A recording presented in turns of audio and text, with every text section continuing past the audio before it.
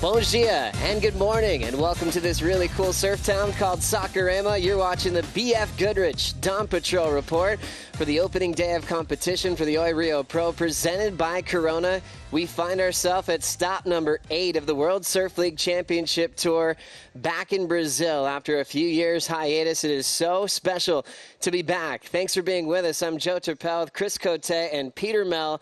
We have so much to catch up on throughout this season. Already finding ourselves at stop number 8. Chris, how good does it feel to be back in Brazil? Oh, it feels amazing. You can feel the electricity, the excitement. The whole town comes alive, and I think the whole surf world, of course, watching to see how this all unfolds.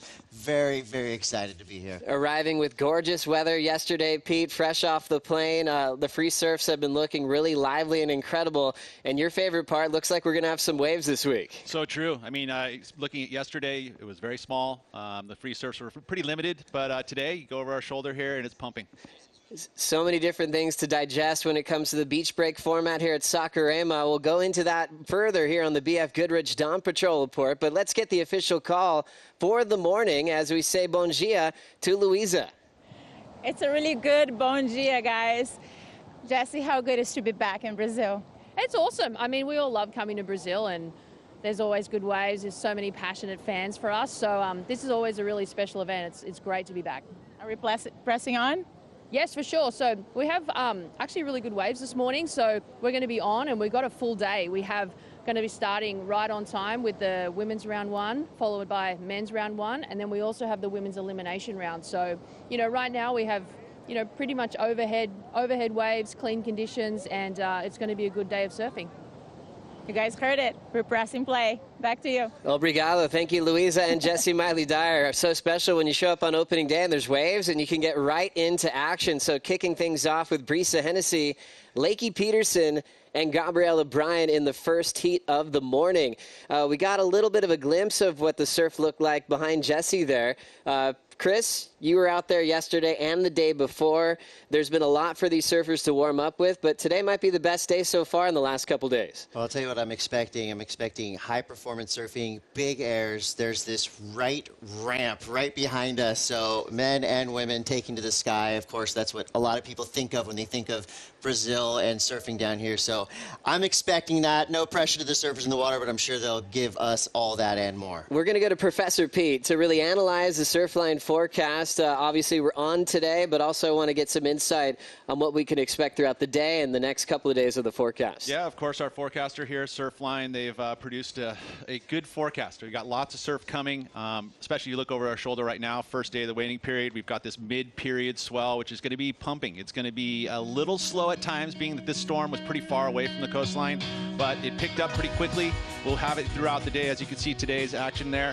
10 a.m., 6 to 8 foot. It has a slight decrease as the energy starts to drop off through the day. Of course, looking into the rest of the week, so we'll see a slight drop going into tomorrow, but look at that for the weekend. Picking back up Saturday, Sunday, and Monday. Only downside to that Sunday swell is we got south winds, which is onshore, but it's going to be way more consistent and much bigger. So I think we're going to be running competition for these next few days, and that's exciting. Really cool to see that, and also catching up with Raoni Montero, a longtime championship tour athlete living here in Saquarema. He said, yeah, that south wind day that you pointed out, Pete, then after that the winds do clean up, still with some solid energy here at Saquarema. Oh, air wind?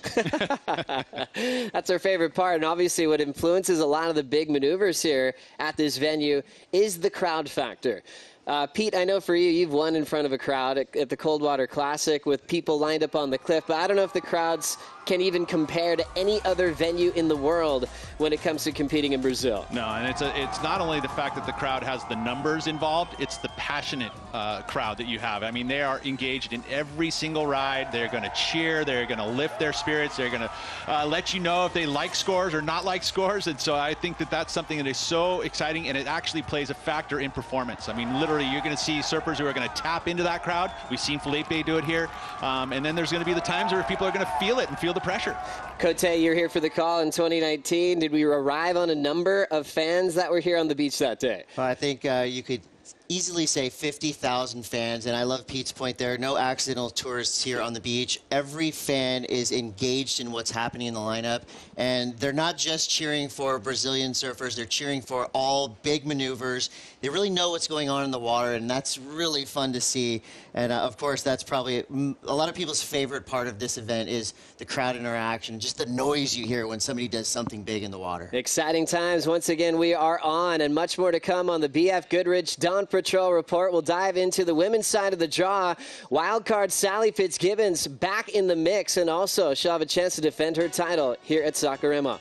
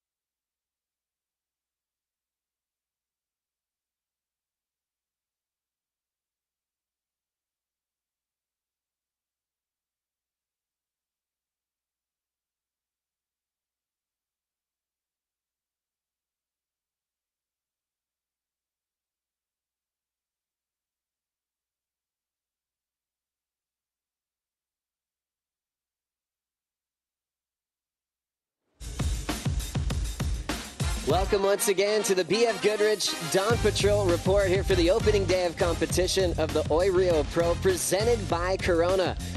Finding ourselves at stop number 8 of the season, and the crowd is starting to show up here at the beach at Itaúna, where we'll be running heats today. Obviously, multiple venues here. We famously have run at Bahia in the past, that crazy right-hand wedge.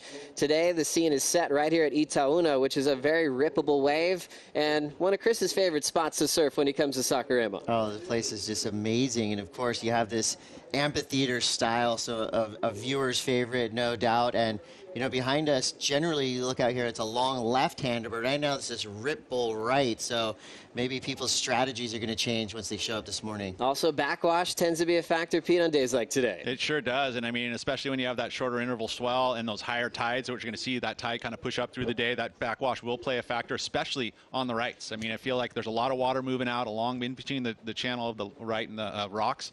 That's a great escalator to get you back out. The lefts, generally, you're going to have to deal with a bit of closeouts, and so it's going to be a little tougher to get in and out of there. So it depends on what these surfers are going to figure out, which they want to go right or left. Cleaner faces on the lefts, I will say that. You know, they don't have to deal with the rip. There's some riffle on the rights. So we'll see how it all pans out. Looking at the WSL Final 5 talk, we've got Leki Peterson, fresh off a final in El Salvador, hanging on to 5th. How do you think that's really adding up, looking at that bottom half of the WSL Final 5? I think this is where we're gonna see coaching come into play. Obviously, we know how good she surfs. Now it's all about the mindset, and this is where you start to see the sprint. You know, with just a handful of events left, it's now time to just leave it all out there. Every heat matters in a huge way. Also looking at #1 in the world, Carissa Moore. Your expectations on her holding that #1 spot? Well, she's in a comfortable spot to make that Rip Curl WSL Finals at the end of the season, but she wants to keep that #1 seed, and one of the essential parts of that, keeping that, is a win. She hasn't had a win all season yet, 3 finals, but no wins for Carissa. I think for her confidence, she's definitely builds off that confidence. So if she can get herself a win in these next 3 events, I think that's going to really help her to keep that #1 seed. Also a little bit worried about Brisa. Remember, had the stitches at El Salvador. We'll see how she hangs on to that equal 3rd position with Steph Gilmore as we look at the heats to watch in this opening round of competition. It's a condensed format now, so we could bring up all the heats in the opening round. Just 4 heats, looking at a lot of opportunity for Sol Aguirre, the wild card, dealing with Tatiana Weston-Webb and Carissa Moore. Joanna Fay, #2 in the world, will deal with Courtney Conlog, and one of my favorites here, Caroline Marks, on her comeback to the jersey. And also looking at heat #4, Steph Gilmore, 33rd CT win in El Salvador, has Isabella Nichols, and maybe the most dangerous wild card, because she doesn't really seem like a wild card. Perfect attendance. Sally Fitzgibbons, also the defending event champion. Well, I would never double check your facts because you know them. And when you keep saying wild card and Sally in the same sentence, I'm going, wait a second. No, he's right. And for Sally, you know, who's obviously tasted victory here so many times before, I would say I agree with you. Wildest wild card in this draw for sure. The best track record competing in Brazil at all venues, from Barra da Tijuca to Saquarema. 3 wins in 6 finals. No one's better than Sally out here. Crazy, crazy stats, and I think that's why she's going to bring some serious confidence coming into this event. She didn't know she was going to be here. She literally was like going home, was at the airport in LA, ready to go home, and I got the call from Renato and said, hey, you're in, going down to Brazil. She's like, whoa, had to change, big quick change. She's here, she's happy, running solo too. She's all on her own. And it was all last minute. She had to wait before El Salvador as well, thinking, am I going to be in or out? And unfortunately for Tyler, had some visa issues to get here. All of a sudden, Sally's in, and a quick formula that she'll remember from that 2019 win, which was very special to her. She was holding her heart all the way up to the podium, which was incredibly special. We're starting off with the opening round for the women first thing in the morning. Coming up next on the BF Goodrich Dawn Patrol, we'll dive into the dangerous wild cards in the men's draw. We'll be right back.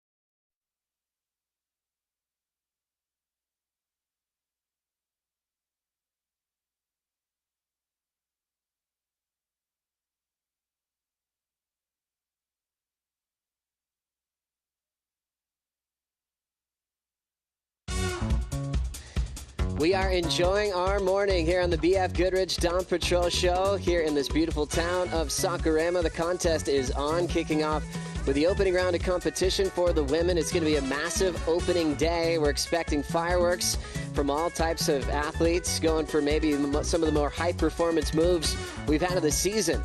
Chris Cote, have you weighed in at all on the best air of the year? I mean, there's some talk, Griffin Colapinto, Portugal, Yago Dora, El Salvador. You want to weigh in quickly on that? I love the Yago Dora, El Salvador, upside down. I mean, that had everything that aerial fans love to see. Speaking of aerialist, Filipe Toledo, known as the High Performance King. Runner-up finish at El Salvador, multiple finals, one win at Bells this season. Pete, just like asked you at the women, will Carissa Moore hang on to yellow? What do you think about Filipe Toledo this year in the WSL Final 5? I am very confident in Felipe holding that #1 seed. He is surfing so well. His equipment just spot on. I mean, he puts any board in his little quiver of arrows that he has there. He throws under his feet. They all look amazing. I literally can't tell the difference between any of his surfboards that he puts under his feet. So that must be huge for him. I know that equipment is a big, it's a big thing for me, and I know it is for most of these surfers. So yeah, Felipe looking good. And then also looking at his track record here in Brazil, the most dangerous man in Brazil, multiple-time champion, defending his title from 2019.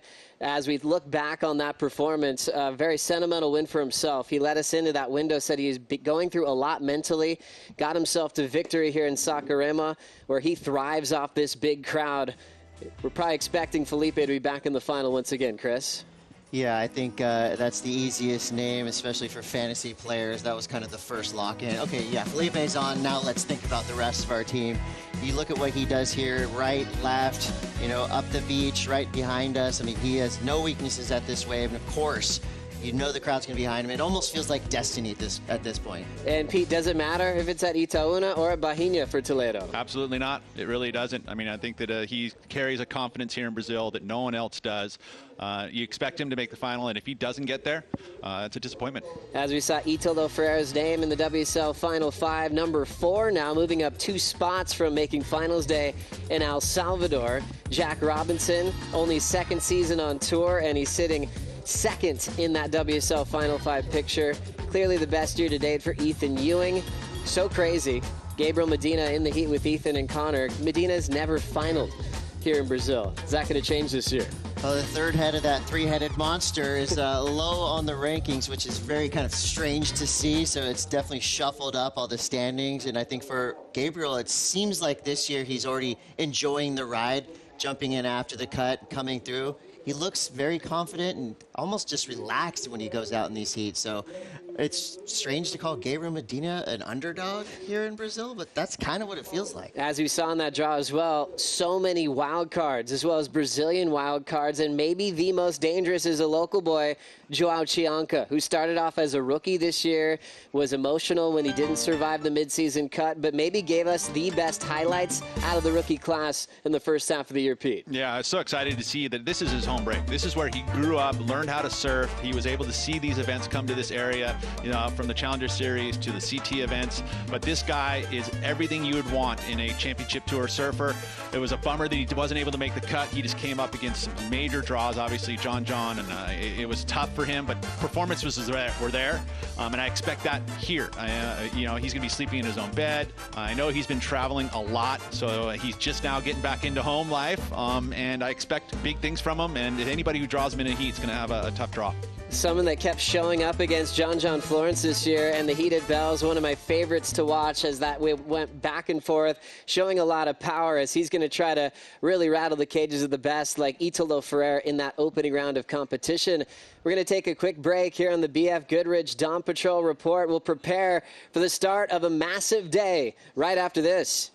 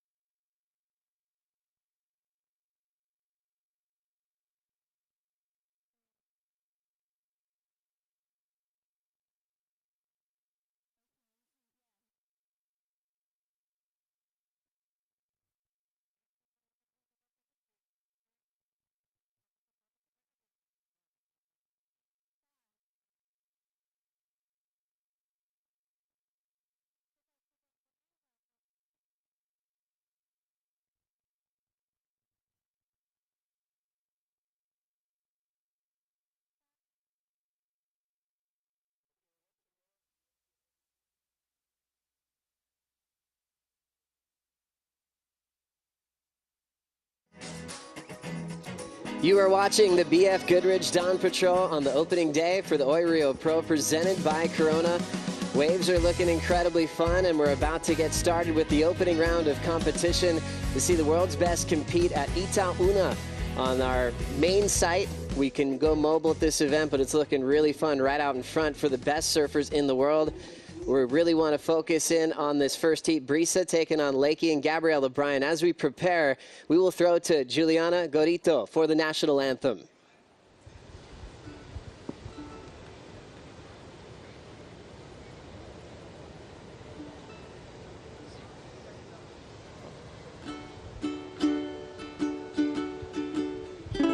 Ouviram do Ipiranga as margens plácidas de povo heróico brado retumbante, e o sol da liberdade em raios fulgidos brilhou no céu da pátria nesse instante.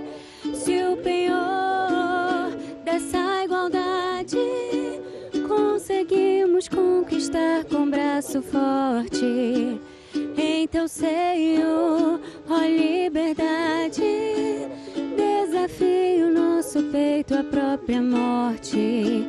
Ó pátria amada, idolatrada, salve, salve. Brasil, um sonho intenso, um raio vívido de amor e de esperança, terra desce. Se em teu formoso céu risonho e límpido a imagem do cruzeiro resplandece, gigante pela própria natureza, és belo, és forte, impávido, colosso. Se o teu futuro espelha essa grandeza, terra adorada, entre outras mil és tu, Brasil, ó pátria amada. Dos filhos deste solo és mãe, gentil pátria amada, Brasil. Muito obrigado. That was absolutely beautiful. What a great way to be present here in Saquarema. Voice of an angel.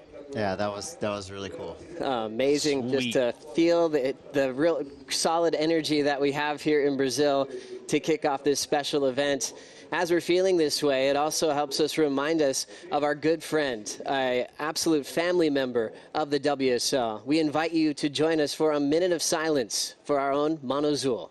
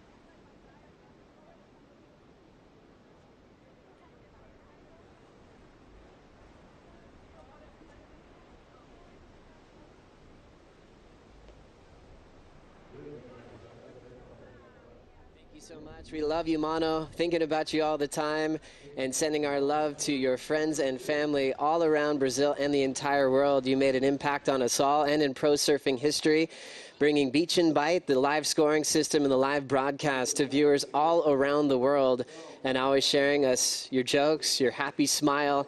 Special moment to thinking about Mano forever in our hearts. Yeah, that was one of the people that, with this traveling family that goes all over the world, guaranteed you see him, you see that smile, and you feel like you're at home wherever you are in the world. And without him, I don't think professional surfing would be where it is today. He was a guy that had such a solid brain, just always thinking, working so hard. But Pete, my favorite part about Mano, was I couldn't finish a conversation with him without him cracking a joke. He always wanted to smile and laugh every time that he saw you. Look, as far as a family goes, he was one of the leading members of it, you know, especially professional surfing and what he brought to it, his passion. We're going to miss him a lot, but I think we're always going to remember him, especially when we come here to Brazil. Well, you think about what it did for live scoring. Before, heats were surfed and you had no idea what your score was. And now with live computer scoring, the averages came out. It worked out for a 5-judge panel, creating that average in real time, but then also creating a broadcast stream that was going live around the world. I remember back in the day, Chris, just watching a scoreboard of numbers popping up before we even had the vision, and Mono and the team worked so hard to actually bring these live moments. So you didn't have to wait for a video to be produced after the contest. You got to watch it all in real time. Yeah, I mean, we have our stars of the sport, the Kelly Slaters, the Felipe Toledos. Behind the scenes, you've got a guy like Mono who changed everything and, again, brought surfing into, you know, the 21st century, where we are now. Without his passion and dedication to the technological side of it, you know, I think we would have a lot of catching up to do, and he really put us in a great position. And also his son, we always see, Mini Zul, as he's famously known as, a talented surfer. He's gotten some crazy waves in Saquarema over the years. He's on hand today to celebrate once again with us his amazing father, Pete. And that's exactly what we should do. You know, he did just recently pass away. When we heard about it in El Salvador, it was a crushing blow. You know, he fought hard for those last few years, and we love you, Mono. Always playing music as well. Incredibly talented on the drums, ukulele. Always traveled with it. Was ready for to sing and share his culture here in Brazil. But so globally loved, which is, I think, our favorite part about him. You think about your life and everything you contribute. Mono contributed heart and what we call aloha in Hawaii to everyone that he met. You felt better, and he had time for everybody, which is something that we're always going to be inspired by. Yeah, he gave me my nickname, Deshaere, and he also saved me from a Peterson Rosa headlock. Long story, but I love that dude, and I just keep thinking I'm going to come around the corner and see him. As we prepare for the start of the heat, the horn will be sounded by Mono's family. Join us for this special moment.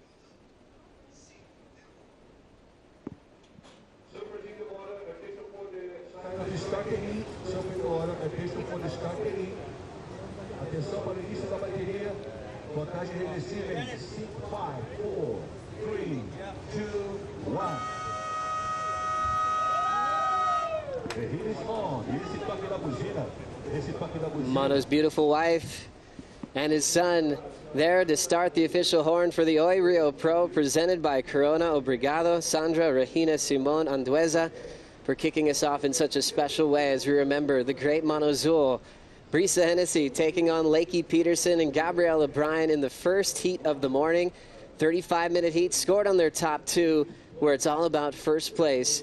Moving on into the quarterfinals, where we are reseeded once again. Brisa and Leki, part of the current WSL Final 5, and Gabrielle O'Brien sitting number 10 in the world. Pete Mel, we've got a lot to catch up on. First, starting with Brisa Hennessy, as she's now the high seed in the matchup. She is the high seed in this matchup, but right now it's been a little bit of a slide. You know, since her win over at Sunset Beach, we've been trying to keep her all the way into that quarterfinals, semifinals. She really needs to be about semifinals and further to keep that spot in that final five. It's important, and I think that she's going to need a heat win here. Would be very helpful for that confidence, and I think she can do it.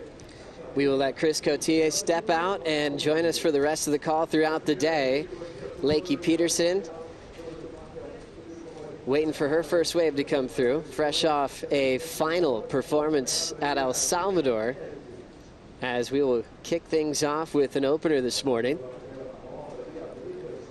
Brisa Hennessy getting stitches in her heel, had to surf through that pain. Came in limping up on the beach at Punta Roca in El Salvador. And at first look, didn't know if she was going to be able to surf. Tried to compete through that pain. Ended up just surviving through her lowest result of the season. But the Costa Rican still number 3 in the world. And believe it or not, she actually fell off tour last year. Went to the Challenger Series. Big win in France brought her back to the championship tour. And we've seen that recipe quite often, haven't we, Pete? We often reference the great late Andy Irons falling off tour, then coming back to be a 3-time world champ. Sage Erickson fell off in the past and then turned in her best season on the championship tour after she requalified. They became learning moments, building moments, and Brisa Hennessy's still number 3 in the world. I was fortunate enough to be a part of that big win for her in France, and her confidence was through the roof. So one of those things that is so important.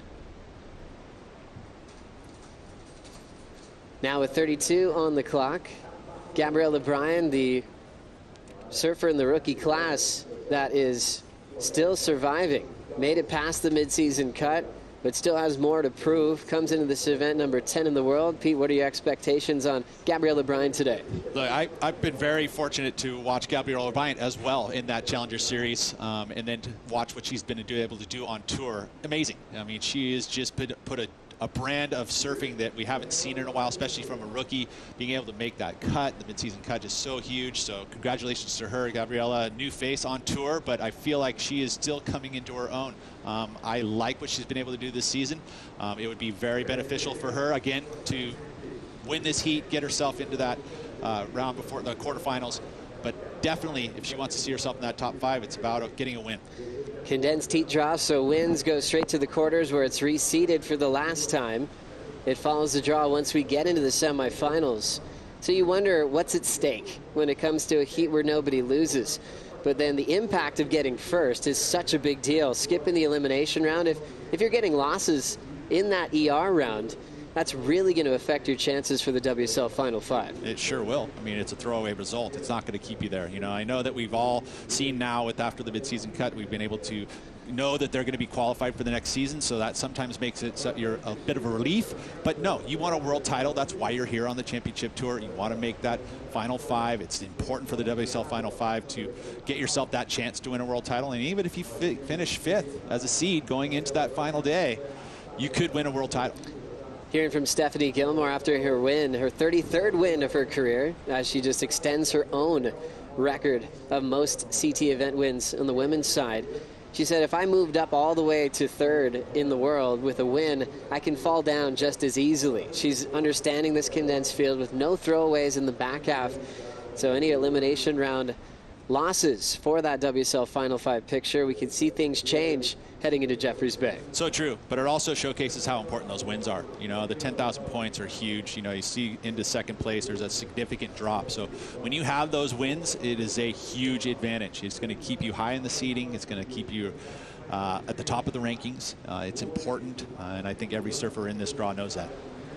So just a quick score on the board for Brisa, coming in with a 2.0. As we know, Brisa's been working with Micro Hall. Leki Peterson's been working with Mike Parsons for a very long time now. And I just noticed she jumped on a piece of magic at El Salvador. In the warm-up session, she moved to a CI Pro model for Channel Islands. And she said, haven't really spent a lot of time on this model. She had her go-tos and just said, hey, I'll try this one out. And she's like, oh my goodness, this thing feels amazing. She's been working with Kolohe a bit, sharing the same coach, and he was identifying that she's riding a piece of magic right now. We'll see if it's going to stay intact for the rest of the season. Yeah, and I will say that CI Pro is very loose feeling. It's a bit of rocker in those things, and so they're very loose and fast, and so it's going to give you a new feel, definitely, from what she's probably been riding, a bit more of a point break board, which is going to be drivey. It's going to be less rocker. So that switch is a big, significant switch, but it actually gives you a little spice, and that's what I've loved about surfers that change their equipment, pretty often, is it changes their approach for a new season. You get a different look, and I think that's something that is important for the judges to see, is a little bit of refinement, a little change in the way you're approaching. It's a little more vertical in this turn, or a little bit less vertical, or a little more power out of that. So you got to change things up. You got to refine your surfing constantly. You don't want to look stale. It's interesting how tough it can be to find a magic board. Then thinking about our schedule, we haven't had any time to rest, thinking about the run from Java and G-Land, straight to El Salvador, straight to Brazil. Not a whole lot of time to really test out other equipment. It could be a little bit frustrating if you're not finding the right flow when you don't really have a lot of time in between events to really mix it up. No, that board bag quiver better be solid, full of a bunch of magic boards, because especially if you have breakage, you start losing boards because of travel, first of all. They could be ruined on an airline. They could be ruined in free surfs. So it's important to have that bag full of magic boards, not just one. You need to have 3 or 4. 100%. We moved the event to Saquarema after the 2016 season. It was formerly down the coast at Barra da Tijuca. There were CT events here in the past. In the late 90s, guys like Taj Burrow picked up a big win out here. Saquarema is so interesting in Brazil. I think a lot of people maybe don't think of big waves when they come to Brazil for the first time, but Saquarema in the past has actually gotten too big. It gets so much swell.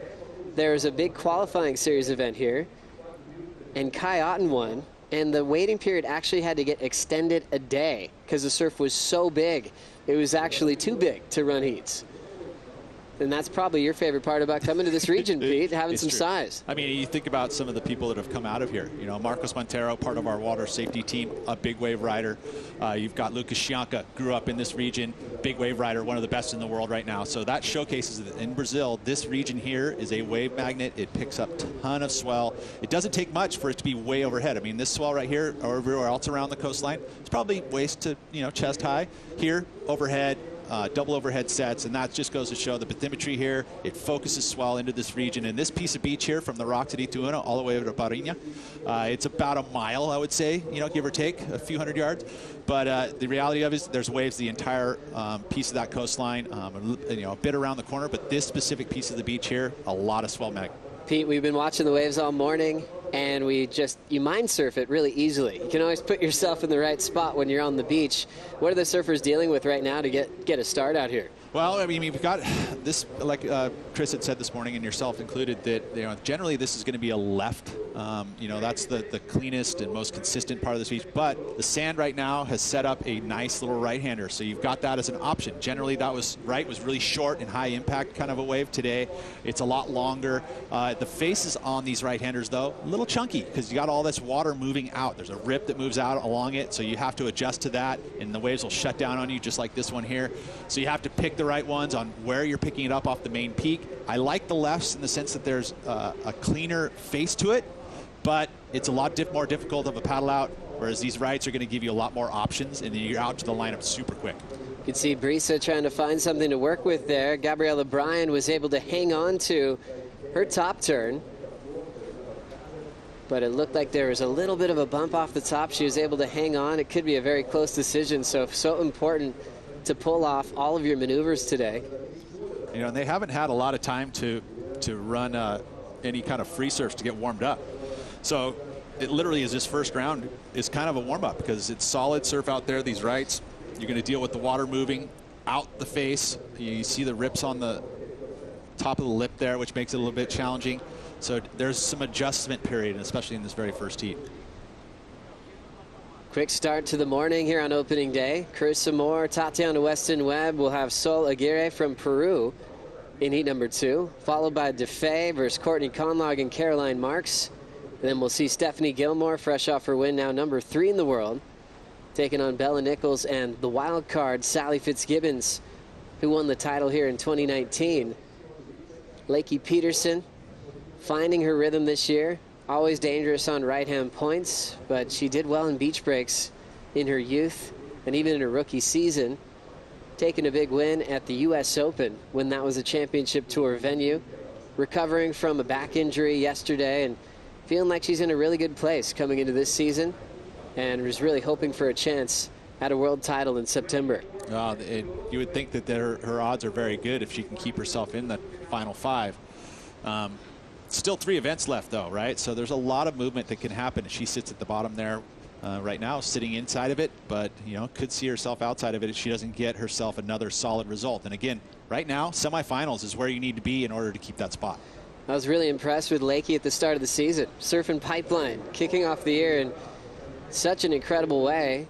Opted for the helmet. It was such a smart decision. She was thinking like she was like a warrior every time she paddled out. Had some amazing reads at backdoor, and had a keeper result to kick off the season in a very dangerous venue. Yeah, and then unfortunately slipped when we went to Sunset Beach. But overall, you know, she's been right there always knocking at the door. You know, you can see it's been kind of a success and a little bit less success through her season. It's not, the consistency hasn't been highly there. You know, there's a couple ninths there. There's a couple finals. No wins yet. But you'd expect Leki, especially here at this type of a venue where she's got such a solid backhand and a forehand, you know, mix, She's able to get excellent scores going both directions, which is important, especially at a beach break like this, where you're having options both left and right. So 2 big finals for Leki Peterson here in 2022. And the low results from the first half, she gets the throwaway in 9th. No more throwaways for the back end of the season, which is actually going to help us make our predictions when it comes to Tahiti for the WSL Final 5. We won't have to worry about a throwaway factor, and everything counts from here on out. Which, again, adds a bit more pressure, right? I mean, you cannot fail at all. This opening round, I think, is something that's so intriguing now with the format change at the back half of the season. This round right here, win. You get yourself automatically into the quarterfinals, right? Which is still 1 heat away from that, Final 5 result. But ultimately, it's so much confidence you can get out of a win here. And so it's different from, the opening round before, as we see Brisa up. Brisa snap right off the lip there. Nice patience off the bottom. Looking to throw down the open face hook. As she's identified that right that she's enjoying so far in the first heat of the morning. 1.5 to a 2.0. And that'll be her best wave so far. As we take another look, Pete. Well, and again, watching this, you can see that the rip affects the wave face, and it's actually that current pulling out on you is going to make for a wave that's going to have the jumbled lip on the top. It's very hard to get a committed turn in the lip because of all that water moving out so quickly. So we're going to see, again, this kind of momentum building through the heat, trying to feel like what your boards are going to feel like. Sometimes they feel a little sketchy because you've got all that water moving around. I feel like some of these surfers could make adjustment and move to these lefts, and the surf, it's going to be a lot easier to ride these waves. The right-hand rip ball, as fun as it looks and consistently as many waves you're going to hit, it's very hard to ride. You can see there with Brisa, she just had to hang tight to just make sure she's getting completions as they're all figuring out the lineup on the fly now. 20 minutes, 45 seconds to go. Rolling in is Gabrielle O'Brien into a closeout. Touching on that opening round, though, in the beginning of the season, first and second moved on, right? The elimination round was the 3rd place, so it's different feel. It changes the dynamic. Still a 3-person heat, but the win now is everything, whereas second, third go to the elimination round, which makes things a little more dicey, and I think that this is such an important round, way more important than it was in the beginning of the season. As we've enjoyed G-Land and also El Salvador with this condensed format, Pete, how you been liking it? Oh, it's insane. I've loved it. We got to Margaret River and we were seeing that was the cut line, and just so much pressure. The performances showcased there, who could handle it, who couldn't.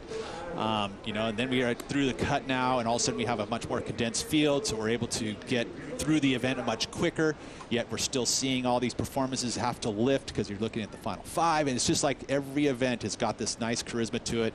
I've been enjoying every minute of it. As we look at a potential opportunity there, no takers. Reese is still out in front.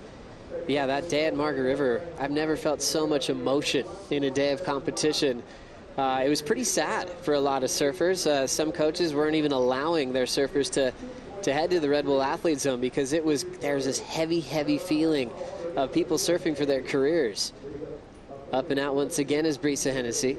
Well, and that's, I think, is so cool to all of a sudden see, right?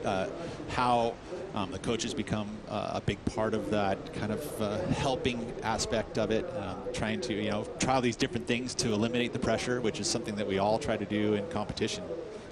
Leki Peterson doing a good job to hang on to that snap off the lip. You can see all the turbulence on the right.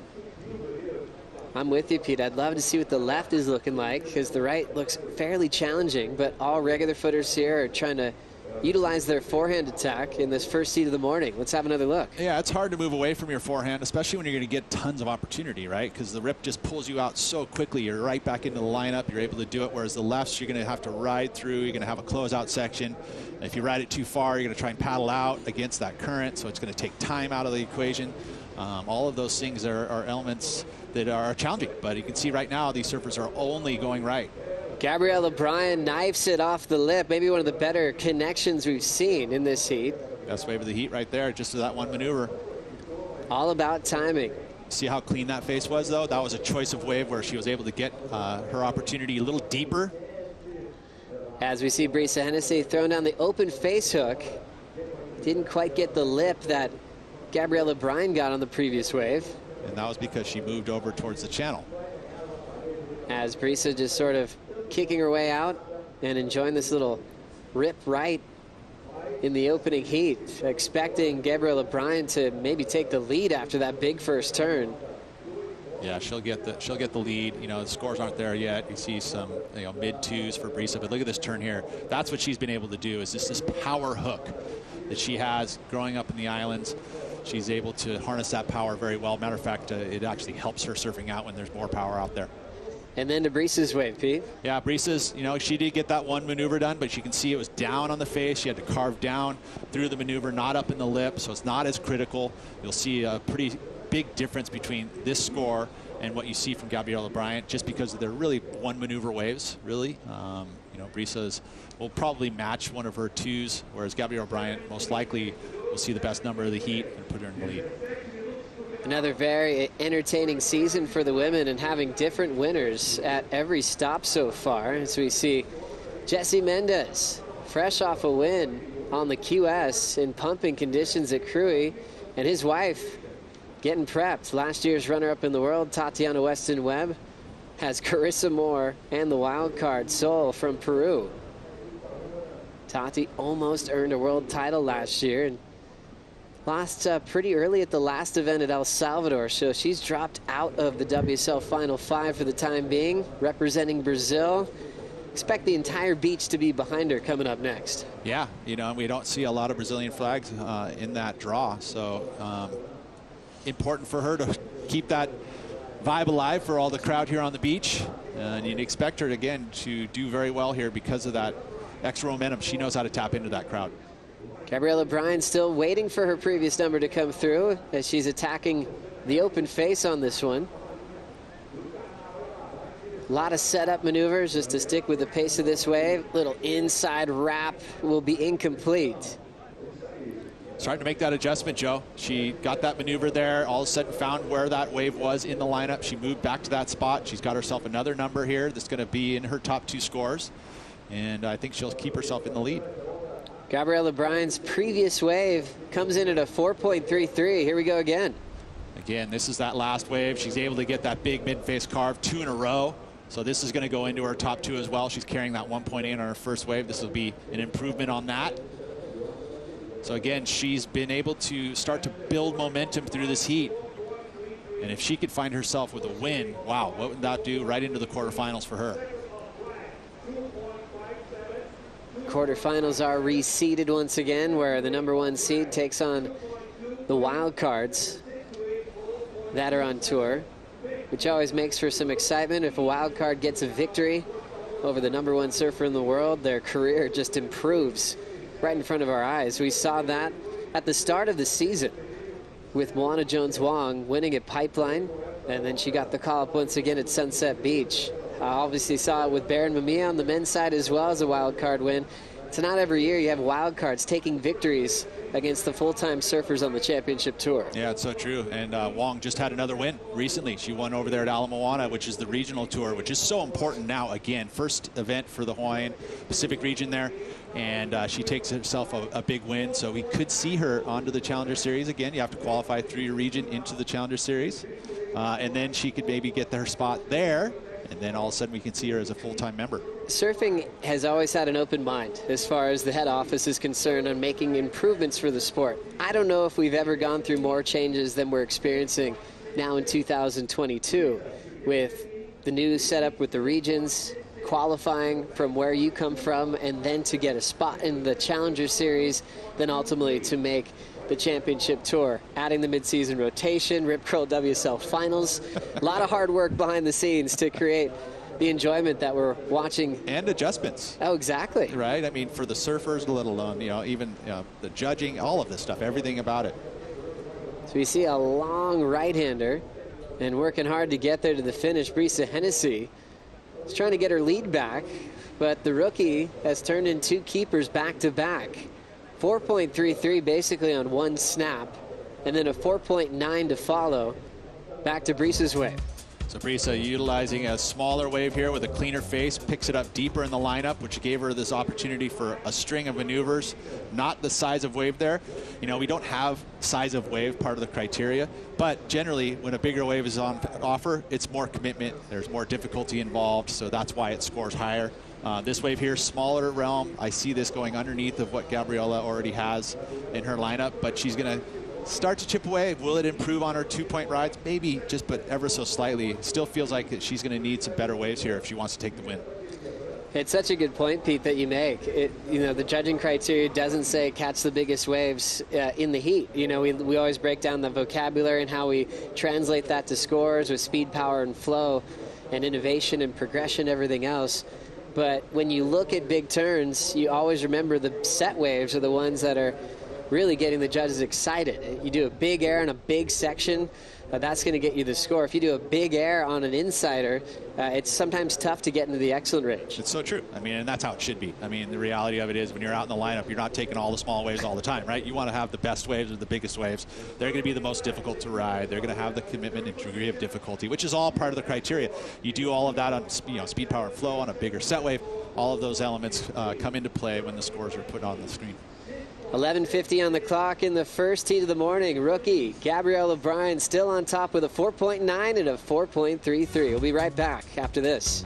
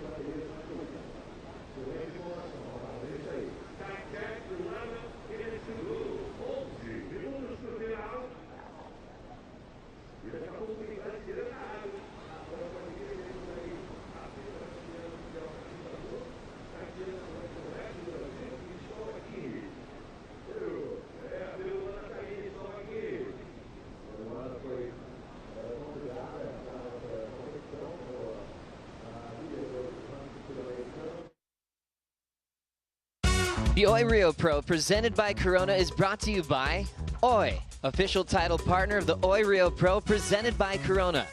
By State Government of Rio de Janeiro, official partner of the Oi Rio Pro, presented by Corona. By Corona, this is living. By Expedia, official travel booking partner of the World Surf League. And by Hydro Flask. Every adventure starts with 2 simple words. Let's go. So good to be in Saquarema. So great to be back in the amazing country of Brazil. As we look at Leki Peterson stepping off of a closeout with 9:50 on the clock here in the opening round of competition. Gabrielle O'Brien still leads the pack with a 4.9 and a 4.33. Joe Turpel, a big wave champ, Pete Mel for the call. Pete, what are your favorite parts about coming to Brazil? People. Literally is the people. This is the one thing, they're so passionate. They are not shy to come up and give you a high five, a shaka, a big smile. Every time I come here, it's been that way. Very welcoming to me, thank goodness. I've dealt with Brazilians my entire career, and they have always been very nice to me, and that's why I love coming here. Carissa Moore preparing for Tati and Seoul. Gabrielle O'Brien is the heat leader. And the second best score working with Mitchell Ross.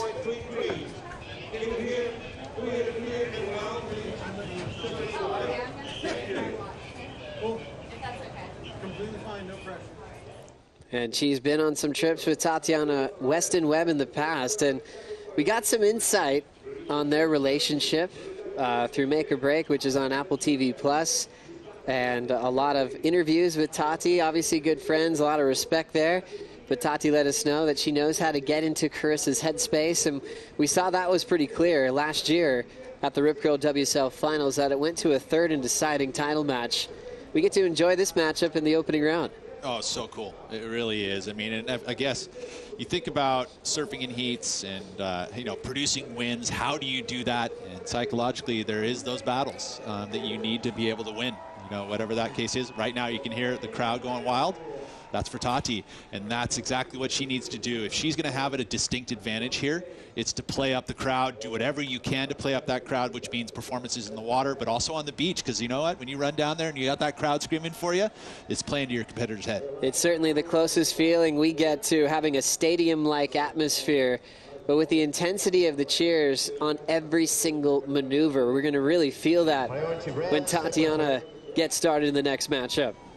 Yeah, it really is cool. And look at her. See, she's going to play it up. I mean, if I was her right now, I would definitely play into it. Like, you know, start kind of pumping the crowd up, you know, get your hands lifting it up, you know, because that's really going to play into your competitors' heads. And I wonder how that would feel for Carissa Moore. Oftentimes, she's getting the loudest cheers, being one of the all-time greats. We'll see how the crowd reacts into this next matchup. And also adding Sol Aguirre from Peru as a wild card in the opening round, coming off of back-to-back wins on the qualifying series, so she's been on quite a roll this year. On fire, you know, and she's got to take that confidence into here. She's not able to keep her points as a wild card, unfortunately, but the performance will be noticed by tours and competitions. It also gets noticed in the whole entire world, right? So against your competitors, and they're going to know that she's had those big wins and coming into it with a brimming of confidence. And hopefully she can keep it into this championship tour. This is her first time ever at this level, which I think could play into her head slightly, because this is the big leagues. You know, it's like making the jump straight into the top of the realm. You got to be able to play into that and live it and love it. 6:23 to go in the first heat of the morning. Strider Wasilewski is now on the scene. Good morning, Strider. Where are you at? Good morning, Joe. Just down here on the sand. The energy's high. Everybody down here is really, already early in the morning. The sun's just crested and they're feeling the energy. It's been 2 years since we've been down here feeling this energy. Absolutely amazing. Any selfies this morning, Waz? You know it. It's been there's a lot of action down here. People love the sport. We got Carissa Moore coming through right now. She's out there. Go get her, Carissa. She's psyching. It's going to be a beautiful thing out here all day. We got heats for the women. We're going to the men, possibly the women's elimination later today.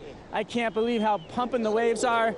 Vibes are high. Tatiana Weston-Webb walked down. Strider, how are the cheers for her representing Brazil in this next team?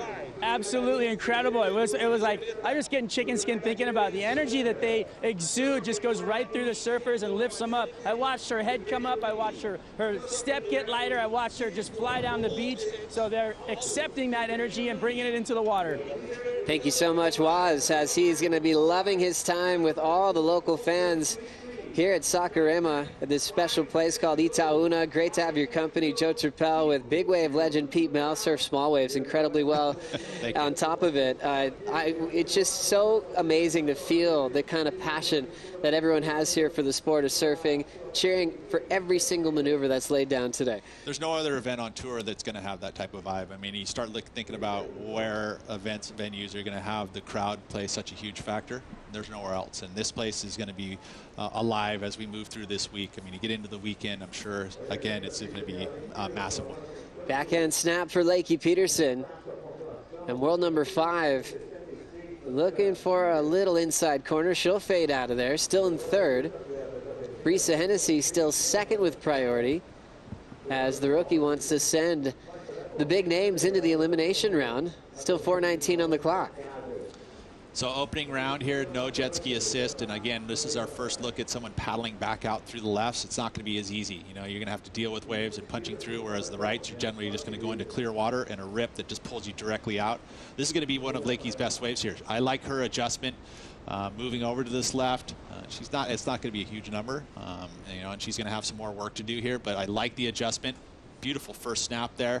So this is going to be in one of her top 2s here. She's not going to make a change out of her position probably. I mean, she could make a move into second position, but ultimately you want to have a win here. Gabrielle O'Brien's still going to hold on to it with 3:40 to go. I mean, wow, it's a big one for Hennessy and Peterson not to get through and win this heat. Big one for Gabrielle O'Brien. Well, thinking about coaching strategies on the waves we have right now, would it be looking at the right, maybe try to get the lead if you can on the right, and then once you have established yourself, then check out a left to try to get some cleaner open face? I would agree. Yeah, totally. I mean, I think that we'll see as the day progresses through. We're seeing the high tide come up. That's going to affect the lefts and the rights. So again, it's just you know, you got to watch that lineup. I know that these surfers are going to be their eyes peeled. Their coach is going to be eyes peeled on the lineup to see what the best scoring opportunity is right now. Right now, it seems to be that the rights have really scored, but we haven't seen many lefts ridden. Sometimes it tends to be that first heat of the morning. That's the guinea pig heat. Everyone's watching, seeing what's working and what's not working. So sometimes that second heat of the morning might have an advantage there. Yeah, I would say that they do. But after watching this first heat, there wasn't really anything distinct. You're like, okay, where is that first excellent ride going to come from?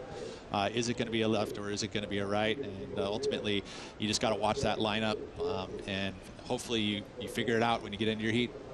2:25 still to go in the first heat of the morning, as Gabrielle O'Brien is still out in front. Carissa Moore, Tatiana Weston-Webb, and Sol Aguirre still paddling out to get into position. Leki will look and hold back as she has moved up to second. 5.83 is what she needs to take out the lead. And just a reminder, second and third, it's all the same these days in the back end of the year. They both go the elimination route. Great drop, and throwing down a top turn is Gabrielle O'Brien. Snaps it in the pocket and now sets up the wrapping turn. More room on this inside little wedge. Carves down and then will step off in the backwash down the beach.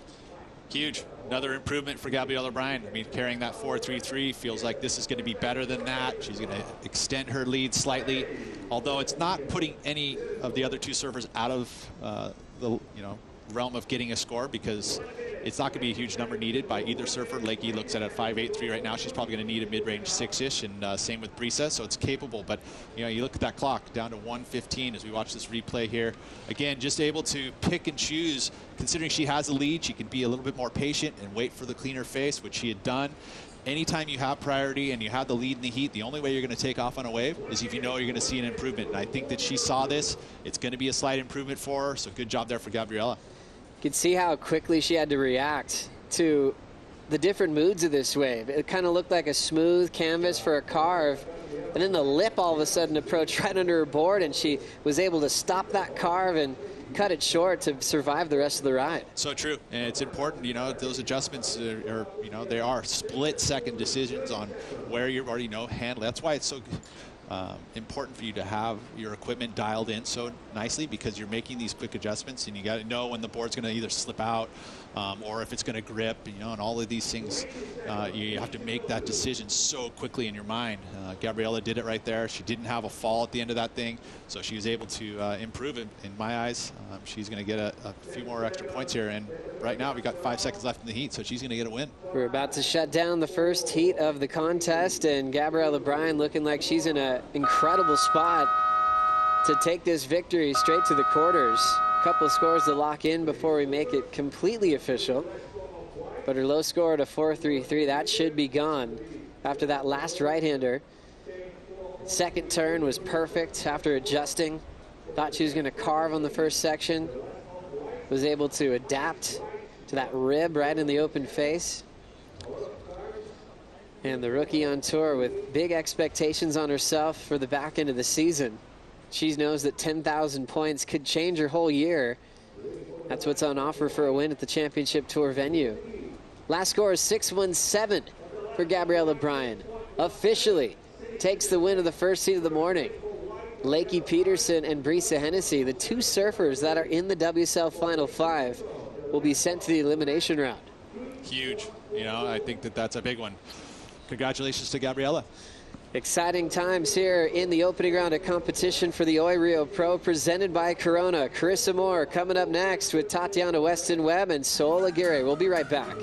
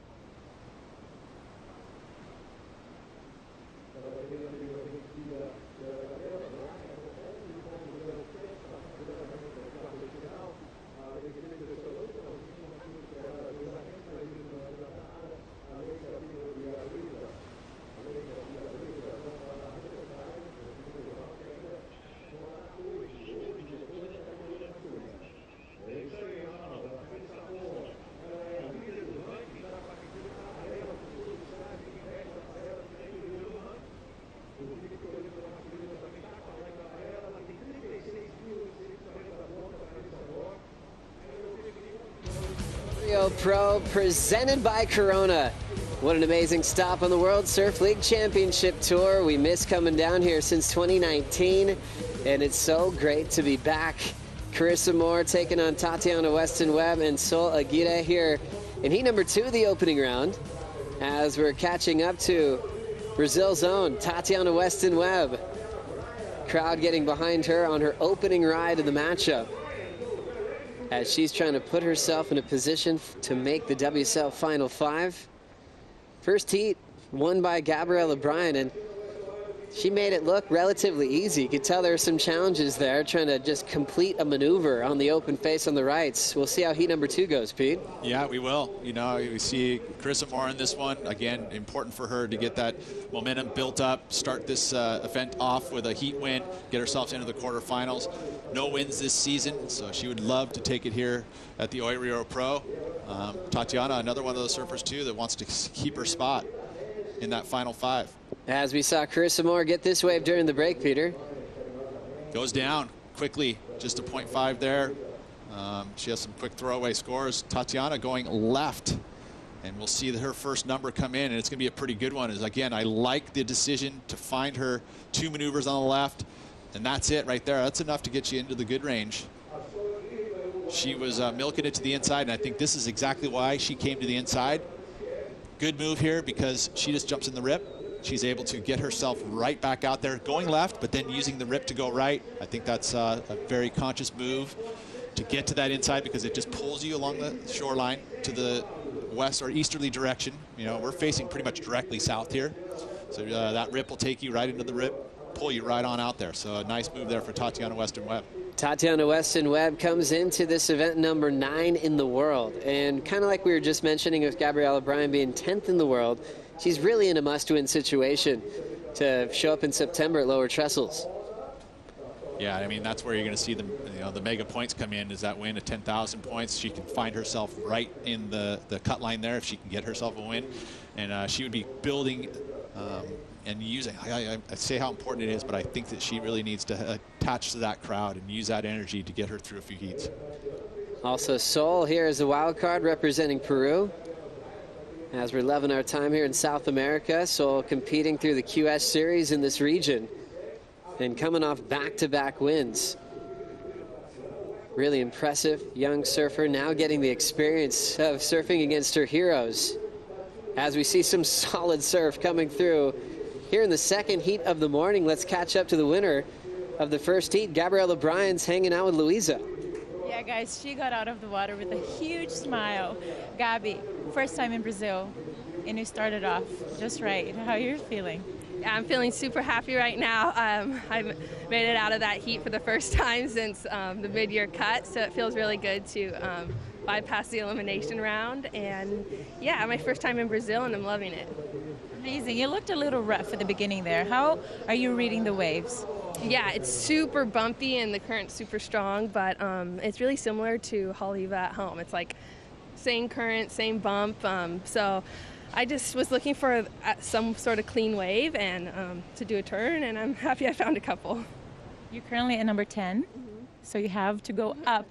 Do you have any strategy in mind at this point? No, not really. I'm not really looking at the rankings too much. I'm just trying to enjoy being here and just taking it really one event at a time and just enjoy myself and try to put on a good show for everyone. Amazing. That sounds a good recipe. Guys, back to you.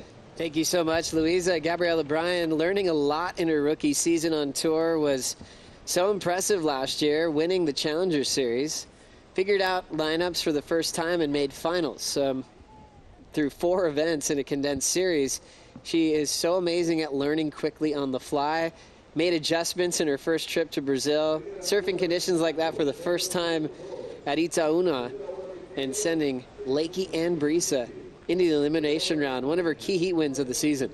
It's interesting when you think about what you just mentioned about that condensed season. You know, I think that there's something to be said about getting on a rhythm, you know, especially when you have a bunch of events back-to-back, like we saw in the Challenger Series where Gabriella was able to make finals back-to-back. She didn't get the wins, but she got 2 seconds, right? And then she was able to make sure that she made the cut and gets herself a chance on the championship tour. I mean, and then go into the championship tour and see what she was able to do right out of the gates. I mean, she was impressive, makes the mid-year cut. I mean, you know, she came from really not nowhere, but when she got to the top echelon, she's able to perform at that elite level, which is so cool because it's very difficult. I mean, you look at someone like in this heat right here, Solgari, you know, this is an adjustment because she's just come off 2 wins in her regional series, but now she's at the championship tour level. She's surfing against Carissa Moore. I mean, what an adjustment and how quickly that happened.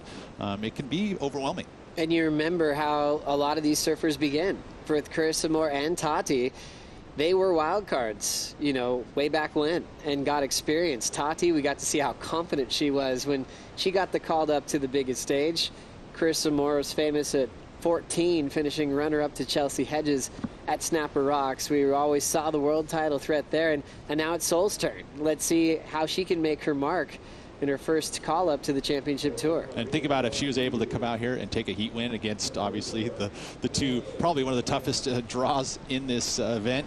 If she could come out with a heat win here, I mean, that brimming confidence, all of a sudden she's going to go, wow, I do belong here. Because at this point, if she comes out with a 3rd place, that could almost be the same effect of winning, you know, and the improvement there, and losing. All of a sudden you're like, well, do I belong here? You know, kind of thing. And I feel like that this is an important heat for Sol, at least to put on a performance and put some scores on the board.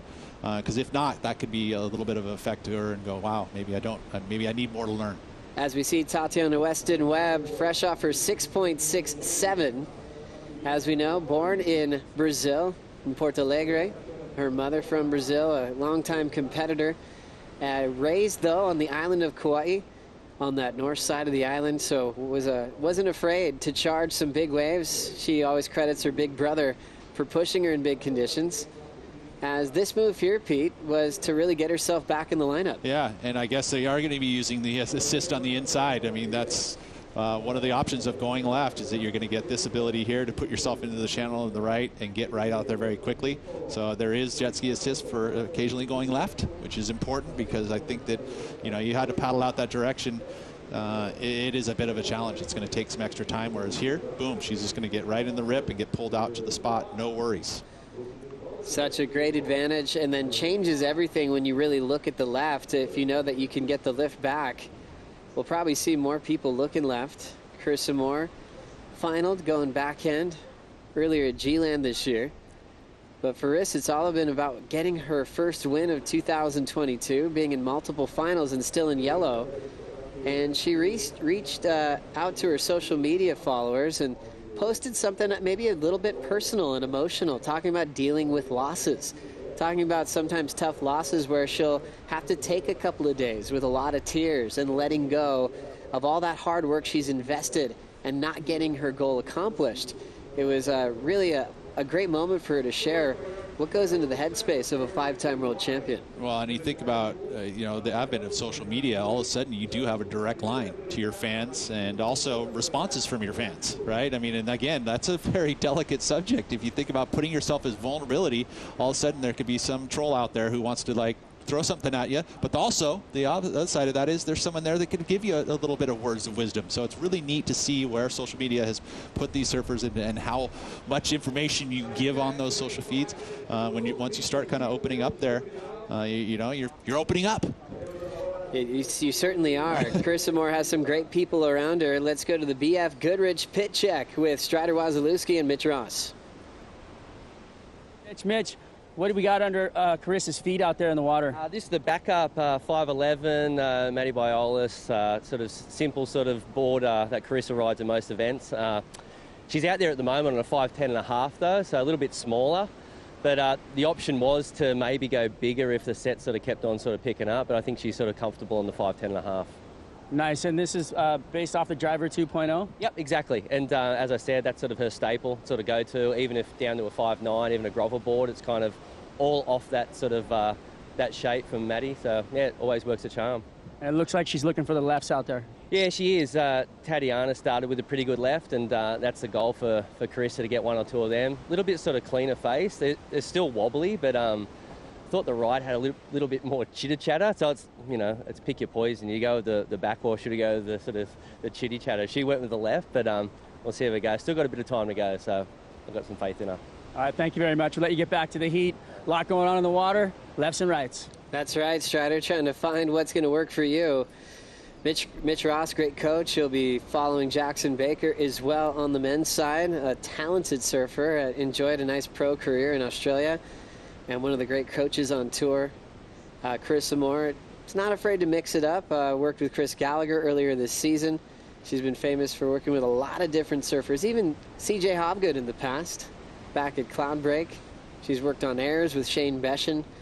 And I think anytime Carissa Moore calls, people answer, and they look forward to working with such an incredible athlete. So true. It's funny because you think about, like I was mentioning earlier in this broadcast, about equipment and trying to change equipment and getting a little extra spice, right? She doesn't do that. She keeps with a very solid, her Mappa Ellis makes her boards. There could be very subtle tweaks. They're not going to be huge changes. But if you look at her coaching, she mixes it up there. She's going to get tons of information in regards to that. So, again, pick your poison. Like, what do you want to do? You want to mix up your equipment in your own eyes and your own mind, or do you want to mix it up with your coaches and interpretations of different spots? And she chooses coaches that way. I love how she mixes it up. Carissa Moore is one of the all-time greats.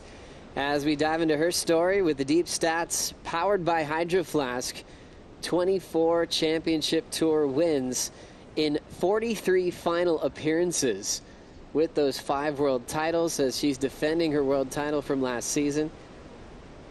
Featured in the first ever Rip Curl WSL Finals, and things were getting a little bit nerve-wracking, I think, for both leaders of the tour. From Carissa to Gabriel Medina, they went into unfamiliar territory. They were wondering if they were going to lose their season in that one surf-off world championship day. I heard the talk about them expressing those emotions to the WSL head office because it hadn't been done before.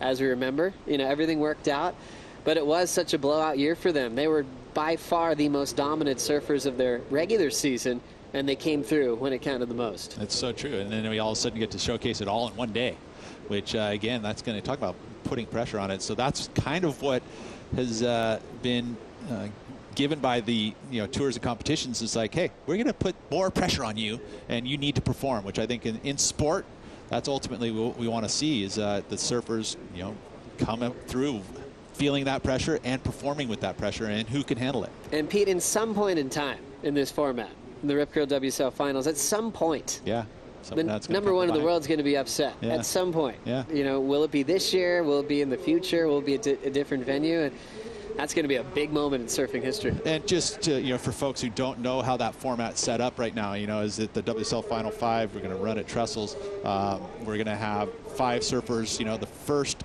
surfer seed has a distinct advantage, and the reason being is that you're going to have 5 surfing against 4, as far as seeding goes, and then whoever wins that goes against number 3, whoever goes against that goes to number 2, and then in the very, your number 1 seed, you have to beat that surfer twice out of 3 heats. So a distinct advantage having that number 1 seed, which is where you see the yellow jersey is being held by Carissa Moore. She's got to keep that jersey, so it means she still has to perform, because she obviously doesn't have any wins this season.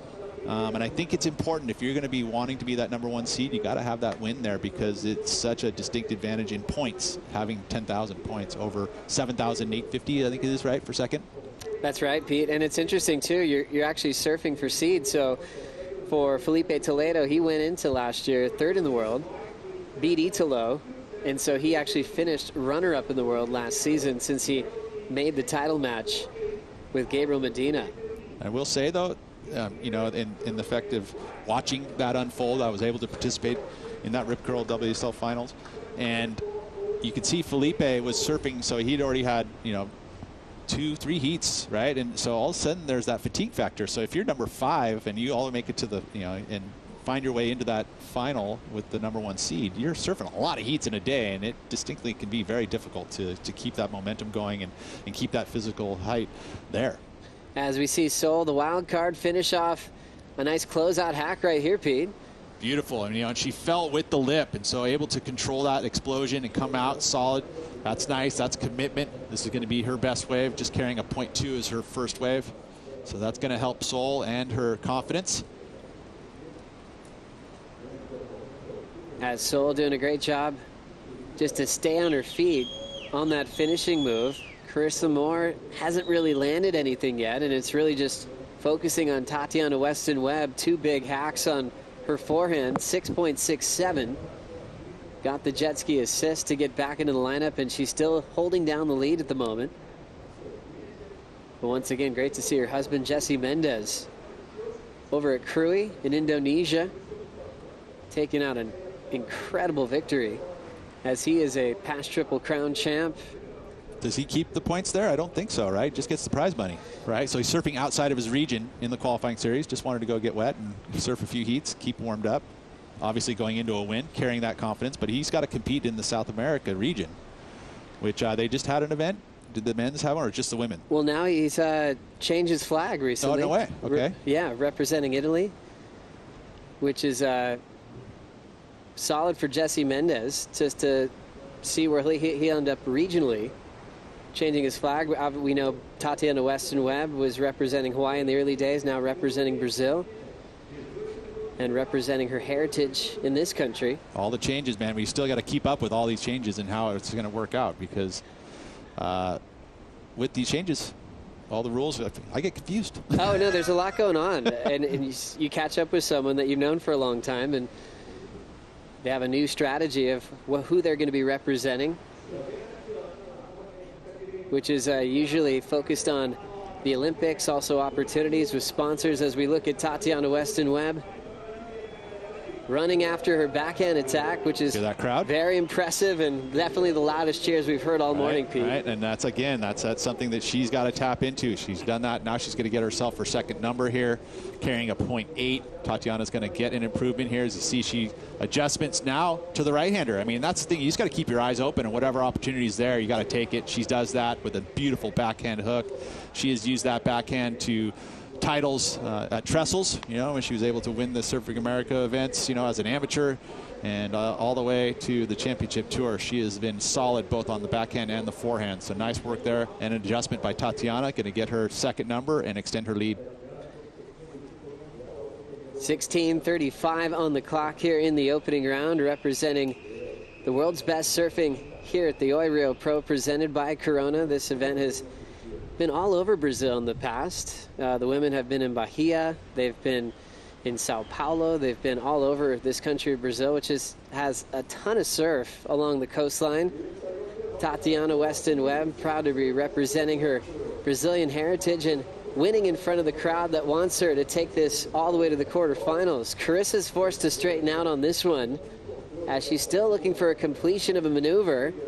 Sol's got a 4.4 and sits in second, with still 16 minutes on the clock. We'll be right back for more action right after this.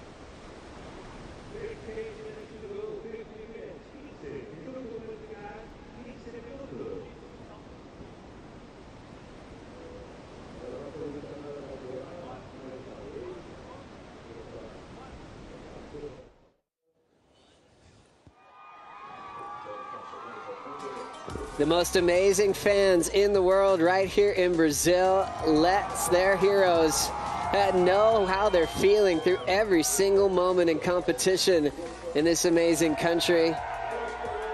The true feeling of surfing inside of a stadium. But we're out here in this beautiful country town of Saquarema, as the fans reached about 50,000 people back in 2019 when Sally and Filipe Toledo took the titles and got to cheer on the podium and start the party. That was incredible looking back on all the scenes of all the fans. And even the years before, Pete, I'll never forget looking at the crowd when Filipe Toledo beat Bede Durbich in the final at Baja da Tijuca. The Water Patrol was trying to look for a way to come in. There was no way. The crowd was already in the water, and they kept going, okay, we'll go down the beach this way. They kept trying to zig and zag and start the chair up to the podium. They had the winning board behind him, and then it just turned into a toothpick in the crowd. It was just passing hands, and they actually got the board back later on that day, and they ended up giving it away for the person that found it for them. They said, you know what, you can keep it. Pretty cool stories coming from Brazil, and obviously the energy that comes straight from the people. And it's not only just here in Brazil, the fans. I mean, you go everywhere in the world, you're going to see Brazilian flags on the beach. No matter what, they're going to be down here for the Brazilians' heats, and they're going to cheer them on, and they're going to be the loudest ones, you know. And I think that's also been contagious because we're starting to see that not only just in the you know, the Red Bull athlete zone with their own competitors trying to cheer each other on, countrymate, but also, you know, again, like, you know, remember in the year that Gabriel won at the Gold Coast, it felt like there was more Brazilian fans on the beach than Australians. 100%. There's Brazilian flags in the channel at G-Land this year as well. It's sort of like, I think other regions of the world are starting to go, hey, we've got to represent where we're coming from, and it's a beautiful thing. As we just saw Caroline Marks checking in, working with her coach Luke Egan, as she has Courtney Conlog and Joanna Fay. Had a great comeback to the jersey at El Salvador, featuring that great backhand attack, and actually upset Carissa Moore in the quarterfinals. How'd you like Caroline's return? I loved it. I mean, I think she did too, you know, considering that she, you know, had been able to get into jersey for a very long time. I mean, it was, you know, a pretty good, I mean, break for herself. You know, I think that it came back refreshed, and it obviously showed her in performances. And, you know, when you can test yourself after being out of the jersey for so long against the #1 jersey and able to take out a win, that brims confidence. So she's going to be carrying that going into this event. And she felt that that was a time for her to take a break. We saw her at Pipeline and then missed her for the rest of the season. Got the wild card from the WSL office to compete once again. And wasn't quite ready at G-Land. And that's where we saw Sally Fitzgibbons get the call up. Then came back at El Salvador, made the semifinals. She's coming up next. Talk about a serious spoiler role in the WSL Final 5. As we know from Medina as well, he's trying to do the impossible of making the world title event this September in just half a season, as he started off with back-to-back semifinals. You can see again, Carissa, you know, we saw the yellow jersey having to punch through earlier in this heat. She's just now out of position for a set again. I think one of the reasons for that is that she's trying to look for that cleaner water, right? And so it generally means that you're going to try and catch a wave that's going to be a little bit further inside. So she's been positioning herself there, hoping to find that cleaner water, but not able to get it so far. I mean, you look at her score right now after 20 minutes in this heat, only a 1.52 wave total. So this is a very hard heat for Carissa Moore. She's not out of it, but ultimately she needs to start getting herself a solid number here very quickly. Interesting when Carissa Moore looks a little bit lost at sea. 0.5 and a 1 so far for the 5-time world champ. And here she is punching through again. You know, those major set waves move to the outside. She's having to punch through. That takes fatigue. You know, you're punching through every time. You know, you can't find yourself in position. And once you're kind of feeling that too, it's so tough to get out of that feeling of like, well, I can't figure it out. I'm confused. I can't get in the position. Where's these waves at? It just kind of keeps happening and snowballing. You'd think maybe at some time would she just turn around and get the ski assist to get a whip back out to the lineup, or should she just stick to what she's doing now, Pete? Well, at this point, she's out far enough now that she's, you know, not going to have to deal with that. But we did see her do that earlier today. I mean, we saw it in this heat. She turned around on an inside wave to get herself back into position. But yeah, right now, out of sorts for Carissa Moore. Carissa Moore surfed in her first elimination round of the season at El Salvador and ended up turning in an equal 5th place position, losing in the quarterfinals. And that's when she released that beautiful post on social media, letting people into what she deals with. when she goes through a tough loss and doesn't accomplish her goals. I think a lot of people would think, oh, it's Carissa. She's, had a few finals this year. She's #1 in the world. She's probably just moving on. But that dedication to excellence is something that she always strives for. She's never finished, and that's what's created one of the best ever. Always working hard and improving her game. Still has a big chance to get through this heat. Little down carve setup work there for Seoul as she lights up the end section vertically. What a great combination of turns. Hammered it. And exactly what she needed to do here. Looking for a 6.38 to overtake Tatiana. And this could be close. I mean, that was a beautiful down carve, kept the speed as she went through this maneuver. Again, clean face. Where's Carissa? She had priority for this wave.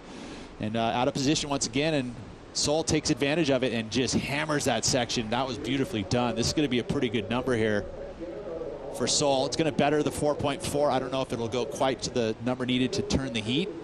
But Tatiana better make sure that she improves on that 4.10 that she's carrying in her two-wave scoreline. What a great read for Seoul. The wild card looking to upset some of the best in the world. Remember, first place goes to the quarterfinals. Sometimes you think opening round heat's kind of this warm-up round. It can kind of feel like that sometimes since no one's eliminated. But it really impacts the rankings incredibly. Joanna Fay coming up next, sitting #2 in the world now. Headlines the heat with Courtney Conlog and Caroline Marks. That's not an easy first round opening round heat, is it? She is the #1 seed there, but you got Courtney, who has been moving up the rankings, been improving her performances there, and then Caroline Marks, who just came off that semi. I mean, that's a tough first round draw. Joanna Fay went down to Leki Peterson at El Salvador, where she was in the middle of having a lot of discussions as potentially going on hold that finals day back at Punta Roca, where Leki was actually straight in the water with her jersey ready to compete. And maybe that was a little distraction for Joanne, kind of spending time not getting a warm-up in because she was trying to maybe push the heat a little bit later. But there was a huge storm coming. They had to run. Yes. The whole lineup was shredded in the early afternoon. Behind the scenes strategy, right? I mean, that strategy for Leki was, I'm ready to compete no matter what. Didn't I need to talk to anybody? Whereas Joanne kind of getting more involved in the decision-making process. Which can be distracting on how you prep, because then it's on and you go, okay, well, that wasn't my first choice. Well, especially, here we go. Well, especially if you are coming across going, hey, let's wait, kind of a thing. Here we go. Let's see what Tatiana's got for us. Tati off the bottom. Sneaks in the backhand snap. Oh, crowd is involved. I love it. She will try to tap her way back into this inside section. Not even much of a maneuver there just to regain composure to that wave. But for the crowd, it was like she did a flip. Oh, that was incredible. Amazing. I love it. And I think that again, this crowd knows how they could be an effect in a performance and maybe even affecting the 5 guys in the tower.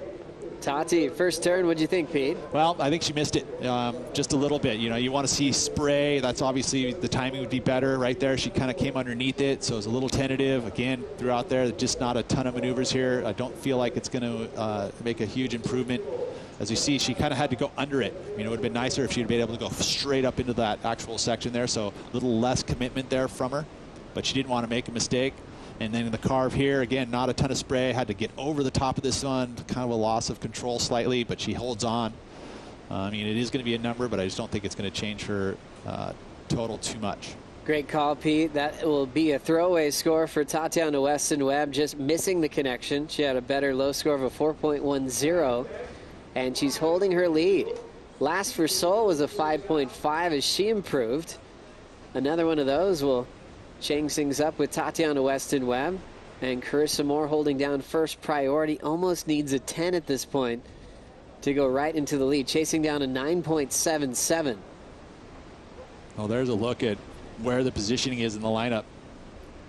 You can see Carissa is probably putting herself a little bit further inside, looking for a cleaner left, whereas we see Seoul, she's battling that current, staying in the position of the right. So, I mean, with priority with Carissa, but Seoul's put herself in a position where she's basically first priority on the rights. So we'll see how this kind of pans out in this next 4 minutes, but she's right in contention here. Seoul could easily get that 5.0 4.28 needed in order to turn the heat, because Tatiana just used her priority, did not improve her situation, which is, you know, strategically that it was a miss. You know, she needed to improve on that 4.10 with that priority position. She didn't. So this has opened the door for Seoul. Brazil's been a venue that's upset the world title race so many times in surfing history. As we check out the heat recap, what a start for Tatiana Weston-Webb.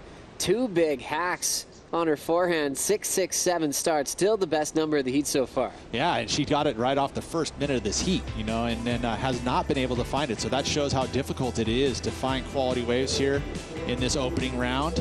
You know, with the tide and with the bump, all of these are big factors in trying to find a high quality wave. Lots of action though, just not huge numbers. As we see, that's the 4.10, just that one huge move and a quick snap gets herself the 4.10, and that was enough to keep her in the lead for so far. But ultimately, it's in danger because that is not a huge number needed by Seoul, who ended up with this wave here, that beautiful down carve, keeping the speed up, and then just tags that section, gets herself a 5.5. But needs a 5.28 in order to turn and get the heat win. Really loved that combinations of turns as a Brazilian's winning the heat now. And these fans on screen, maybe a couple of the loudest when Tati gets to her feet. 6.67 and a 4.10. As she's happy to be out in front in third priority, being the most active here in this matchup.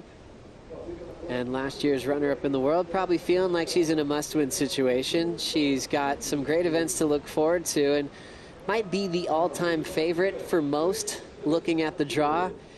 Heading to Tahiti once again. The women haven't been there in a long time, and I think the expectations will be on Tati once we head to that venue to kind of lead the charge. I would agree with that, you know, and especially if she wants to find her way back into that Rip Curl WSL Finals, she's going to need a win in order to do that. Carissa Moore trying to lay down something in this matchup. She's got the speed, oncoming section, snap to fall as the struggle continues for Moore. Big time. You can just see it in the approach and the paddling, all of that. She's just a bit confused. She's going to have to shake off this one. No way, in my eyes, that she's going to be able to turn this around. I mean, yeah, 9.77. She's capable of a 10, but it just doesn't feel like it's quite there yet. Well, we think about Brazil and the upsets we've had. I remember Steph Gilmore ended up seeing Silvana Lima as a wild card in the past, and she saw her old rival just upset her world title run that season, knocking her out incredibly early. We've had, you know, David DeCarmo beat Mick Fanning in very important years in the championship tour. It's famous to kind of upset the role of the world champions of the past. Well, and you think about, I mean, and again, we're looking at, this is an event at this point in the season where you're looking at trying to make that cut for the final 5, you know, again, clinch your spot in that final 5. This is an important event for that reason, you know, and you've look at history, those wild cards have been a big factor. So, you know, you've got to, you know, that kind of lingers in the mind, and this is going to be a tough one for Carissa Moore to shake off right now, being #1 in the world and having kind of a shocker, let's say this is straight up shocker for her, be able to turn it around in the elimination round. It's crazy how much can happen in 2 heats, Pete. Are we going to have 3 surfers in the WSL Final 5 in the elimination round? It's really looking that way. We already have Brisa and Leki in that elimination round. Yeah, just looking at where the position for, you know, Carissa right now, it doesn't feel like she's going to get back outside and get another opportunity. And it looks like world #1 will also be in the elimination round. So that is going to be a pretty intense showcase, potentially later on today. As we see a stumble from the wild card, Seoul. That takes away her chances of getting the win at the end of this heat. But we get to see what she's made of. Great combination of turns. She'll be reseeded in the elimination round. And well, probably up against Carissa. Exactly, Pete. Tatiana Weston-Webb gets the win for Brazil with a 6.67 as her high mark as she's moved on to the quarterfinals. Up next, Joanna Fay takes on Courtney Conlog and Caroline Marks. We'll bring in Chris Cote and Kaipo Guerrero for the call right after this.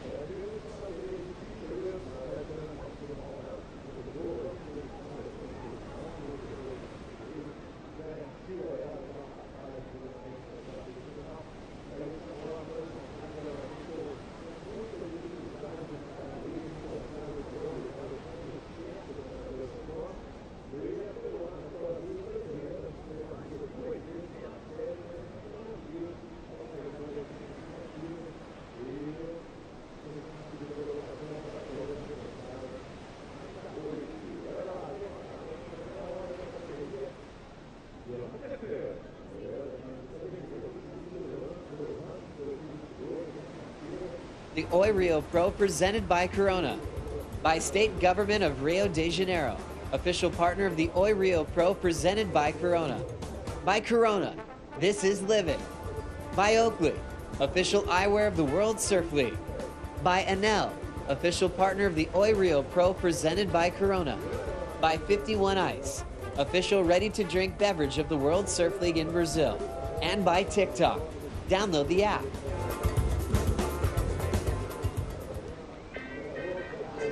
Welcome back to the Oi Rio Pro presented by Corona. We're straight into it, starting with a wave from Joanna Fay, your surfer in red, coming into this heat as your highest seed, currently second in the world. Kind of a bouncy, wild start for Joanne. She makes her way to this inside section. Chris Cote here with Kaipo Guerrero to talk you through opening round heat 3. And I can tell you these opening heats, non-elimination for now, but they feel like finals. The urgency in which these surfers have taken to the lineup is like something we've never seen before yet this year on tour. Chris Cote, Kaipo Guerrero, so happy to bring you the Oi Rio Pro presented by Corona. Showed up, waves are pumping.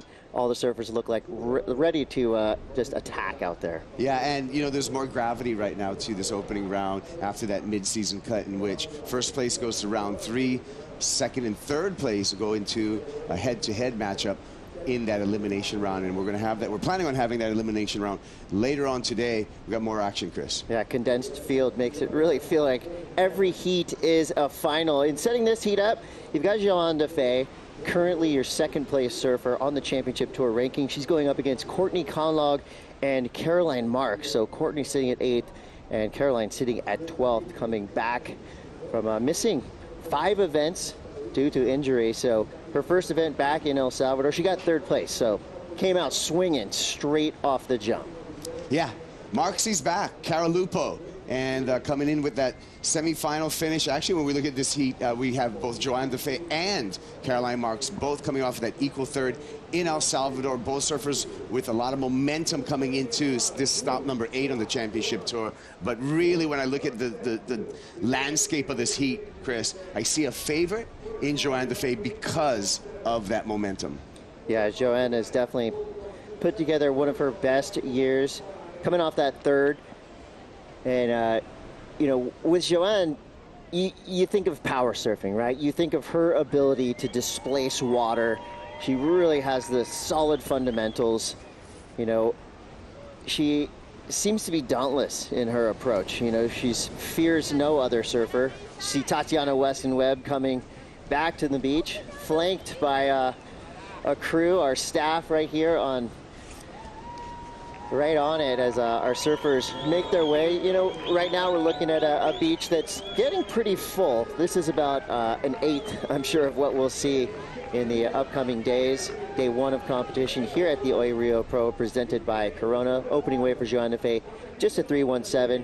Previous scores, you're looking at Tatiana Weston-Webb, who got the win in that last heat with a 10.77, so double digits will help you. The number of note in that last heat, Carissa Moore, with just a 1.8 total. What happened there, Kaipo? It looks like you can get lost out there at Itaúna, which is the venue for today's and our main site. It looks like you can get lost out there. There's a lot going on, Chris, as we're looking at flying over right now. You got that right that's kind of against the rip, kind of rip bowl right. You have the cleaner, longer lefts, but you got to choose those because they're a bit overloaded in this swell angle. So really, wave selection is going to be key, and also strategy. I'm looking for Joanna Fay, who we know has a lethal backhand, to look to some of these lefts, take advantage of that skill set, and then also take advantage of the jet ski assist to get her back, deposit her back out. Also, you know, executing on time management. So 29 minutes on the clock. Quick opening waves for all 3 surfers. The only score of note, a 3.17. Get back into the live action here. You see, nice hard carve to start for Courtney Conlog. And here's where things get wild. Almost feel like this is a very Haleiwa-esque inside section. The toilet bowl with so much water moving around. Finding that one moment out the back to get your big opening turn is going to be a critical element of getting the score out there, because as we've seen, the end of these waves get really wild. Yeah, Courtney warming up yesterday. She was with her mom, Tracy, coming onto the beach and commenting to me that, hey, it was much smaller yesterday. It felt like home. It felt like Huntington Beach yesterday. Oh, what a difference a day makes, because out here right now, much more Haleiwa-esque, if you would, to your point, with a lot of that rip, that jumbled water coming through in that channel area. And that is, again, wave selection is going to be key for success today. We're at 28 minutes. We're about 10 to 9 a.m. local time here in Saquarema. The water temp and the air temp very similar to what we're experiencing right now in Southern California. So we're looking at about 70-degree water, 75 in the air. So it is just perfect conditions-wise in terms of water temp and air temp. And of course, the sun is out, so you know the crowd will be filling in through the day. So we catch back up to what we just saw here, starting with that first wave for Joanna Fay, or Courtney Conlog. Conlog, always strong on the rail, but you see the jumbled water here, so really looking to pick a spot to get a turn and unable to find that. Right at the end of that wave, got one carve, and that's what the score is going to lean on for Courtney Conlog. And the rip is something that will definitely come into play here. You see a lot of water moving out in our free surf, our little research dock yesterday. We paddled out there, and you could feel so much water moving around. So our surfers get themselves reset in the lineup, gives us a chance to catch up with Luisa and Tatiana Weston-Webb.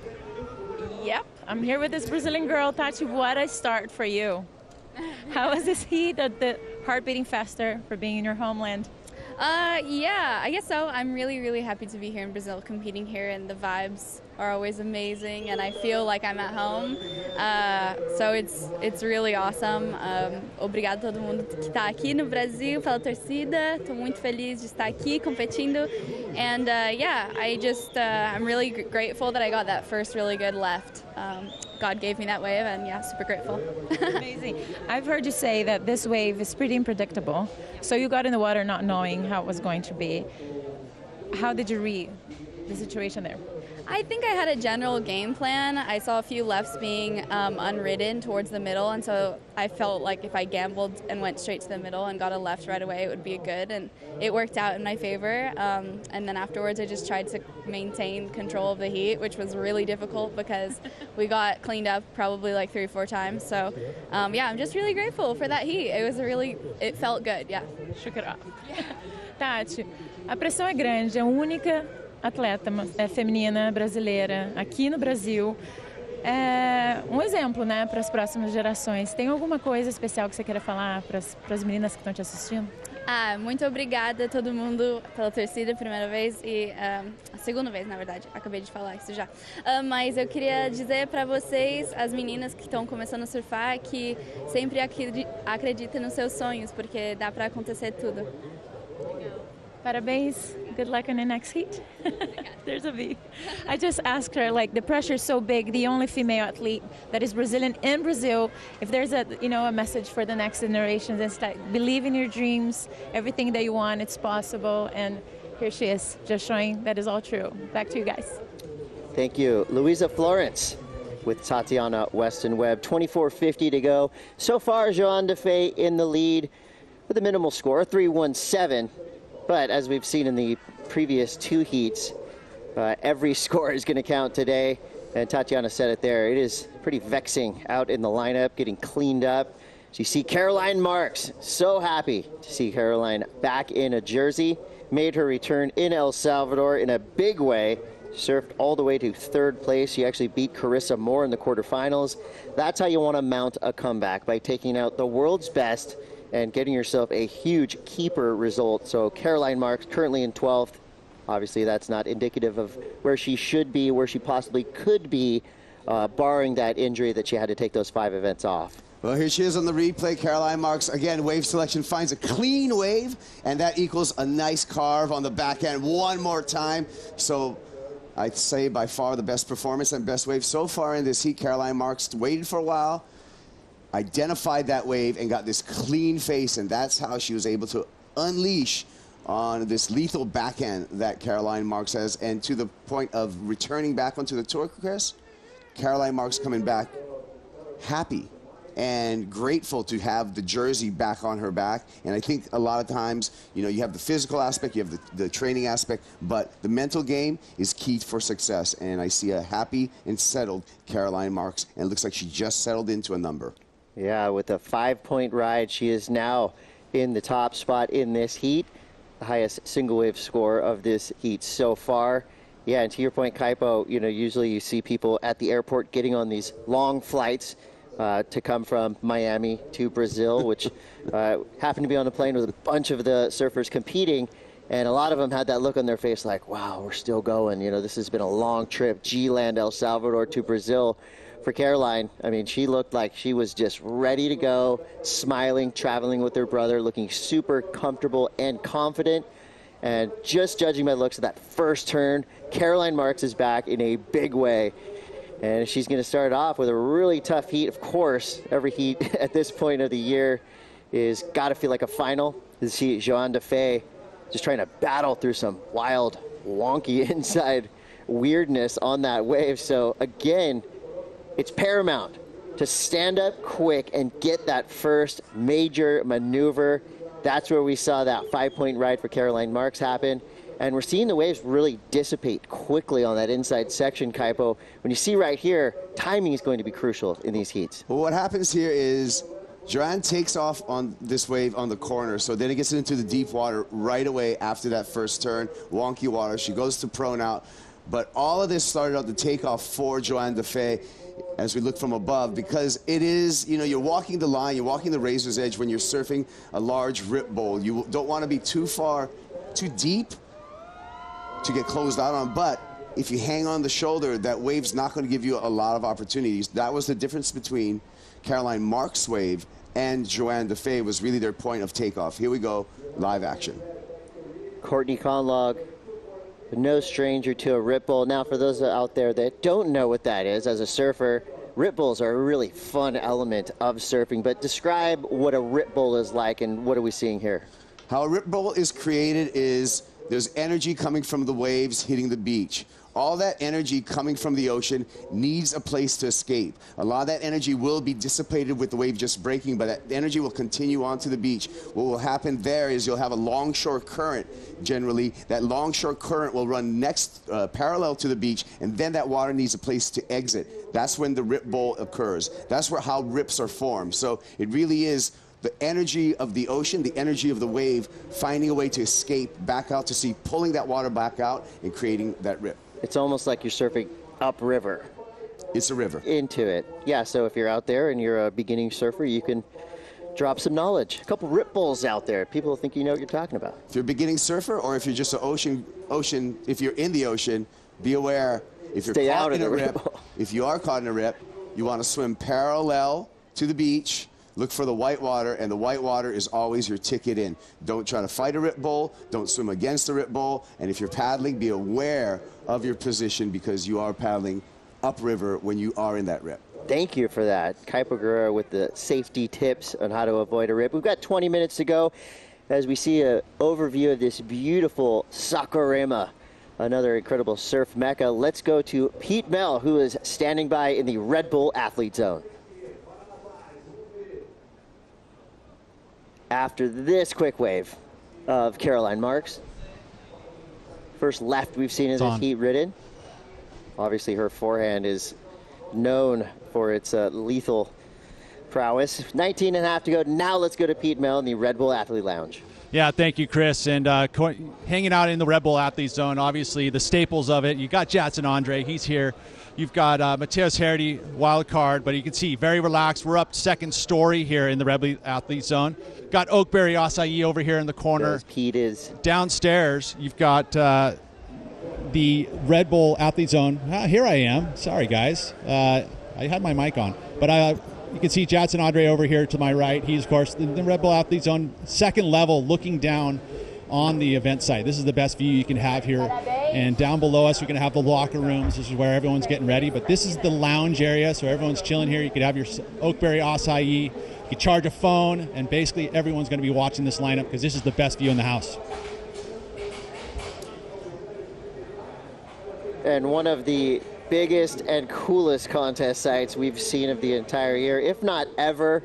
We're stretching about 5 blocks from end to end. Of course, right here, you've got the business portion of this event. You've got your judges, you've got your Red Bull Athlete Lounge to both sides, some VIP viewing areas, and then we've got a whole city filled with fun. So if you will ever want to get involved with a huge, exciting surf event, make your way down to Saquarema. It is like nowhere else in the world. I can't wait to go down the beach and check out the activations village right there, where they have so many activations happening, a lot of activities. I'm sure we're going to be checking in with that through the rest of the day, but there's a lot set up, to your point, Chris. And it is a city on the beach that was just built in the last week, and we anticipate. Well, actually, I'm going to go probably on record right now. I think this is the biggest event site that I've seen built on any championship tour event. Yeah, it has to be right up there. Takes about 15 minutes to walk from end to end. And a lot of staff on hand here, of course, and we're going to see a lot of surf fans on the beach. We've got 17 and a half minutes to go here in our opening round, Heat 3. The women have taken to the lineup first. As you can clearly see on your screen right there, a lot of action in the water. Not just wave activity, but also currents, rips going out. So positioning is going to be key, and wave selection has already shown us to be a crucial element in getting those scores. Caroline Marks with the only score really of note right now with a 5-point ride. So Tatiana Weston-Webb in our first heat of the day come through with a 10.77. And Sol Aguirre, a wild card, taking out Carissa Moore, who will go into that elimination round next. Sol came through with a 9.5. Watch out, world. Stephanie Gilmore is coming for you. Number 88, currently sitting at 3rd in the world. 10 heat wins this year. Coming off a huge victory with the Surf City El Salvador Pro. So Stephanie Gilmore, when she starts building momentum, watch out, world. She's coming.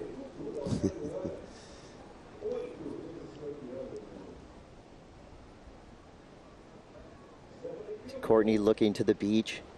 Kaipo currently working on an article for Surfing Life magazine regarding coaching.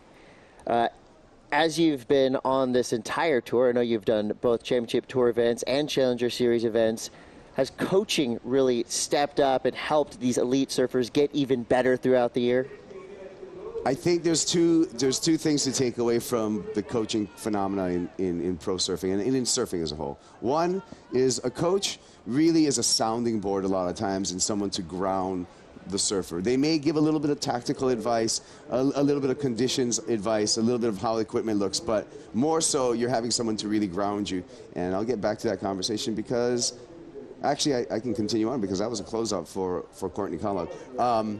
And as well as sometimes you have these camps. So when you have a coach that's coaching a number of different surfers, the energy between that entire coaching camp can help ascend just everyone in the camp. So it just rises the tide for everyone in the camp. Here's Caroline Marks. Caroline Marks. When you hear the name Caroline Marks, you think of that lethal backhand, and she has used that backside whip to huge effect to basically get her into the elite where she belongs. Right there, just opportunity for one quick turn. So again, these waves are coming in and going by so fast. So that first hit is going to be of utmost importance. Did she get it? Sure did. So that's going to be her backup right there for Caroline Marks, suspecting she's going to better her low of a 2.23 and increase her lead on the field. So 14-20 as we wait for scores to come through. Joanna Fay battling through the whitewater here. And this is what she's paddling back out from. A rare left on the day. Now a little cleaner water for Joanna Fay. Unfortunately, when we look at this left, we wanted those ones with a little bit of a longer wall to it for more opportunity. It felt to me that Joanne actually took that left out of the lesser of two evils, that she was lined up too deep on the right. Maybe not necessarily looking for that left, but just had to play the hand that she was dealt. possibly a positioning play as well, get herself down the peak a little bit. We'll see what happens next. 13:30 to go here in the opening round. Heat 3, Carolyn Mike's on top for now. You're watching the Oi Rio Pro presented by Corona. We'll be right back.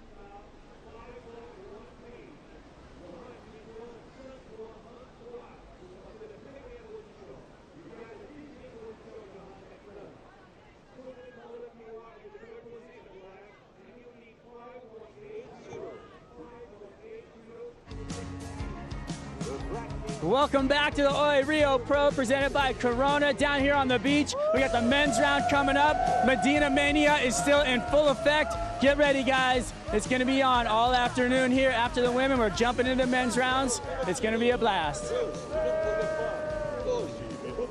Wow, I don't know if I'm excited or horrified. Those masks are awesome. I love the jubilant crowd that shows up to these events, and I can't say it enough. You know, Brazilian surf fans, when they get down here to Saquarema, they feel the beach, super knowledgeable.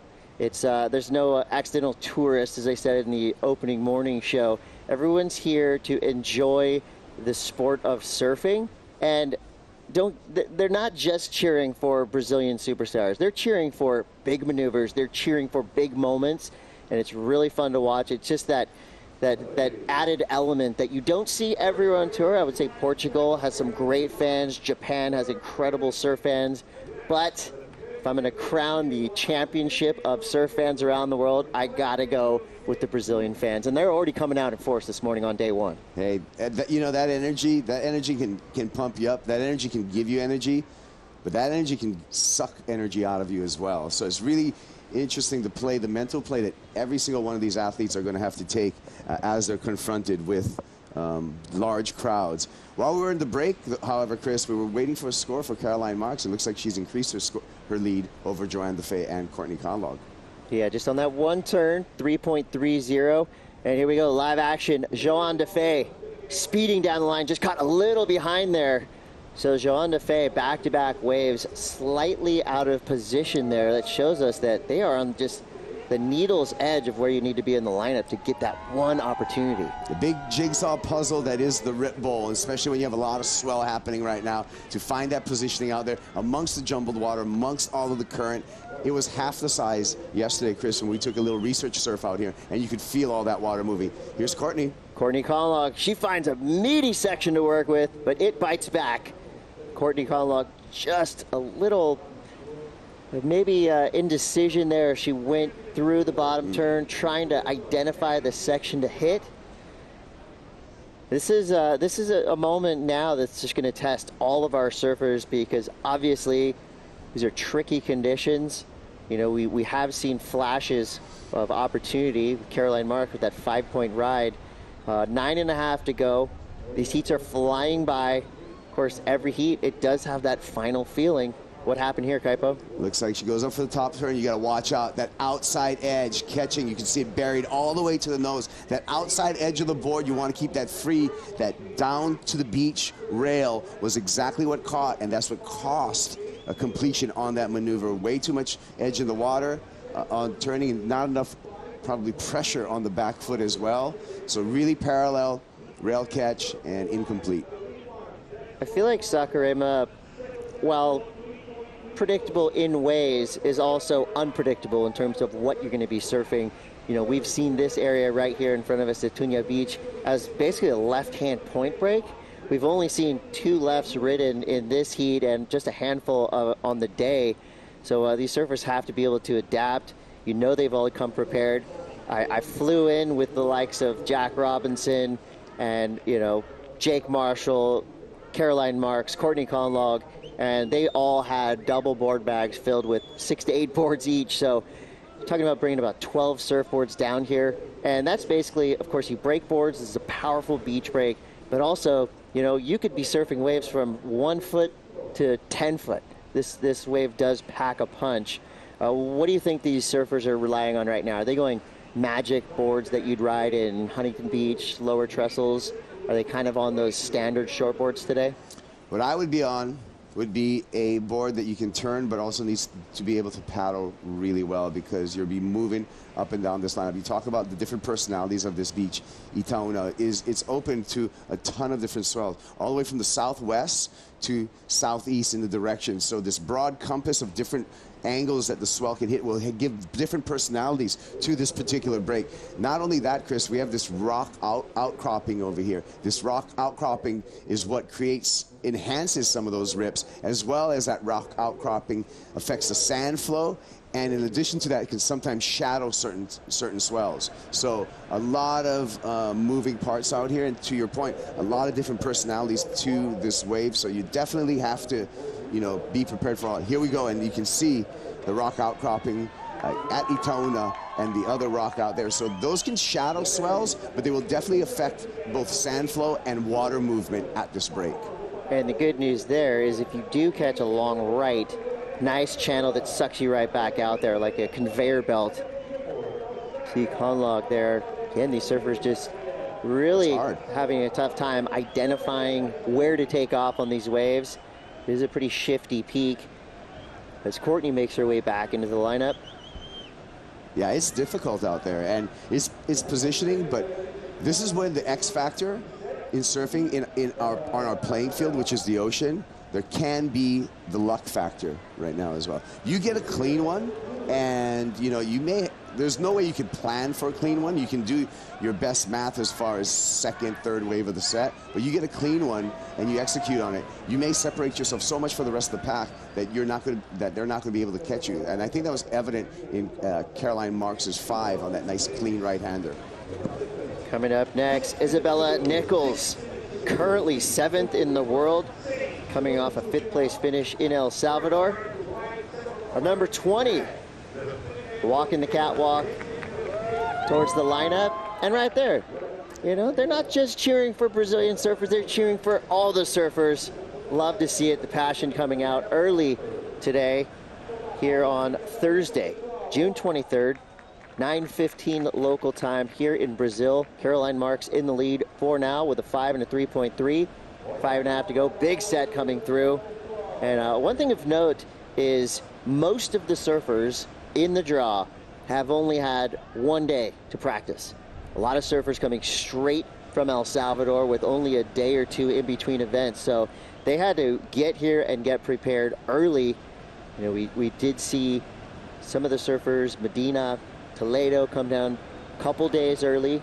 Obviously, they've surfed here many, many times, but for a lot of traveling surfers, they've had to make the trek from G-Land to El Salvador to here, haven't been home, most likely haven't been able to grab new boards, grab changes of clothes. I actually brought a board down for Kanoa Igarashi, and I know a couple of other surfers. Pete Mel brought boards for Nat Young, so a lot of calls being made, some scrambling happening. So with 4:42 to go, this is where the surfers just need to rely on all of their competitive knowledge here in Saquarema. We start with Joanna Fay. This was the early stages of the heat. 3:17, her high mark so far. Yeah, look at our heat recap. This was just a slow start for Joanna Fay, but she stuck with it. You can see the ripped out current on the right-hander here at Itaúna, and you're really having to connect the dots. But one wave that comes into play, this wave right here by Caroline Marks. Smooth bottom turn, big hack off the top, found the clean face on this right-hander, and that's how she scored a 5-point ride. That's the single highest wave score so far in this heat, Caroline Marks. One turn was the big difference in this heat. And when it's a turn by Caroline Marks, the judges are going to take note. 3.3 for this ride of Caroline Marks. And just showing high heat IQ, knowing that she got the single highest wave, went back out there, did the work, found the backup of the 3.3, and now she has everyone chasing her in the final 3.5 minutes. Priority is with Caroline Marks. See, field pretty spread out. Not a lot of hassling or haggling for waves so far in the lineup with 3.5 to go. That wide shot, I like what I was seeing from Joanna Fay as we take a look at the need for Courtney Conlog of 5.8, and Joanna Fay needs a 5.13.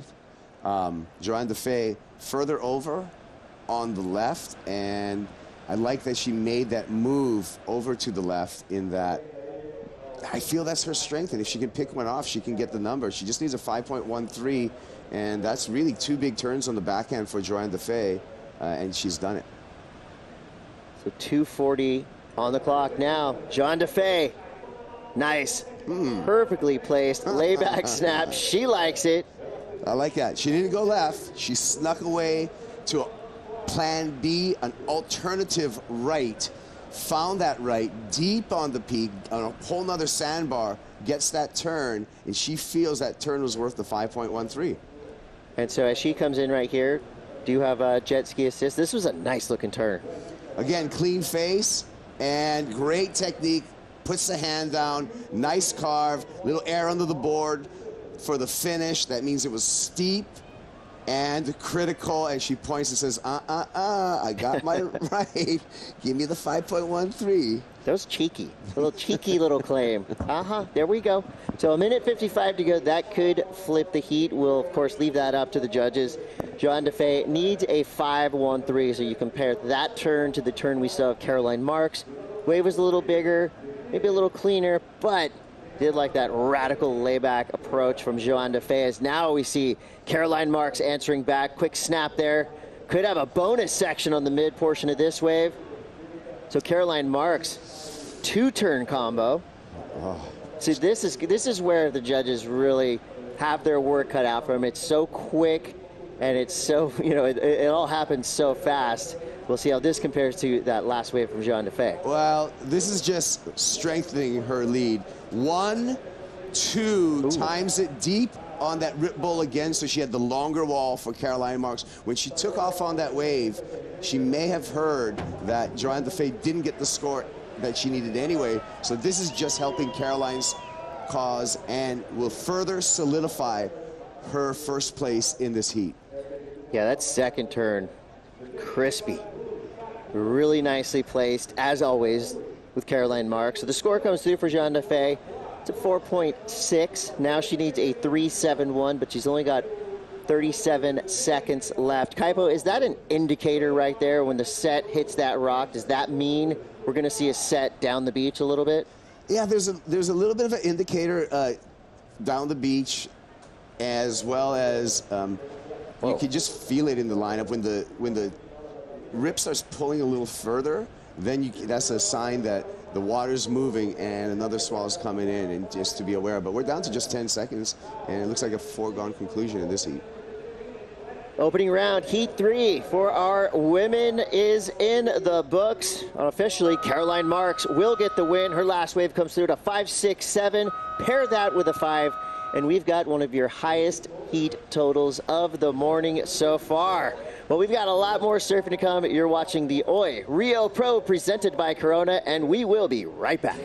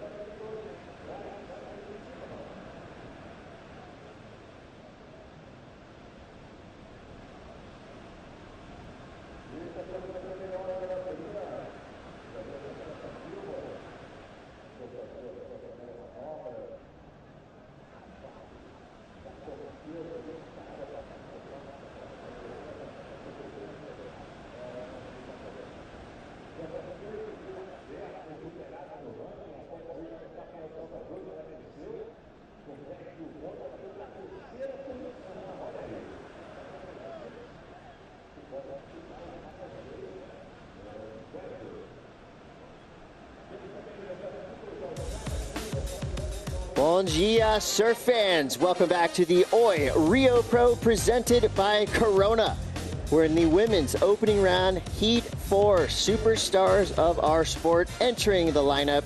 Chris Cote here with Kaipo Guerrero, and we are fired up, and we know the surf world is as well. Just a handful of events left here on the 2022 Championship Tour season. The road to the Rip Curl WSL Finals is getting shorter. It's coming right up around the corner. 33 on the clock to go. Sally Fitzgibbons on screen right now, coming through as a wild card. This is how she started this heat, Kaipo.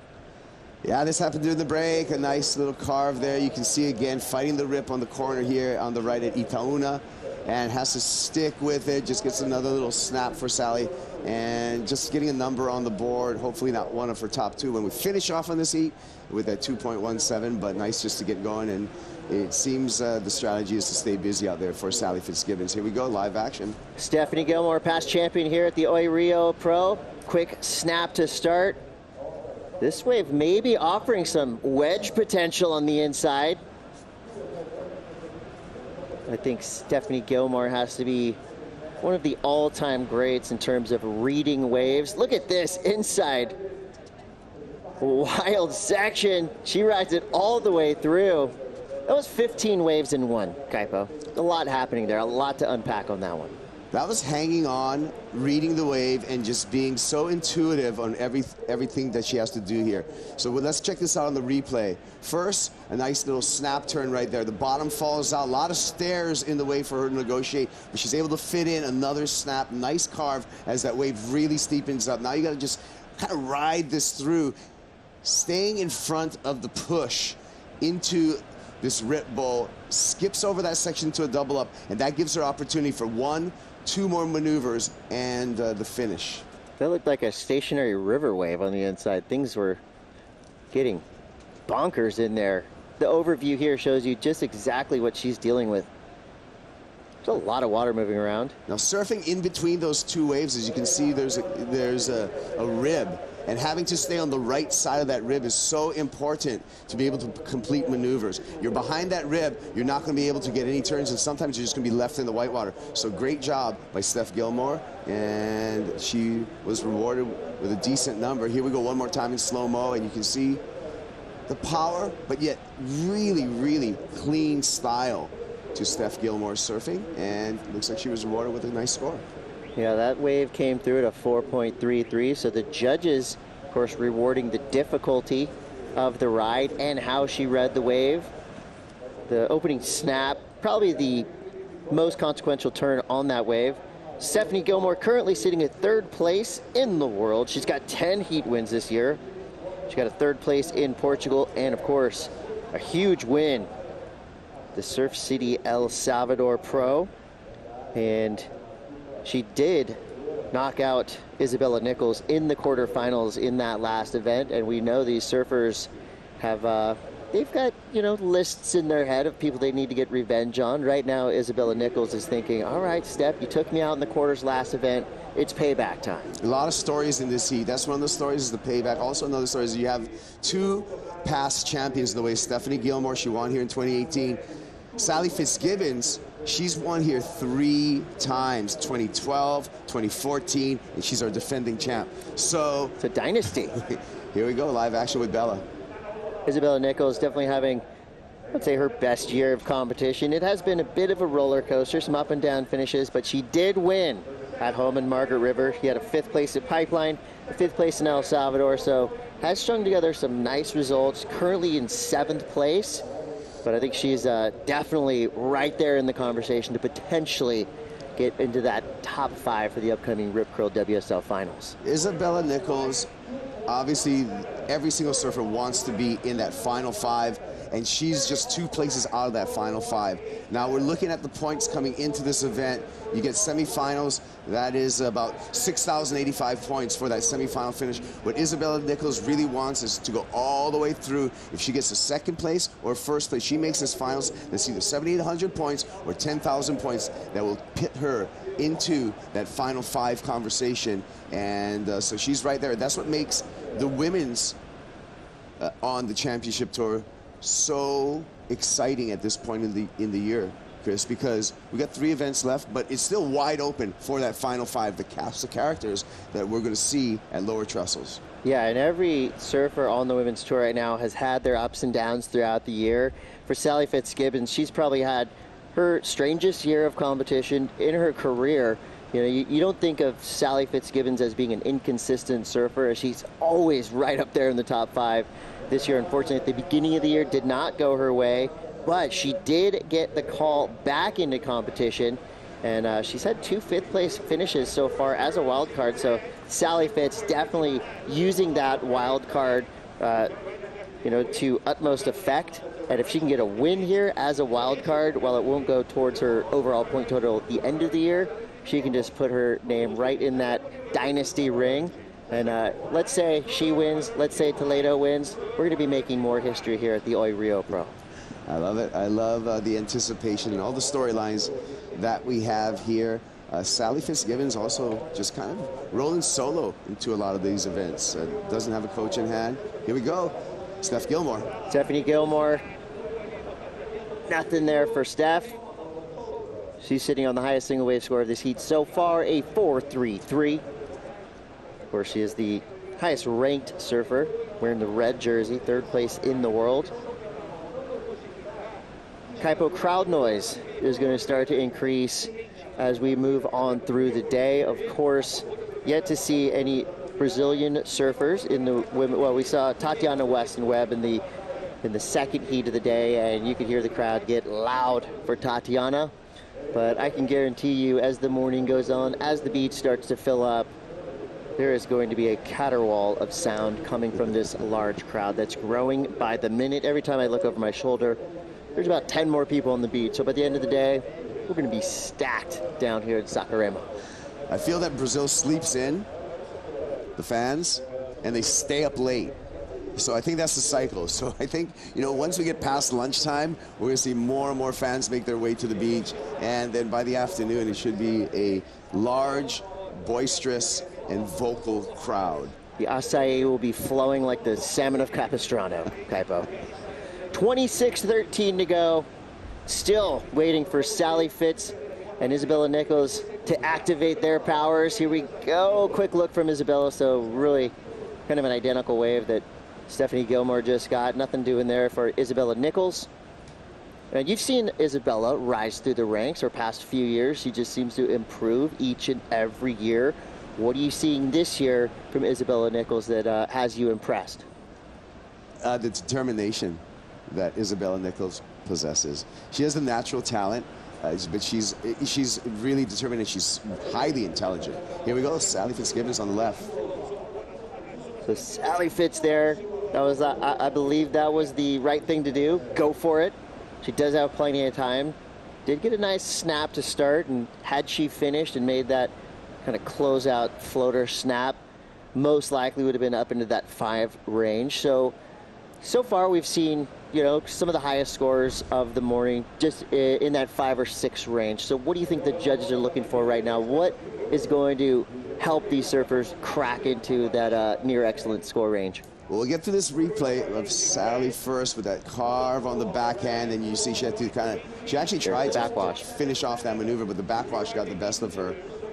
What do you need to get into that very good to excellent range? You're going to need a clean wave face and multiple new maneuvers, or maybe something dynamic that takes the judges by surprise, a high-risk maneuver. Sally Fitzgibbons, you know, in El Salvador, she was surfing heats, and one thing that I saw that she was projecting, because she was trying them over and over again, is that air reverse. So if Sal's able to put down one of those air reverses in this heat, I expect a big number. We know she can ride out of them. I've seen her do them in the free surf a number of times. She's been trying them in the Jersey, so I can't wait to see if Sally's going to actually go for that in this heat. If she finds a proper ramp, puts that down, she's going to break away. Take a look at some of the results that Sally Fitzgibbons had at this location.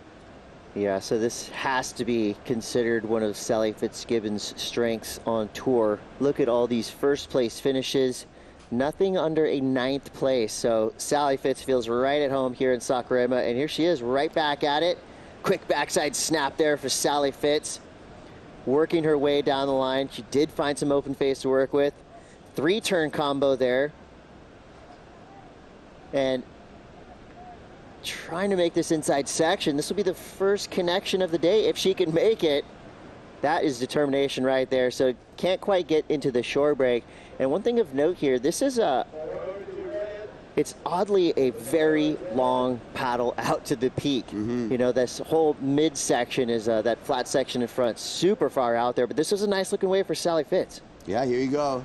Going with the current this time on the left and able to take advantage of that extra speed and not have to fight the rip with a couple of turns for Sally Fitz. She wants a little bit more on this, hits the gutter and not able to make the connection, but doesn't really matter because all of the numbers going to come from those outside maneuvers, and we'll wait for that score to drop. But here's a slow motion. You can see kind of like almost an under the lip turn. Really smart to get back on her heels, draw out that bottom turn, and get another snap right away. So while the opportunity was there for Sally Fitzgibbons, able to execute a couple times, and this little bonus right here, that little bonus is going to go a long way because that shows a lot of control in this ride for Fitzgibbons. A maneuver unique to surfing, a foam bounce. With a funny name too, but can be effective. 22:29 to go. Surfers get reset in the lineup. Gives us a chance to catch up with Louisa Florence and Caroline Marks. It took a little time because she got pulled from the fans on the beach. Caroline, how good is to be in Brazil? Yeah, it's so nice to be back in Brazil. It's been a few years with COVID, and you know, Brazil is one of my favorite places to visit. The crowd and yeah, all the fans and the waves are really fun. The crowd's electric, so it feels really good to be back. How are you reading the conditions out there? Seems a little bumpy. Yeah, no, it's tricky. I only got here day before yesterday, so I'm still feeling a little tired and jet lagged, and yeah, just trying to find my feet. And yeah, the swell got a lot bigger today, and there's a lot more water moving out there than it looks. So I was just trying to do my best to get the best waves and just surf well, because it's like kind of like a wild ride out there with all the currents. So, but it was fun, yeah. Well, after El Salvador, we can tell that you're coming as strong as you can be. I'm wondering what's going on in your mind right now. Yeah, look, I'm just so grateful to be surfing and to be here competing. It's you know, it's what I love to do. It's kind of what I live for, to compete, and yeah, I'm just really grateful to be here. Amazing, congratulations, and good luck on the next heat. Back to you guys. Thank you, Louisa. Caroline Marks. Looks like she's feeling comfortable, feeling confident, and you can almost, you know, see that, you know, in her comeback, she's just surfing with a lot of joy. Yeah, but she did make a point, this quick turnaround between the two events. I just got here yesterday morning on my flight of red eye, a packed red eye. We had a lot of the Championship Tour surfers on there. So a lot of these surfers have hit the ground running. Maybe just one free surf yesterday to prepare for today to get going on the first day of the event window. So it's a quick turnaround, and that adaptability, Chris, is going to come into play right now. Well, you can already hear hoots, hollers, whistles, and loud noises. That tells us we've got a big heat coming up next. But for now, 20 minutes on the clock. It is Sally Fitzgibbons in the lead with a 5.17 and a 3. So the numbers don't lie. Sally Fitzgibbons has to be considered a favorite anytime she hits the lineup here in Saquarema. But she's going up against potentially the second favorite in Stephanie Gilmore, a past champion here as well. And anytime Steph hits the water, you know, she is a threat not only to win that heat, but to potentially post the highest scores of the day. You know, Stephanie Gilmore, a human highlight reel. And I would say this year, you know, Stephanie seems to have a little bit more of a intent and every time she surfs. Last year, she kind of had a wild road, as we watched in the Epic series, Make or Break, which really spotlighted Stephanie Gilmore and you know, her ups and downs throughout the year. So I like that the Stephanie Gilmore we're seeing in 2022, just a little bit more relaxed, a little bit more, I don't know, Stephanie Gilmore-esque, I guess you could say. There's no one like Stephanie, so it's nice to see her back in form. Yeah, she's having fun, traveling with her partner, Harry, and also Sally Fitzgibbons and Stephanie Gilmore have been staying together. So, you know, you stay with your friends, you surf against. That's one thing that I've noticed on the women's side of competition, and actually for some of the men's, is that there's a lot of camaraderie on land, especially after this mid-season cut. But, you know, you're going to have to switch that off once you hit the water. Right there, late takeoff for Sally Fitzgibbons. So she has the most waves ridden now in this heat. That was her 4th wave. Won't be a score she'll keep. but she's staying busy out there. And you see out the back, Stephanie Gilmore appears to be caught in a little bit of a rip. You saw a couple waves go right underneath her, but even right there, you see the indication of how much power and how much water is moving around. 18:27 to go on the clock. Let's find Strider Wasilewski. Honest activation. This is where you can activate your freedom. Everybody down here gets to ride a dry wave. So if you don't surf, you can come down and ride a dry wave as well. And you can go ahead and give it a go. Havaianas and the WSL and the brand together is activating their freedom to be out here at the beach enjoying life. They actually have an amazing recycle program too, where they're going to activate and they're going to recycle 50,000 pairs of Havaianas. So when you get your Havaianas, you're all done with them, you send them in, they'll recycle them, make them into new ones. So we're going to get this wave going right now. Where's the wave? Let's do this. Are we ready? Okay. Oh! We were ready. I don't think Strider was ready. We're ready. That was the wipeout of the day. That was, yeah. Wipeout of the year. Yeah. Wow. That's hey, there's a lot happening in the water on the beach. Strider, who is a guy who I've seen surf giant waves at Pipeline, Tahiti, he can't handle the Havaianas wave. Maybe we get a replay of that. I thought for sure he was going to make that drop. I thought for sure. Look, the Havaianas wave is no joke, as you saw right there. It's critical. No joke at all. Wow. I was about to ask him about his board. Maybe it's the wrong leaders, wrong size. I don't know what happened right there. Hopefully we'll give Strider another opportunity. That was the wave of the day so far. 16:50 to go. Fun and games on the beach, all business in the water. Kaipo throughout the year, as we get now to the replay of the day. Why don't you talk us through, Kaipo? I don't know. It looks like his stance is on. Oh, he was just a bit too far back. You know, a lot of times, you know, vert ramp, you know, you got to lean forward. You know, you got to put that weight on the front foot. And I felt like that was more of a ramp action, perhaps. I've never seen anything like that. Than a wave action, just the way that it rolled through there. So brutal wipeout, but looks like he's okay. Well, hopefully the ball patrol in the pit is right on him. Strider Wasilewski right there, the crash test surfer of the morning. I was going to say, oh, man, I wanted to be the one riding that wave, but I'm glad I didn't. I'm glad it was Strider. That was awesome.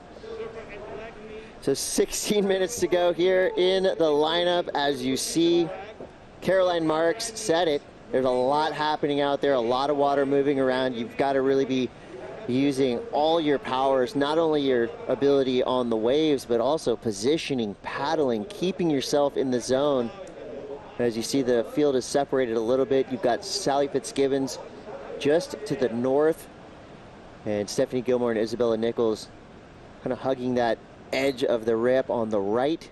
And so far, Sally's position has proved to be the difference, as she has a 5.17 and a 3. Steph Gilmore with the second and only score of note in this heat, a 4.33. We've got 15:14 to go. Can Sally Fitzgibbons fend off Stephanie Gilmore and Isabella Nichols?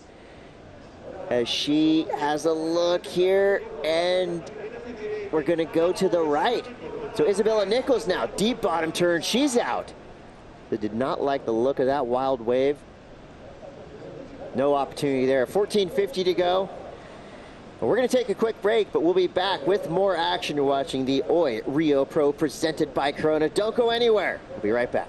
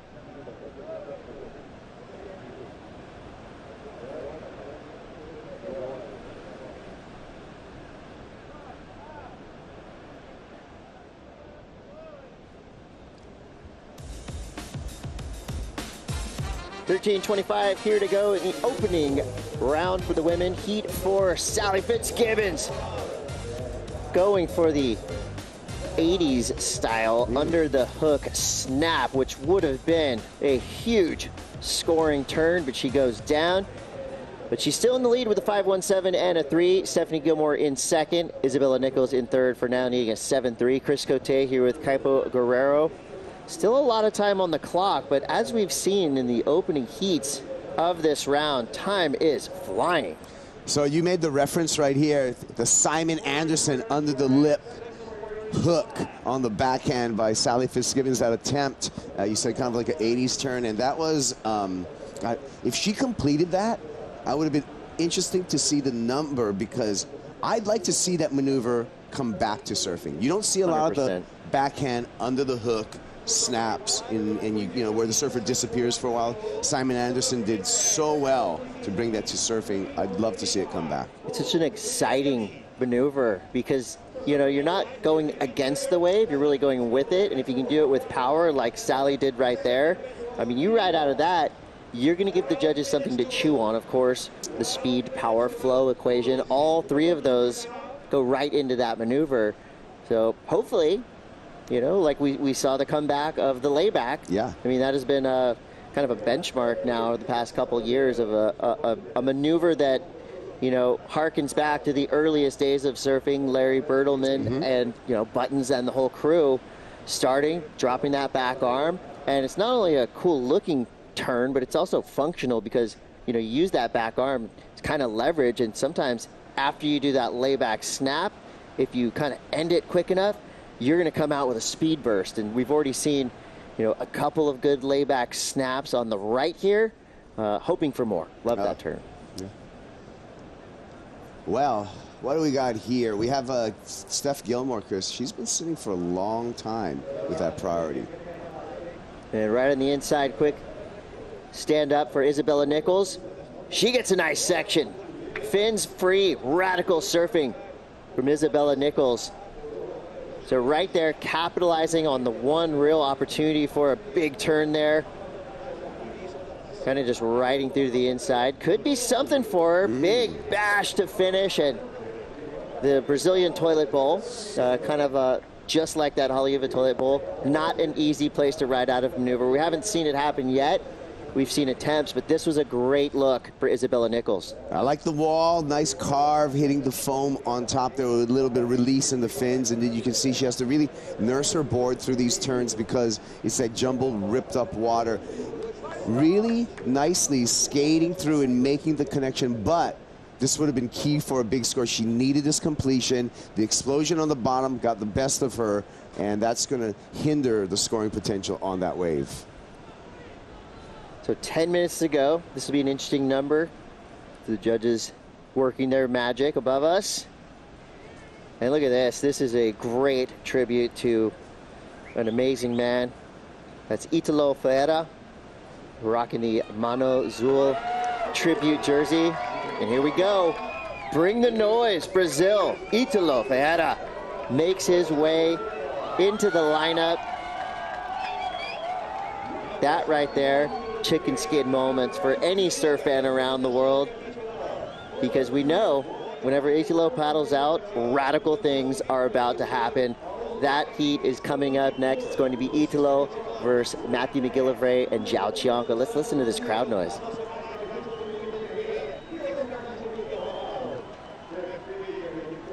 No bufazelas needed. This crowd's loud enough as it is. Not yet. Are they coming? I feel they're coming. I feel there's a couple of carloads on their way over here to Saquarema. Bring it. Bring the bufazelas. Bring it all. There's a carnival atmosphere here we saw on the streets last night. Even on day one of this event, it was already going off. It's pretty cool. In Saquarema, you've got one main drag that goes from end to end of this beach. And it was already raging last night. Just wait. Oh, it'll continue to build momentum. Looking towards that opening round, Heat 1 for the men, and Italo Ferreira hitting in the water. He's going to have quite a challenge with Chumbinho, Joao Cianca, because this is his local beach. Joao is the most dangerous wild card, not only because he's a local, but also he's got some anger management he needs to work through. You know, he was one of those surfers that everybody was thinking, how did Joao not make the cut in the mid-season? So he right now is, he's got a lot to prove, and we know how good he surfs. He's electrifying on every wave he stands up on. So already the projections tell us, fasten your seatbelts, surf fans, you're in for a wild ride here from the Oi Rio Pro, presented by Corona. There's Matthew McGillivray. What do you think of Matthew's year so far, Kaipo? Matthew has come through when he's needed to. Matthew McGillivray kind of skates under the radar a lot of the time, but he's able to elevate his performances in clutch heats, and that's what he's been doing so far this year. That's why you see him make that mid-season cut. That's why he's still here, and I think he's got more for us. But he's one of those surfers. He was on my flight yesterday on that packed red-eye. He just got here yesterday morning. So quick turnaround time for McGillivray, and we'll see how he performs. 7:23 to go. Sally Fitzgibbons in the lead, albeit slight, as Steph Gilmore only needs a 3.85. And Isabella Nichols, with that last wave, which was a 4.17, she has fought her way right back into the conversation. Steph Gilmore does have priority. Sally Fitz, second priority. Isabella, third priority. We haven't really seen priority come into play that much with this wide open playing field. Yeah, I mean, with these 3 surfer heats and a lot of different spots in the water to take off on, I really haven't seen, to your point, priority hasn't been that big of a play. The only thing it could do is kind of tie you up if you're just waiting on priority, but here you go, executing on her priority. This is Steph Gilmore. Wow, Stephanie Gilmore dealing with some backwash right there. So if you see Stephanie Gilmore stand up and it's awkward, which is very rare, that tells us these waves are not easy to ride. So to your point, we're going to look at this replay right here. Stands up, a little bog on that bottom turn, and that cost her getting to the top with any cleanliness at all. And she's still going to be searching for that 3.85 that she needs, because that was a 2.37 for Steph Gilmore. But I was going to say, with the priority, and you made a point, it's not as important right now, but how it can actually hurt you is if you have priority and think it's the golden ticket and sit out there for too long and wait and let the clock tick down. It's counterintuitive, actually, Chris. Well, Tom Petty said it. The waiting is the hardest part sometimes when you're in priority. I don't know if he was talking about priority in that song, but from what we've seen, Steph Gilmore, she waited a long time and the wave did not pay off, but she had this diamond in the rough early in this heat. Yeah, this was a 4.33 start for Steph Gilmore, and you can see how she was able to connect the dots. Some difficult water, some ribs to get through. She got on the right side of that rib, got through into the double up, and really important, just had to combo up in the end. Ultimately, final maneuver incomplete, but that was a 4.33. Sally Fitzgibbons, however, clean left, strong backhand surfing. That one was her backup score, but let's take a look here at this 5.17 for Sally Fitzgibbons. 2 carves on the backhand, the foam climb, and that was the highest single wave so far in this heat. Well, so far, Sakurama Sally doing it again. 5.17 and a 3. And yes, that is her new nickname from now on, okay? If she continues to win heats, she can have it. Let you go, yeah. We got 4.5 to go here. Beautiful morning here in Saquarema, Brazil. We're about an hour and a half, 2 hours north of Rio. So we're right here in the zone. And of course, this is, to me, I mean, this is an underrated surf trip destination. Why wouldn't you come on a vacation down here to Saquarema, Brazil? It is gorgeous. Some of the cleanest, nicest sand I've ever seen.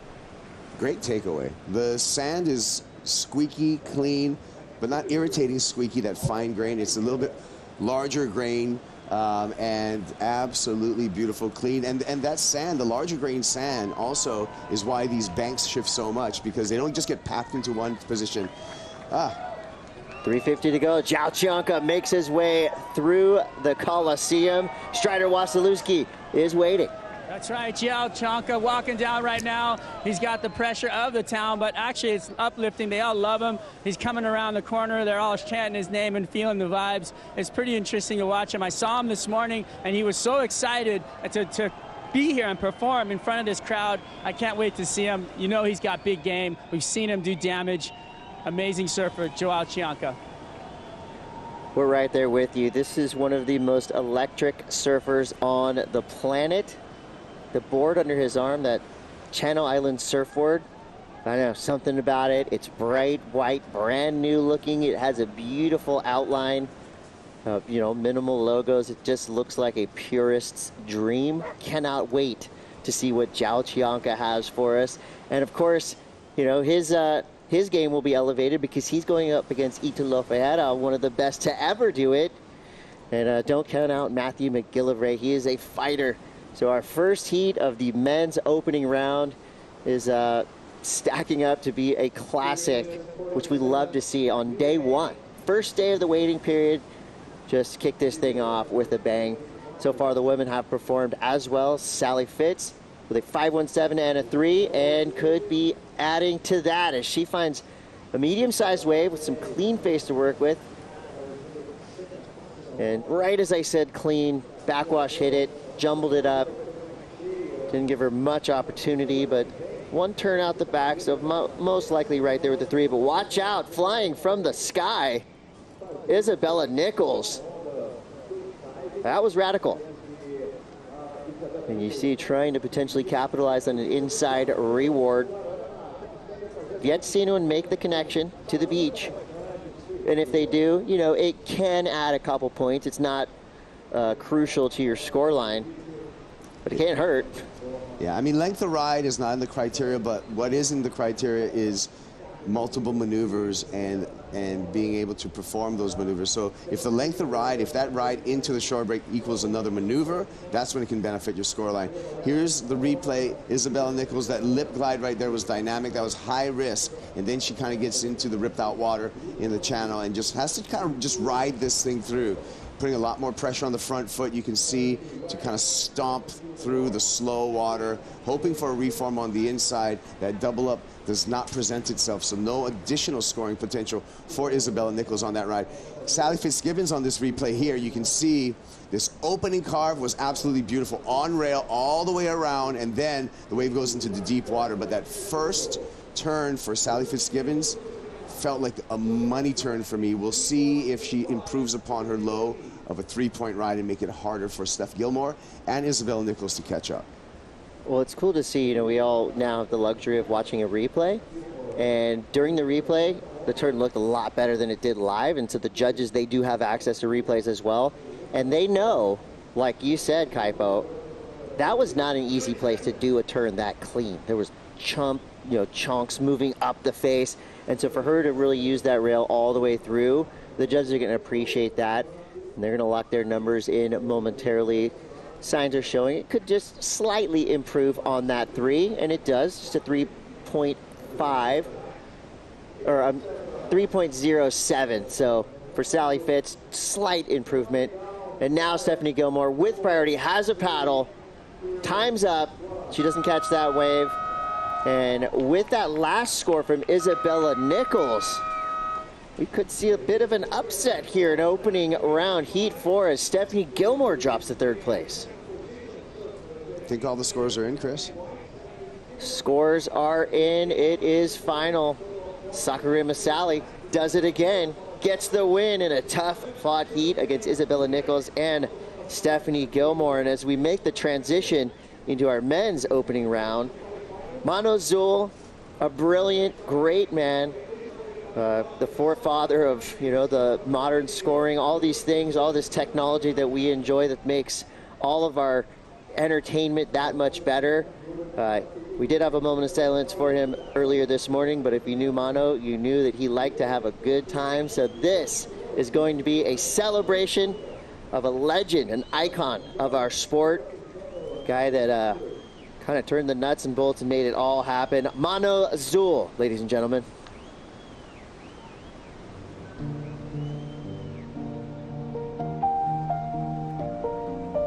Mano Zul of Rio de Janeiro, Brazil, came to the sport of surfing in 1986.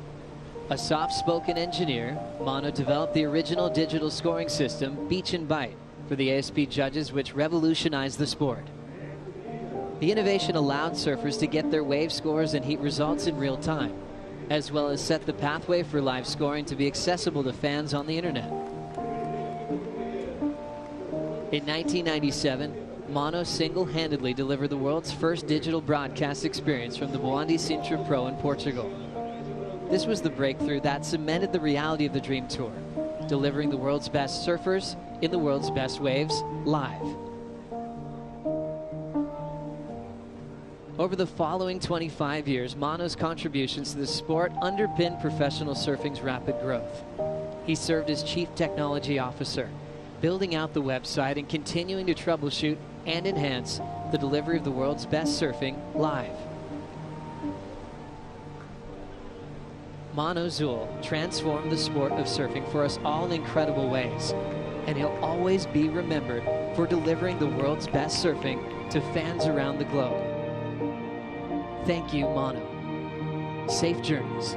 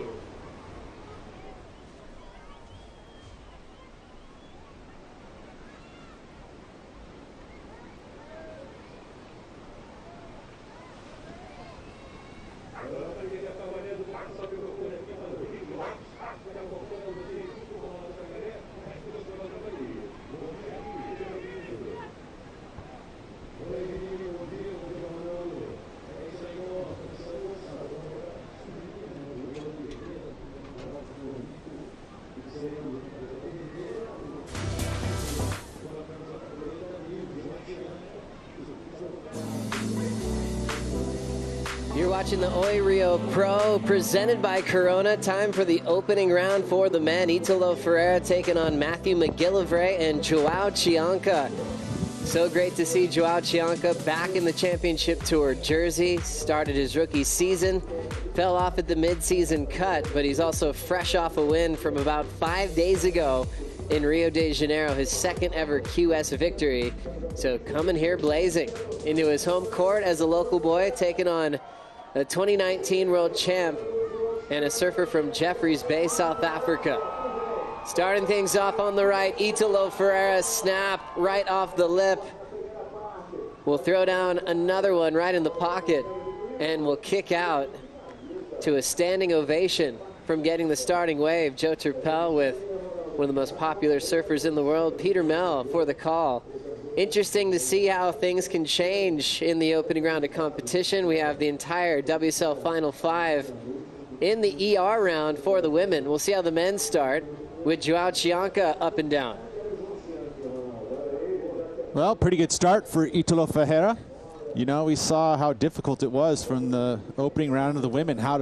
We had 0 excellent scores. A couple mid-range 6s as top honors so far. So see what the men can do here with these conditions, but it seems to me very challenging. We saw Joao trying to get something off in the closeout, but he goes straight down to the bottom, back to the start of this heat with Italo's two-turn combo. Well, got himself in position, was able to get the first wave of the heat. Nice backhand hook. The wave pretty much disappears there, does what he can with it, realizes there's not really any inside, at least not yet. And so he kicks out quickly, but he's going to give himself a mid-range 3 Don't expect that to be in his top 2 at the end of this heat, but he got himself a wave to warm up with as we see the first waves of the men's division. Beautiful hook here, so quick. Didn't want to push too hard there, knowing that he wanted to get back to that open face, so he didn't really overly commit to that maneuver there, hoping that there was going to be one more section here, because that 2-turn combo, if you connect it nicely, will get you a score that will probably stay in your top 2, but not right now. Just a 3.17 for his efforts. So some excitement on the 2-turn combo. It turns into just a 3.17 as a local boy up again. Big, powerful top turn carve. Joao Cianca looking for something on this inside reform on his local break. And looks like he's earned it here. Just a quick little turn in the whitewater to step off. Love the way Joao uses his body English. And going for a pretty wild air reverse was Matthew McGillivray. On the split peak was Italo Ferreira. Italo still hunting. He'll throw down a quick wrap just as a transition move. Nothing really exciting to work with, but just a tap to finish off wave number 2. So things starting off quickly here in the opening round of competition. Italo Ferreira moving into a position for the WSL Final 5 after making the semifinals at El Salvador. This is what happened on the split, Pete. Beautiful first arc there for Italo. The wave goes into deep water pretty quickly, so just the 2 kind of round cutbacks there for Italo. And you can notice the adjustment by these surfers moving to those mid-size waves because they have a little cleaner face. Trying to milk the inside. With the filling of the tide, we may see that inside section come into play for a final maneuver, very similar to what we see at, say, a Huntington Beach, where you get the outside maneuvers and then there's this dead space and a connection to the inside. Also on this wave, split at the peak, big air attempt by Matthew McGillivray, which, you know, you guys had touched on throughout El Salvador, everything about how solid McGillivray's rail work is. But he also is very good in the air. But talk about rail work. That was the best turn of the heat so far from Joao. And I was talking about his body English. He really commits his arms, his shoulders, his hips, everything into his maneuvers, which is so unique. There's a similar surfer to, say, Michelle Perez, who utilizes that leaning of the body and utilizing the top half of your body a lot more than some surfers, in contrast to, say, a John Florence, who uses not a lot of his upper body. So it's just a unique, different styles, different tastes. I like Joao and the use of the upper body.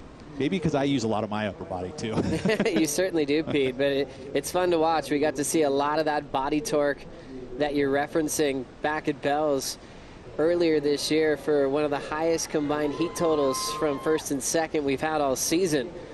We'll touch on that heat in just a moment because we have a wild card, but as someone who's also defending her title here, Sally Fitzgibbons is with Louisa Florence. Yeah, guys, and she is wild as a wild card can be. Sally, how did you find out you're coming to Brazil? It has been wild, sort of 48 hours. I was on my way home from El Salvador. So packed my bags, going home, told my family, my friends, and within like 5 minutes, it all changed. And I was like, by the way, I'm flying the other way down to Brazil. And I was so stoked because I love this place. I love coming to Brazil. And yeah, I was kind of already feeling a bit like, a bit of FOMO that I was going to miss out. So it's pretty cool that I came. We are calling you Sakurema Sally already. So I'm wondering, 3 times as in defending the title right now, does it make it easier for you? Oh, it's so challenging. It's like, I guess, Brazil's answer to Bell's, in terms of, as you can hear the cheers, there's an amazing energy down here, but in terms of beach break, there's just so many different combinations of how the wave breaks. Waking up this morning, it was a lot bigger than last night, my first surf here, and so we were on equipment that was a little bit more step up, and there's lefts and rights, but not always, and you really just got to use your instincts. And I've grown up in some amazing waves at home, similar to this, so I feel like it's like home. Do you think you're going to keep the game here? Yeah, Glenn's shaped some amazing boards so far. It's been amazing being part of the Town and Country team, and we're slowly building out the quiver. We have a little more time before next year, but the bonus is they're already going great. Yeah, so I feel like I've got enough energy and adrenaline just from being in the amazing race of getting here, and hopefully I can keep it going. Yeah, guys, a jet lag win. Back to you. Congrats, Sally. Well done, Louisa. Thank you so much, Sally Fitzgibbons, who's keeping her perfect attendance streak alive.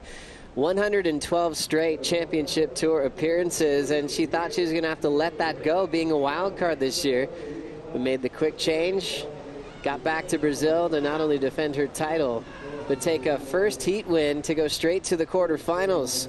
This is what made the crowd go crazy. Italo throwing down some big turns here, Pete. 2 beautiful hooks, and then look at this section here. He goes straight up, disappears from view, but it's Italo, so we know he's going to come out of the bottom of it, which he does, and to the cheers of a very excited Brazilian crowd. So nice work there. We're going to see probably one of the best numbers so far today, because there's 3 beautiful hooks. I mean, that one there, first section, ton of speed as he airdrops to the bottom, straight into another bottom turn and another hook.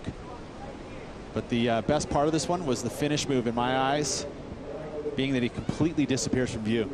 Now it's time for Matthew McGillivray to light things up on his forehand. Nice vertical to start. Bottom dropped out, but he hung on.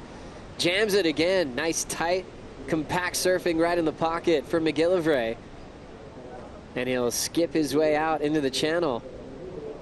With that lifting tide, it seems like the rights are going to start to play a bigger role, although they haven't really played an under role in this beginning day, but it's going to get better. Feels like now there's going to be a couple more sections. The filling tide, it's pushing onto the bank a little bit better. Now it's Italo's turn, just quickly up and out. Still waiting for numbers from that previous wave, which will be a gigantic number, one of the best of the day. A 7.5 for Italo. Now a 3.5 of a low score on the 1 top turn power car from Joao Cianca. He turned in a 3.3. So getting a few points from the panel, even on a smaller wave, just showcasing how much power and control he has. As we'll take another look at McGillivray's best so far. Right, you look at the inside double up, right? And it stayed on the bank, which gave him the vertical face. He was able to attack the lip. Not quite as big a wave as we saw Italo on, so probably not going to be the biggest number for him, but it is a scoring ride that probably will fit in the top 2, maybe at the end of this heat.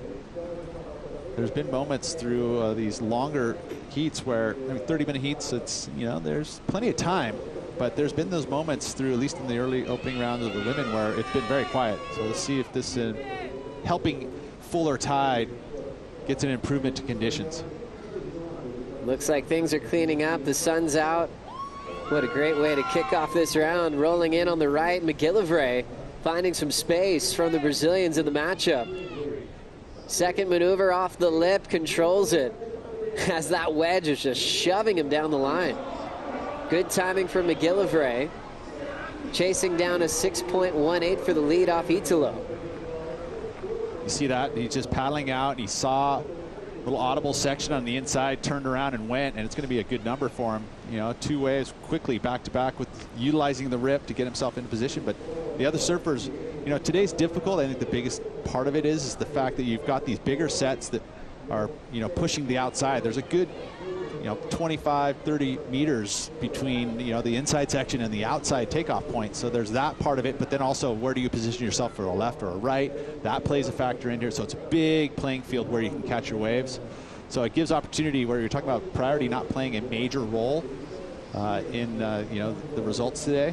You know, you can just got to be in the right spot, find that clean wave, and there's lots of places to find those waves. So you can, if you can figure it out and find yourself in rhythm, you can get yourself a heat win. There was so much into Joao Cianca just needing to show up here in Saquarema to be able to perform in front of his hometown crowd, as everyone was so excited that he received this wild card. Before we get there, let's go back to McGillivray once again. Yeah, again, this was that audible where he was able to pick these cleaner wall on the inside. 2 big solid moves, earns himself a mid-range 4. Also splitting the peak was this man, big float, and somehow pulls it off, just the 1 big floater maneuver. Not going to be a big number for him. Probably match the 3.5 he's already has. But he wants to find a second back up to the 7.5 and get himself in a beautiful, comforting position. I like what Itilo's doing, though. He's mixing it up. He's not going to focus on one direction over the other. He's just going to put himself out there, and any opportunity, left or right, he'll pull the trigger. Itilo doing well to make the semifinals back in El Salvador at the last event. So his backhand was really, really exciting to watch on that point break, even through the challenging heats, and he scored brilliant conditions against Ethan Ewing to get his spot into finals day. Still yet to make a final this year in 2022, and he's been just trying to motivate himself each and every event to almost surf a little bit angry, a little bit hot. His manager Marcos has said he actually kind of likes that. Itilo is actually a very mellow person behind the scenes, even though we see him high octane energy jumping up and down. He likes that he goes into a lot of big heats really fired up to compete. 7.5 on his high score, as Itilo still leads this one, as Kaipo seems to be the man having the most fun behind the scenes. Kaipo, where have you found yourself? Right here, Banco do Brasil. This is, you know, you got to warm up sometimes for your performance. So that's what we're going to do, is just warm up right here on the ramp. We got stuff going on here. We can take it with the backside turns. We can go, oh, fakey. Oh. And what do? That's how we warm up. Good stuff. Well done, Kaipo. Great form. Kaipo still having a blast, and will go up and down quickly with Joao Cianca on the incomplete move. Thank God Kaipo didn't snap an ankle right there. Oh, my goodness. I was holding my breath. Same. He still got it. An action sports hero. Did he foreshadow the fact that he was going to be doing that hit at some point during the event? Because he threw up his frontside fakie ollie. Wait, what was it? I had to ask what it was that he was doing there, because I couldn't tell by the photo. But accomplished skater, accomplished snowboarder. Matter of fact, he had a professional career as a snowboarder. That's right. And a surfer. So, hey, he's the trifecta is board sport. Pretty cool, because we're always comparing surfing to snowboarding and skating all the time. It's pretty natural. He was the original Flying Hawaiian. That's right. And that tagline has shifted to different Hawaiians over the years. It has. Good marketing. Even Shane Victorino in professional baseball. Flying Hawaiian. That's right. Kaipo started it. Itilo out in front of this one, 7.5 for some amazing work on the back end. But the Joao Cianca story is a great one. The younger brother of Lucas Cianca, Chumbo, one of the best big wave surfers ever. They're watching this one right now. Itilo's up on the left. Nice carve to start. Big open face section. Climbs twice to finish off the left-hander. Every bottom turn, you're expecting something gigantic. He surfed that wave incredibly well as McGillivray kicks out. You couldn't tell? I was expecting it. I was like, come on, you're cleared. Go, go, go, go. Let's see it. Big air. Didn't happen, but it's going to be a good number. It's going to definitely back up the 7.5. Better than his 3.5 for sure. But you had touched on Joao Cianca's story. Let's elaborate a little further. Yeah, well, I was thinking about pipe. You know, we kind of have to start there, because that's where everything starts for everyone having to prove themselves at one of the most dangerous, most beautiful waves in the entire world. And Joao stepped up. He credited a lot of locals at pipe for showing him the way and proved himself at his opening event of the season. Back to Itilo here. Yeah, again, this was the two-turn combo. Judges will like that. It's going to be a number that's going to factor into this heat for sure. Keep himself in that number one position. And going back to Joao, but it wasn't a total surprise, being that he had gone into the Vulcan Pipe Pro and made a final there, right? And so he obviously knew, I mean, being a Vulcan T rider, he had the house right there. He was staying, you know, nearby. It's true. And he proved that that was going to be one of his pet events on tour. As we have the man in motion now, Joao Cianca, local to Saquarema, controls the slide on kind of a moving section off the lip. That was not an easy section. Great balance just to hang onto his board there. Well, and the bottom turn too. I mean, you could see he had to negotiate a big old bump just to keep the speed going. Once he got up there, it was mistimed, but somehow he's always able to, that's what they're saying about his body English, is that he adjusts on the fly. So it's always like this very unique look to every one of his turns. There's not this like standard stock turn that he does all the time. It's always got a little flavor to it, which is what I love about it. It's so raw. It's so in the moment. Watch this again. You can see his bottom turn. He gets a little bit muffed slightly right there. You saw that little jitter. He's able to negotiate it straight into the lip. Again, just straighten the legs, bend the legs, put the arm down. Whatever he has to do to keep himself centered over the top of his surfboard, he has done. And it's very unique to Joao, and I love it. I love watching him surf every time you kind of get attached to it. You think about the level that he put at pipe. I mean, there was that body English on that one 9-point ride he had against John. It was just so unique and so cool the way he was able to get into the pit and just look so good on just, what, a 6'2", I think he was on, right? It was on a 10-foot wave at pipe. Incredible. And everyone was just thinking maybe his run-ins with John were the reason why he didn't survive the midseason cut, having some of the highest combined heat totals. In fact, their heated bells, the highest scoring heat we had this season, where Joao had an 8.5 and a 9.23 and still lost that heat, as Griffin Colapinto is finding a happy place. Super stoked after his second win of his career at El Salvador, one in Portugal, both finals over Filipe Toledo. And coming in now with a target on his back, expected to win most heats, and thinking about the WSL Final 5. That's exactly what he would love to have happen for him, is to go back into San Clemente with a chance at a world title, sleeping in his own bed with his hometown crowd. I mean, everything, all the elements would be aligned for him there. Such an awesome human being, Griffin Colapinto, enjoying his time already in Brazil.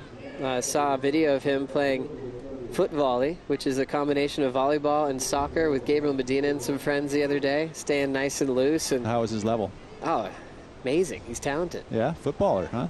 He's an athlete. Colapinto's coming up next, but Italo still leading this one, a 7.5 and a 5.10. And just like the Medina story, how he hasn't made a final out here in the CT jersey, Italo's in that same conversation as he's looking for his first win of his career in Brazil. We'll take a quick break. First heat of the opening round for the men continues right after this.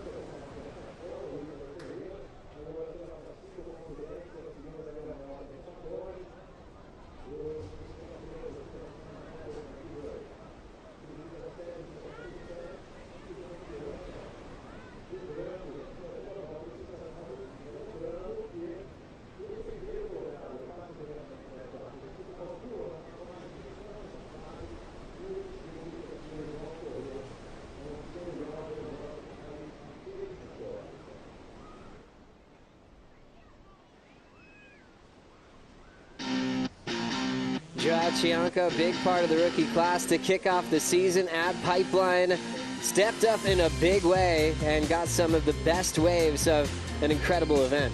That was the wave I was talking about, Joe. It was amazing how he was able to stall, but then at Bells does the same thing again. Just see how unique everything is about every maneuver he does. It's just so fun to watch, and you know, I feel like it isn't going to take long to see him back full-time member of the championship tour. You know, again, taking a win already regionally, which is very important to get himself at least a start in the Challenger Series. And he's already there in the Challenger Series at this moment, which, you know, so be kicking off here again very, very soon. Toledo heading up, coming up in the 1st of July. And I know he's a participant there, so he'll just be jumping back on a plane again very soon. Oh, very busy lifestyle for Joao Cianca.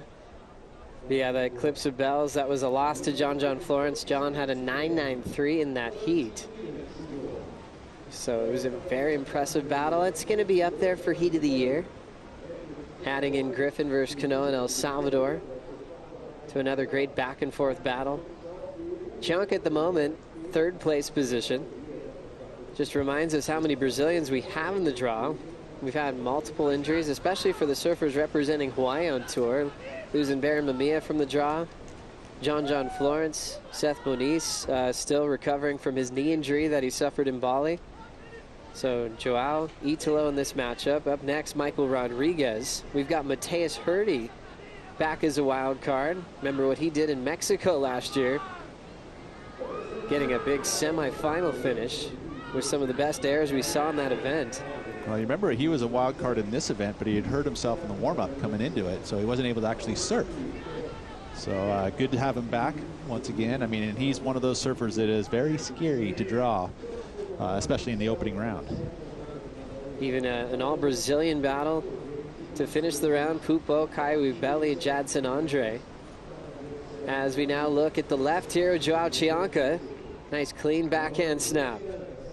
Late on the second, so he's down. And the local wild card still needs a 9.3 to catch up to Italo. Italo's up again. Hard off the bottom, big blow tail off the roof. Hang on. Dang it. As he goes down. So balanced, right? I mean, kind of a stark contrast to Joao Cianca in the sense that Italo always seems to be over the top of his surfboard. You know, in every one of his maneuvers, he's either drifting, like especially in this one here. I mean, look at that. Just compressed all the way down, landing backwards, still trying to hold on here, and almost was able to pull it off. And then Joao Cianca, you know, it seems like he's consciously making the effort to move on to these mid-size sets, just hoping for a little more cleaner face, but that one still chunky monkey on it, so not much going for Joao on that one, just a throwaway score. This is where you also get to see how a surfer will handle all the local energy behind you too. Obviously the entire country behind all the Brazilians in the draw, but he's very close to it. You know, your heart's into this wave. This is where it all began for Joao Cianca. When the world stopped and there was no events, you know, he surfed his home break every single day, as good as it gets. He said it was just non-stop. He's very proud of where he comes from, and we'll try to get out of third here as we see Griffin Colapinto prepare. Well, it's not easy to compete in your home turf. You know, for example, I was able to compete at Steamer Lane, and you feel like, oh yeah, you know the spot and you know the waves, but there's an element of pressure that you don't get anywhere else in the world when you're surfing at home, because you want to do so well. So your bar is set very, very high, and to get yourself amped and to be able to perform at that high level is very challenging sometimes. Another wild card with a lot of experience coming back to the tour. Michael Rodriguez getting the call up. Spent 2 seasons against the best in the world. Fell off the tour back in 2019. Well, he still did pretty well, though, at the Sydney Surf Pro. Looked very good. Looked like actually the surfer to beat because of, you know, that small wave prowess that he has. He surfs so good. Expect big things from him here. Rodriguez also a previous quarterfinalist at this event. That was in his rookie debut. He ended up going down to Julian Wilson. So just to mix things up in the next heat, Jake Marshall, Griffin Colapinto. Still 9 minutes on the clock here. Priority is with McGillivray. And remember, he was a rookie on tour last season, but we didn't have Brazil on the calendar in the shortened year. So he's experiencing this kind of energy for the first time. It could be a lot to take in. Okay, what do you think he's listening to? He listens to quite a bit. You know what? The other day he released a clip and there's a lot of Eminem on it. Eminem making a comeback, huh? Yeah, he certainly is. Some shady. But Griffin loves to dance. He likes to visualize. He loves a good battle in the final. He wanted to have Felipe in El Salvador. He got it. Turned the heat on the buzzer, which was so impressive, getting that 8-point ride. Well, he had a couple of those last-minute heroics, didn't he? What an event. You know, I know that the waves didn't really come to the party, but there was that afternoon that showcased its definitely potential, man. I would love to keep that event on tour. Great for South America. You know, world-class point break. As we look at the left setting up for Joao Cianca, and he's got to step up. Yeah, a lot of great waves around El Salvador, and a lot of happy people in Central America that we're so happy to welcome to the tour. As we continue with the Latin vibe Big throw tail reverse. McGillivray trying to hang on to the punt. He'll slip off. You know, that was to say about Matthew and you know, the sense of him sitting with priority. Generally doesn't make a ton of mistakes in heats on wave choice. Very intelligent when he's making moves. Doesn't matter what kind of pressure he's got under him. He's always seems to execute and get stuff done. This one, unfortunately, he was trying. He was working hard to make that one. You can see all the way to the end there. Almost got the rotation all the way around. Going to need a pretty big number though. It needs the 7.77, so that's why he goes for it. Big frontside air into the reverse, and he's holding on. You see, centers himself over the board and trying to spin, but all that white water around you, very difficult to stay upright.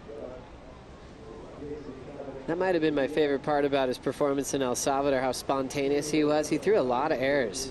He had kind of a recipe to it. He'd start with a wrap, go up vertical, then throw the reverse. It was a very methodical method to throwing variety on his front side, with Jake Marshall checking in. Jake and Griffin had seen quite a bit of each other basically their whole life, competing against each other in Southern California. Oh yeah, I remember watching a heat, San Clemente Pier, NSSA. Literally both those guys going head to head, and at that point Jake was kind of the bigger kid at the time, had a little bit bigger turns. But Griffin kind of grew himself now, and wow, they're both here on the championship tour battling it out now in a heat together coming up. I mean, how cool is that? So cool, Pete. As we check out the heat recap, 6 minutes to go. It's all about Italo Ferreira. Big, explosive backhand attack, getting a 7.5 from the judges, and he's still out in front. He is, and a very polished approach for Italo. You haven't seen him go too much into the air. We saw him have a bit of an error, but these two waves that he has in his score line, the 7.5 and the 5.10, pair of mid-range fours for McGillivray, looking at these little right double-up wedges. He has found a couple, although in this round, the opening round, first place is really the only position you want to keep. You know, first place allows you to skip around, and Italo knows that. Mixing it up, going both right and left. This was the 5.10 from Italo. Very challenging conditions, you know, it isn't a real designed which way to go, you know, the lefts or the rights, you know, it just depends on which one has the cleaner face. We also saw McGillivray. He got his back-to-back scores, the 4.83 and the 4.17, which has him in second spot, but needs the 7.77 in order to take that lead from Italo. Looking at 12.60 for his two-wave total. Pretty solid for the opening round. And Italo will roll in, looking to better a 5.10, has the speed, goes to an extended float. Spent a ton of time above the roof there, but only good for one move. It would have been nice if he could have thrown down a big aggressive combination of turns. Well, that's what he definitely wanted. You know, that big extended float was actually a way to get to the open face, but wave shut down very quickly. The lefts have been doing that. Generally, I think it's more that subtly swell direction is shutting down the lefts. If you get it to move a little more west, you'll see the lefts open up. A few riders in motion. Hanging with McGillivray on the right, taps the lip. He's got more speed off the wedge, but runs out of room.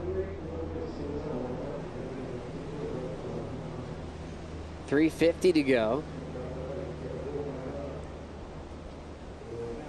McGillivray getting here yesterday, so quick prep time as Cianca. A little frustration there, you can tell. He wanted to perform today, and this will be a little bit tough for him. He split the peak with McGillivray. Gets a little loose on that first maneuver, and the second one cannot pull it off. So he's had a couple falls in this heat, and that's affected him. He has been in that third position, has yet to chase out of it. Whereas McGillivray, again, a number here where I don't think it's going to factor in, just the float. And once he finally gets around the corner, nothing left, so he just kicks out. So some scores here that are not going to factor in. But you can see right there is a good example of the subtlety direction. So we faced almost directly south here. And when the swell's coming from that subtlety angle, it almost comes right in onto the beach. You can see it's pushing into the rocks, which pushes the right kind of into the rip, which makes the rip very strong. And the lefts are shutting down. So with the higher tide, that's going to help. But we had touched on it all day long. Wave selection being the key element, but that's great. Wave selection is great, but you got to be in position for that wave in order to get bigger numbers. And that's why it's been pretty low scoring at first opening round. And very busy in your heats. No one's sitting still. There's a significant rip out there, so pretty challenging against the ocean. But these three surfers have been catching a lot of waves. Italo 7.5, best score on the right. He's been trying to find a decent left for some big combos to improve on his 5.10. We've kind of had some regular foot domination this year on the men's side. Typically, you know, with Medina surfing full years, that changes around. Italo in the previous season getting wins for the Goofies. Matty Wilkinson had his run as wearing yellow throughout his career. Obviously, Owen Wright, the Goofy footers that win a lot of events. Haven't had a year where it's been all regular footer champions in events since 2012. But that year was completely won by the guys that stand by it with their left foot forward. It was actually Joel Parkinson's world title year. But you think about it, like what the majority of surfers are going to be quote unquote regular foots, right? I mean, it's almost like a left-hander or a right-hander, right? It doesn't mean you're a goofy foot if you're left-handed or right-handed. That's not really the case. But generally speaking, you're going to have a higher percentage of regular foots over goofy foots. Yeah, it tends to be that way when you look at the surfers on tour. Well, even just the surfer population in general, I think there's probably more regular foots than goofy foots. You think so? Yeah. In the whole world? Yeah. Kind of feels like that, doesn't it? It does. But I mean, that's, again, this is a Pete Mel stat, which you can basically throw it out the window all you want. But I feel like there's a majority of regular footers in the world than there is goofy footers.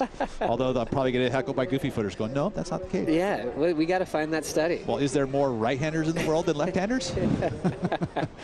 Now we're going into a whole different realm.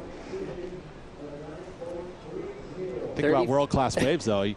The lefts seem to be the most gnarly ones. Yeah, I mean, especially on tour. Tahiti, the left at Pipeline, which is a little bit of both, obviously, with backdoor. Big cloud break. Big Tahiti, just thinking of that recently. Joao Cianca got some crazy ones there recently on an unbelievable session that he had with his brother. Well, there was one moment he showed a drone shot recently of his backside barrel he got, and it looked like there was only like 3 people in the lineup. It was like the morning of the big day, and everyone's trying to figure out, okay, is it toe day? Because it was supposed to be, right? But no, Joao goes out there on his 6.3 and just says, I'm going to go and pack it, which he did, man. It was incredible. What a way to shake off not making the midseason cut. Joao Cianca ends up in 3rd in this heat as a wild card. Matthew McGillivray stays in 2nd. They'll be in the elimination round, and Italo Ferreira will move on into the round of 16. Job well done for Italo as we continue on. Griffin coming up next against Jake Marshall and Michael Rodriguez.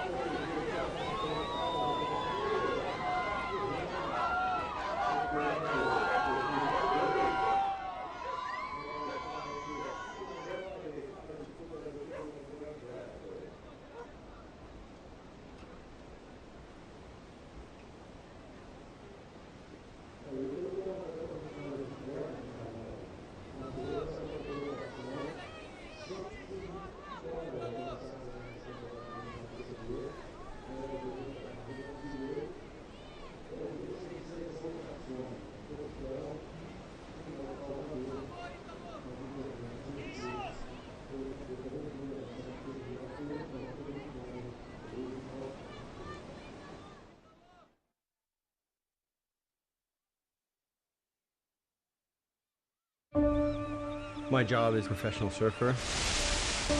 My goal is to win titles. That's what I'm here for. the world's best surfers in the world's best waves. We've had a shark attack. Whoa. It's the most intense surfing scenario you can imagine. I have to step up my game now and not make any mistakes. Oh my God! This is a war. You have to find a way to win it and do it at all costs. So fun watching Make or Break, which is still on Apple TV Plus. If you haven't seen it yet, you can watch all 7 episodes at once. I love how you can just see it all at once. You don't have to wait. It's all there for you to enjoy what was an incredible year last season, a condensed season through quarantines and the first ever Rip Curl WSL Finals. Got to really see what goes on behind the scenes in these athletes' minds as they prepare for world titles. Strider How's it joins going, us buddy? in the booth. Thanks for joining us. And man, you had some energy off the crowd this morning. Yeah, it was fun out there. There's a lot going on in the crowd out there. But back to the Make or Break thing, I became a huge McGillivray fan after watching that.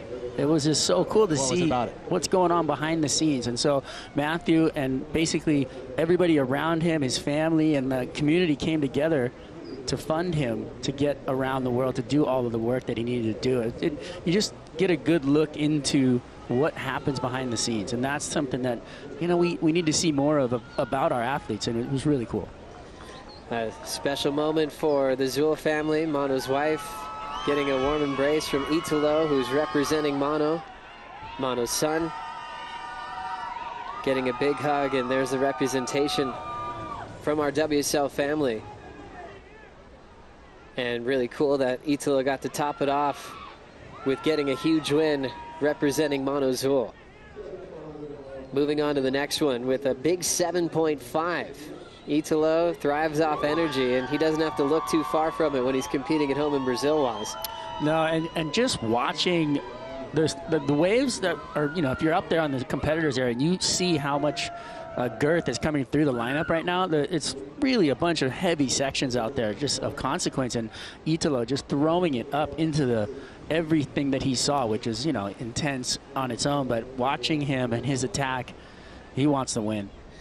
As we speak of winning, Griffin Colapinto has figured out the formula, Peter. As we talked about when he won in Portugal, it had been since 2009 since Bobby Martinez had won for California. And it was since 2006 since Bobby Martinez got 2 wins in the same season, which is what Griffin's already accomplished this year in 2022. He's got Jake Marshall and Michael Rodriguez. We'll see how this one gets underway. Let's hear from Italo now, standing by with Luisa. Yeah, guys, we can barely hear you here because they're going nuts back there. Italo, great performance for an opening round. Being in Brazil, does this adds some pressure or just gives you a boost? Yeah, this is a best energy for sure, and we have the best fans. And yeah, I'm so stoked to get the first heat, and yeah, I'm so very excited for the next match. Nice. We just had a very emotional moment. Manozu, his wife just gave you a super warm hug and got super teary eyes. Tell us about wearing his shirt. Yeah, for sure. That was emotional for me, you know, and I was a big friend of Mano and his kid too. And yeah, Mano has a amazing heart, you know, and he was a great woman, you know, and yeah, just good memories, you know, and this is special for him. And yeah, I know all the WSL guys love him, you know, and he was a great man. So yeah, just good memories for sure. Amazing. Italo, a gente está no Brasil e é um calor, uma galera, muitos fãs gritando o teu nome. Vou repetir a pergunta que eu fiz em inglês. Como que é estar no Brasil? Te dá uma energia, te dá uma empolgação ou é mais pressão que coloca assim no coração para surfar aqui? Não, é muito bom, sem dúvida. Eu gosto de competir com uma torcida e estar no Brasil realmente é incrível, ter todo o suporte dos brasileiros e estou com uma equipe incrível aqui, ou seja, está tudo perfeito. Agora é só fazer minha parte dentro da água, como eu fiz a minha última bateria, então eu espero continuar com essa boa energia e indo para cima, uma a uma. Parabéns. I just repeat the same question. Being in Brazil, if it adds pressure, it just gives him a boost. And he said it's amazing to be here. It's incredible, the fans, and he just has to keep doing his job. And up we go. Back to you guys. Thank you so much, Luisa. Italo happy to perform and represent Mono as Griffin Colapinto gets the crowd behind him as well on an amazing reaction to opening up his heat against Rodriguez and Jake Marshall.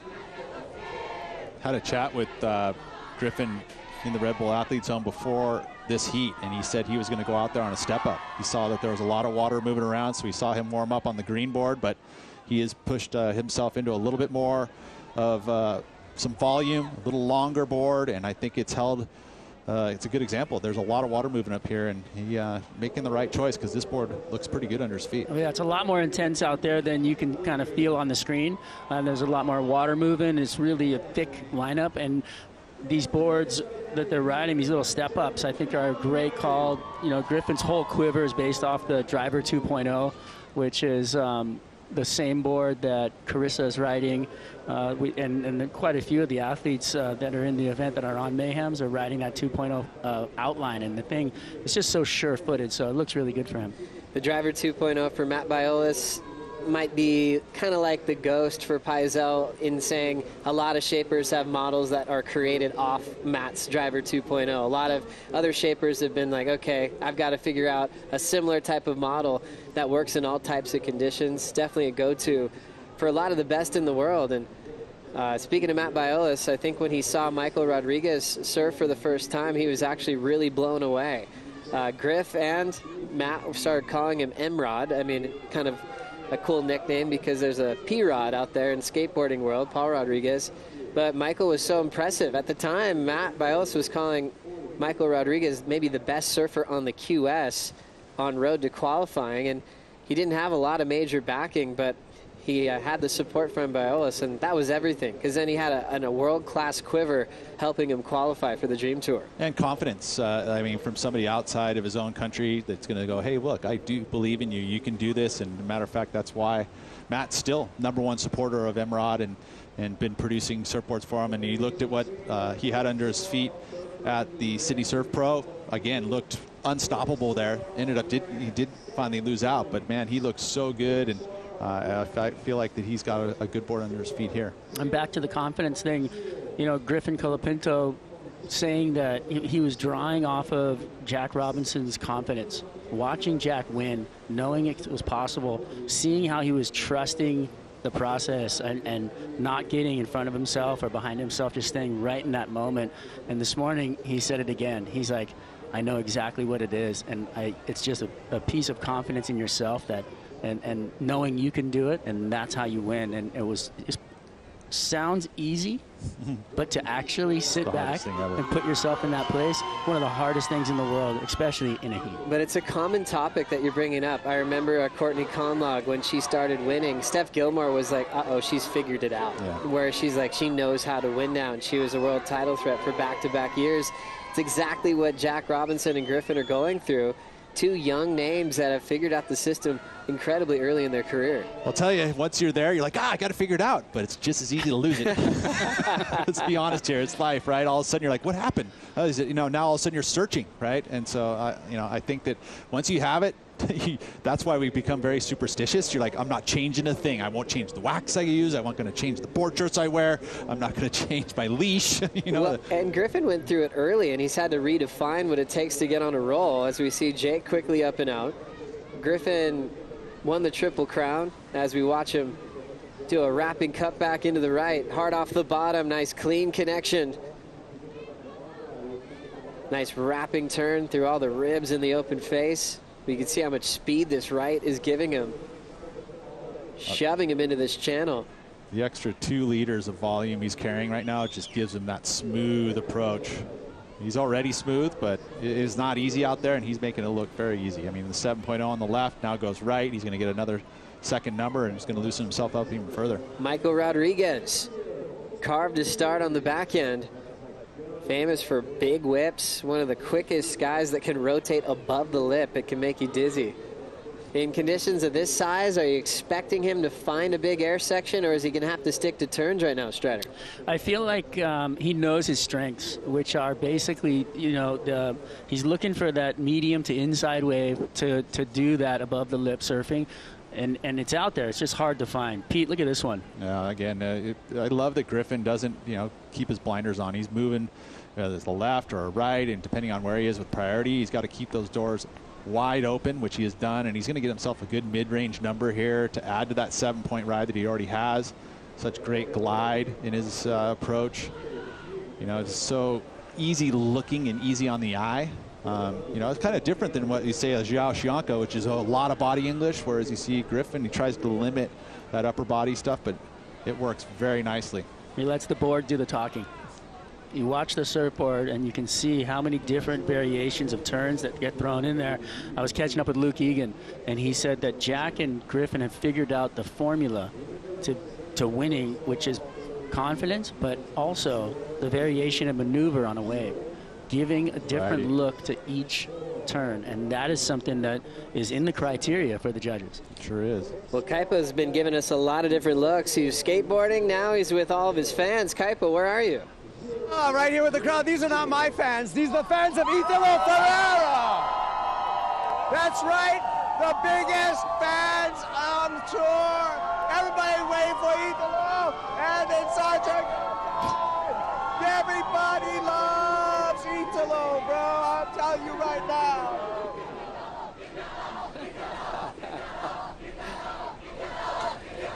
Amazing. Kaipa, have fun down there. That is some serious support for Italo Ferreira and for Kaipa, for sure. Italo got the win to move on into the round of 16. I'll never forget a final in Brazil. It was Adriana de Souza, Taj Burrow. Back at Barra da Tijuca, every turn that Adriana landed, no matter if it was a setup turn or the biggest turn of the event, the crowd erupted. It was something you could feel through your entire body. As we look at waves in motion, off the bottom, there's the car from Jake Marshall. Straight up, in transition, he'll go to a climb to stay on his feet. Solid surfing there on the split. It was just Michael Rodriguez kicking out. Well, so we saw the best side of that split, Pete. Yeah, I was going to say with Jake, if he had pulled off that final move, it almost didn't feel like he rode out clean, and I think the judges will take note of that. But it was 3 beautiful turns, a solid left. This is going to kind of almost match what we saw from Griffin. But again, I don't think he is going to get total credit for this final move. He climbs up late and doesn't quite ride out of the bottom of the whitewater there. And like I said, the judges definitely take note of all of that. So this will factor into his scoreline, but it's going to be his best wave, obviously, considering he's carrying a 0.3. Don't need a huge analyst for that one. Really stuck your neck out there. Yeah, I did, didn't I? I love that. But good read on the finish. Judges, if you have any sign of not riding away, they're not giving it to you. And that's really cool how consistent they are with that. Sometimes it's heartbreaking with big airs, that, the famous Italo punt last year in Australia against Connor Coffin, where it ended up incomplete. That was inches away from a completion. But the thing that, to the judges' credit, they're very consistent on that call. If there's any sort of sign that they may not have pulled it, it's going to be incomplete. And it came from the surfers on that whole thing. They're like, hey, we want to, there's a clear defined line that we want to see, and I want that pushed forward. And it came from the surfers, and then obviously the judges have been staying with that formula and sticking with it. So Jake Marshall waiting for his scores to come through. An exciting rookie year, which featured a huge heat win at Sunset Beach over John Florence. Dislocated his shoulder in Portugal. Didn't even talk about it too much. Was already back in the jersey, ready to compete. He's had that injury a few times. Same injury that took Carlos Munoz out of almost the entire year. As we see just up and out for Michael Rodriguez. That's an interesting one, that in comparison, it's like if someone, pops it out. I mean, you've done it yourself, right? And you were out for a very long time. Yeah, it doesn't feel good. Right. But I had a great support crew when my shoulder popped out. Yeah. But I mean, you think about, but then you got Jake Marshall who pops it out, pops it back in. Next thing you know, he's like almost ready to surf again. Crazy. We'll never forget Laurie Towner at Pipeline. He was a wild card. His shoulder popped out in the middle of competition. He's on the back of the sled with the water patrol. He's putting it back in, saying, I don't want to go to the beach. Let me back out there. And it was like 10-foot pipeline. Some people are just built that way. Obviously, that injury has a lot more into it of what actually has been done to that shoulder area. Tough one for Carlos, as he might be looking at surgery again. For Jake, he's feeling really good. He kind of was surfing like he was protecting it when he came back at Bells, but now he's in a really good spot heading into Brazil this year. Yeah, when it happens multiple times, you do almost get used to the process, and it happened to me, popped it back in, went back out and surfed in a heated pipeline, and you can actually do it. It's just your muscles have to be pretty strong around it, but if it pops out, you can get it back in. That said, confidence is low when you go back out. 100%, as we see Jack Robinson, number 2 in the world. It's like it was almost naturally blonde, isn't he? but he's not. He's not Strider blonde. That was the hair color that his wife gave him back at El Salvador. This is some breath work that's obvious. We've done. Have you ever done this? No. I did this at Asamaya in Bali. Asamaya. It's a breathing technique, obviously. No, it's an actual place, but okay. back to Emerald. Whoa! Full rotation for Michael Rodriguez into a snap. There you go. And that's the move that he is world famous for, that makes his social media almost like a surf movie. As we'll take another look at the rotation here. Strider, what'd you think? I love it. This is exactly the platform he was looking for. It's these inside waves that are about head high. This is his sweet spot. So he likes waves that are in that head high and under range. He's not known to be a big wave rider, but when he gets on a wave that he has a lot of confidence in, he can go and do anything on it. And we just saw it right there. Most planted feet I've seen in that type of maneuver. I mean, there's a shift in the very beginning of the maneuver, but once he's in the air, you don't see his feet or the board disconnect from his feet at all. A lot of surfers you'll see kind of have the board will flutter under their feet and still kind of pull it down like an Italo or even a Felipe. But with Michael, he's able to keep that board literally stuck to his feet through the rotation. It's such an impressive maneuver, and I think when we've seen the versions that Italo kind of was famous for throwing down in his world title year, he's doing that in a big closeout section and landing in the flats. That's where he's earned up like 10 points for that maneuver. When it's done out of the pocket into the open face on a smaller wave, kind of like Felipe in the final in El Salvador, it's still an amazing maneuver, but it is utilizing a closeout section on a real big weightless drop in the flats. You can definitely turn that maneuver into a 10-point ride. So true. Michael Rodriguez needing a 5.67 for the lead change over Griffin. Jake Marshall in third needing a 6.77. Priorities with Griffin Colapinto. And he's going to make a move here. Surfer from San Clemente. Snap to start. Almost pulls that one off. Tried to hang in there. He'll lose priority, and let's see if that's going to cost him here. Rodriguez looking right. We'll stick with him on the split. The wild card throws down a big first turn, well overhead wave. Big section. He floats over it. Loses the handle above the lip and ends up pulling it off. That was sketchy. He was going high speed there, a lot of chop on the lip, glides over it pretty darn smooth. There's so much movement in the water, the undulated surface, like, you have a wave come in, there's a nice wall to it, you can kind of predict what it's going to do. Out here right now, there's backwash, there's current, there's wave coming in, there's a little bit of a wind on it. Reverb from the rocks. As we see Jake Marshall live up and down. But yeah, so much water moving. Almost impossible to stay in the same spot. You've got to continually be looking at the beach, seeing where you are with your lineup markers, using this rip to your advantage on the right. This is what happened on the split with Michael Rodriguez here. Peter, what'd you think? Oh, I loved it. I mean, look how the size of the wave right there. That was sketchy, just carrying a ton of speed. His landing wasn't, exactly smooth. Neither was the lip, but just so compressed and then extends to land nicely. It's going to be another pretty good number. Needs the 5.67, so I mean he could rival Griffin here. We'll see what the judges think as we see now the split of the peak. We finally get to see Jake quickly loses his footing on the bottom turn again. That's all that bounce and undulated water there is not easy to stay gripped in. Yep. There's so many little things that play in out here right now. It's just unbelievable. It's why when you see somebody go out and look super smooth, like we saw with Griff and Italo just stomping out the back and just like big moves, it's just so impressive that they can iron out those little bumps and ribs. Big heats to come and a lot more Brazilian wildcards to look forward to watching in the opening round of competition. Mateus Hurdy is back in a CT jersey. Last time we saw him suit up, he made the semifinals in Mexico.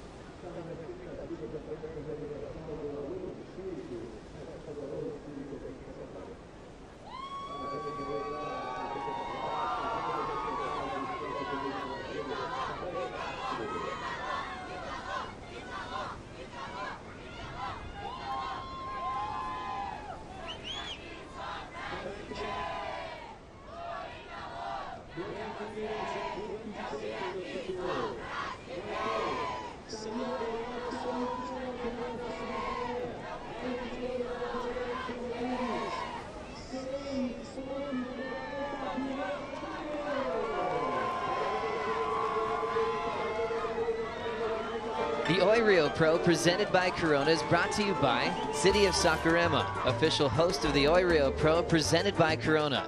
By Havaianas, official partner of the World Surf League.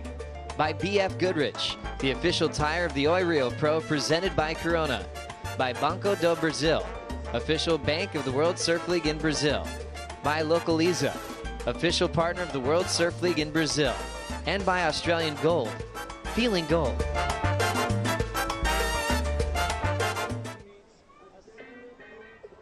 What a great way to kick off the event and fun surf here at Itaúna. Remember, we have a couple different zones we could surf out here. Bahia is that famous right-hand wedge that's been utilized in the last couple of events.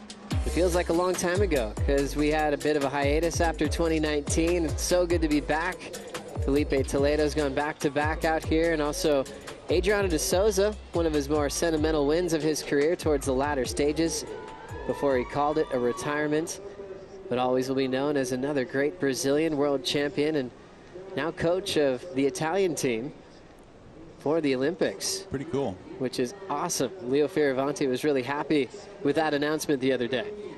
Well, you got one of the greatest of all time in competition, so there you go. As we look at 10:40 on the clock here in the second heat, Jake Marshall, 4.57 and a 2.67. The big change, though, is Michael Rodriguez taking the lead with his 6.4. Colapinto does have priority, but we'll see if he can get the lead back.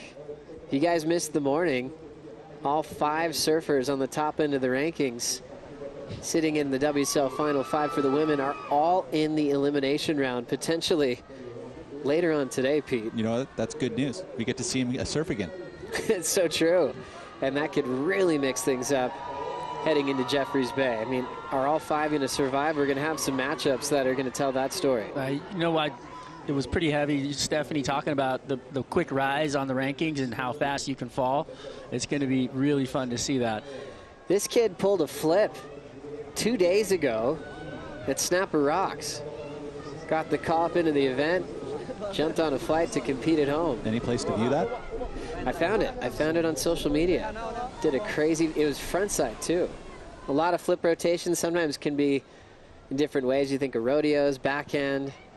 But yeah, doing that frontside rotation is really popular right now. What brought him to Australia? Probably training. So he went there and had the crew there.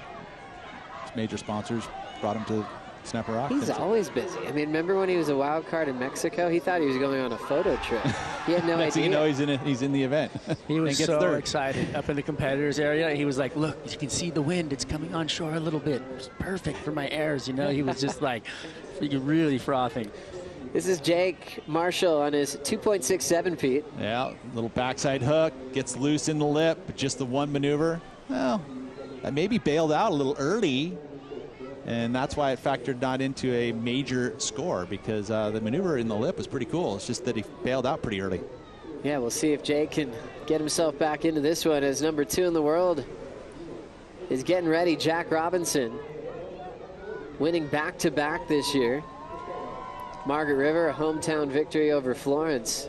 Well, I was, oh, there we go. I was expecting to hear a little more crowd cheer because he is married to a Brazilian lady, and you would think that they're going to be fans of that, and they are.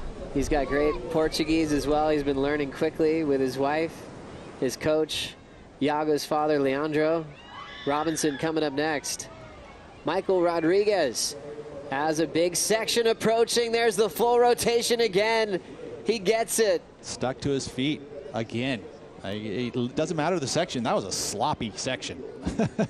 And to be able to pull that thing around. The scary thing is there's a, in between sets, there's usually more waves, right? Those insiders that are, that one was choppy, but traditionally they have a little bit of a smoother face, and they're the size ranges he really clicks into. So Michael Rodriguez trying to take the win off of Colapinto, and every rotation he's going for seems to be working out for him.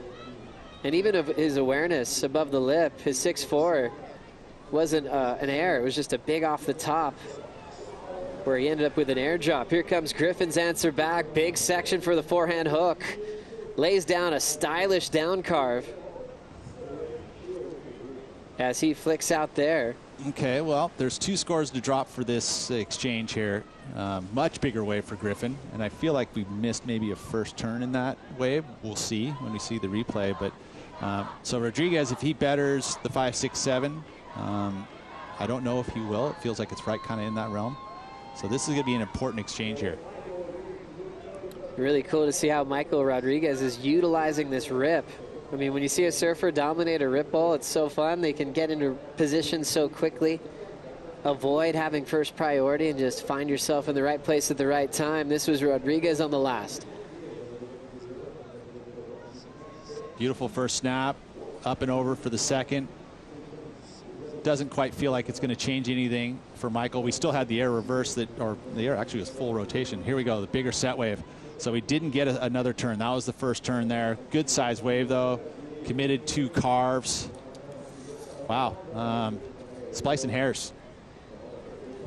Does the lead change? The surfing for Michael, I don't know. It's going to be a question mark in my eyes. I don't know how this is going to turn out. Pretty fun to watch the lineup from the top from the drones. If the surfers are sitting probably like 50 yards apart from each other in a vertical line out to the lineup. Yeah. So inside to outside. Yeah, it's crazy. The separation in positioning in the lineup. Not only that, you got a left and a right, which separate you too. Yeah. Right. So it's a big playing field to be able to pick up waves. Look at Jake. He's way out there. I was watching this earlier. It's just there's so many different places to find a wave out there. Just like every point break's different, every reef break's different, all the beach breaks are different. Totally different setup from what we have at Super Tubos. And even just from one end of the beach to the other, from Bahia to Itaúna. Scores in from Rodriguez, strengthening his lead of 5.93 is his low score now. That was for the error, the error reverse or error 3. Griffin Colapinto chasing a 5.33. So is that set wave a 5.33? I think so. Yeah, so do I. I think so as well. It was just super strong surfing, committed turn in the pocket. It was a nice steep vertical wall. And compared to his 4.33, I feel like it is at least a point better, just with the size of the wave and the commitment to the open face. So we could be seeing a lead change here. Right now, Jake Marshall with priority. Rodriguez must be such an intimidating draw just with his high-profile energy. Look at the score. They're too scared to give it. Scores coming through, a 5.27. Oof, so close. Needed a 5.33. Ends up just under, so split decision on the panel for the lead. Colapinto had one judge throw a 5.7. He was saying it was clearly enough. There's a 5.5 there. Yeah, split, 3-2. Oh, barrel. Into the pit with Griffin. And he'll sneak out for the exit now with 4 minutes to go. Wow, so close. I mean, it literally came down to that 5, 6, 7, right? That turned in the air 3 into a 5.93. That was really the difference. Just the very incremental, separated by 0.05. So very close heat. Down to 3:40 on the clock. We'll take another look at the tube from Griffin. Strider. It's just a colorful, beautiful little shot there. Not a big score at all, but for a moment there, it was a great freeze frame.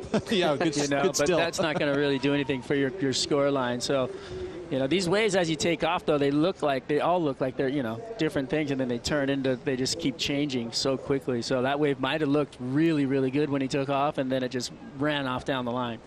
Well, I mean, we were sitting as judges in that exchange there. We all three thought it was enough. There was a 3-2 split, not giving it to Griffin. So very, very incremental moments in these heats. Interesting. As we check out the heat recap, it was all about Griffin Colapinto kicking things off in a brilliant way. He's so smooth. Doesn't matter if it's front side, back side. Doesn't matter if it's hollow and he's getting barreled. That backhand snap to finish gave him a solid start, a 7.0, which is still the best number of the heat. Then we saw Michael Rodriguez hit another gear here, Strider. Yeah, this section here was beefy, and he went right after it. So hats off to Michael for going after a section of consequence. Rodriguez just kept using the rip to his advantage. Didn't matter if he had first priority. Love these little ramps that were setting up the big full road, that version of the full rotation, 5.93, and just barely keeping his lead over Griffin Colapinto. 12.33 combined total to Griff's 12.27 combined total as we hit the 2-minute mark. Jake Marshall a little left out with catching waves and also getting involved with the lead here, but he still holds down priority. Dangerous competitor from North County, San Diego. Jake's out there in looks like a short arm full suit. The other guy's in trunks. It's kind of that middle ground temperature out there. It's probably about 70, the water. What would you opt for today? Trunks? I went for trunks the other day when we went surfing, but I think these guys are comfortable in their own like space, right? So they find something that they feel like they have armor on sometimes with a wetsuit, and they can just go for it. It's true. I feel like how demanding this wave is right now, how much you're moving, and with your heat going on with delivering high energy, you almost could overheat maybe in the short arm. The water feels amazing. As we look at Rodriguez with so much speed. One big hack on the closeout. And now a minute on the clock to see if he can hang on to this one, Pete. Well, I think that's going to be the last of it for him. He's going to leave the door open for Griffin and Jake in this last minute. See if the ocean provides an opportunity. Griffin looking for the 5.33. It's not a big score. I love that Emrod came in and he's in the lead right now. I think that he's such a fast surfer, and obviously we've seen some amazing clips from him, so to speak, that have been dropped on the social media side of things. But for him to come out here and show that he's got the confidence to surf the way that he is in a heat, I think that he could be dangerous throughout this event. One big turn for Michael Rodriguez. That won't factor in. 2.63 is a throwaway score. And Jake holds down priority into the countdown.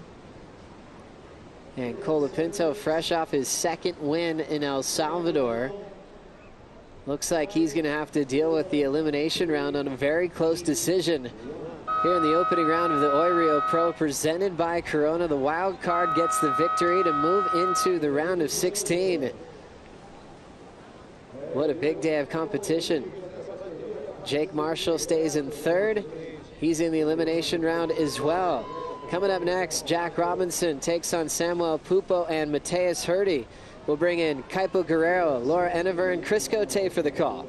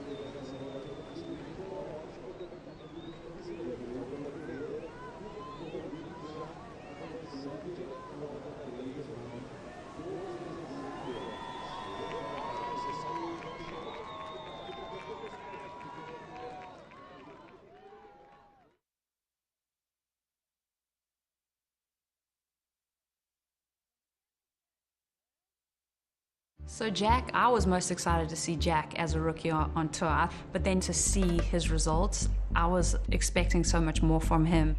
Bend the knee, look at the ball, look at your target now. Like, he's been this person that was supposed to do so well, and now looking at his space on tour is not safe. 3, 4. We're at the midway point, like where things start to move, who's staying and who's going, what's going to happen. All right, brother, switch your stance. Some people come up to me, oh, you got a really hard task ahead, but to be honest, I feel great, you know, just try and focus on it. Nasal breathing, just focus on the breathing protocol, brother. Worked really hard and don't want to fall off. Not thinking about that at all. Not even really letting it creep into my mind. He's got to pull up his socks because he's looking at falling off tour.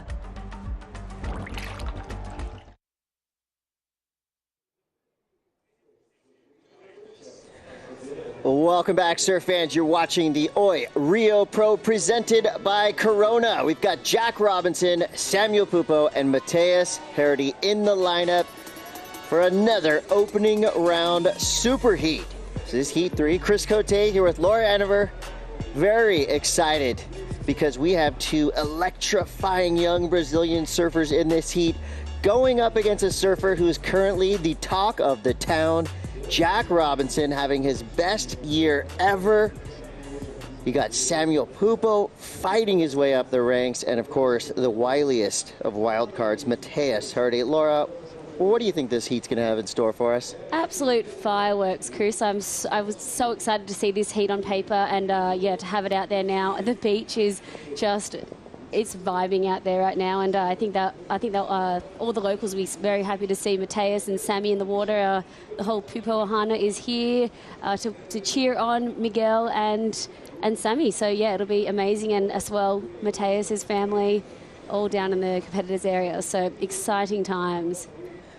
Well, we've got 31 minutes on the clock. Surfers getting themselves set in the lineup. That gives us a chance to catch up with Michael Rodriguez standing by with Luisa Florence.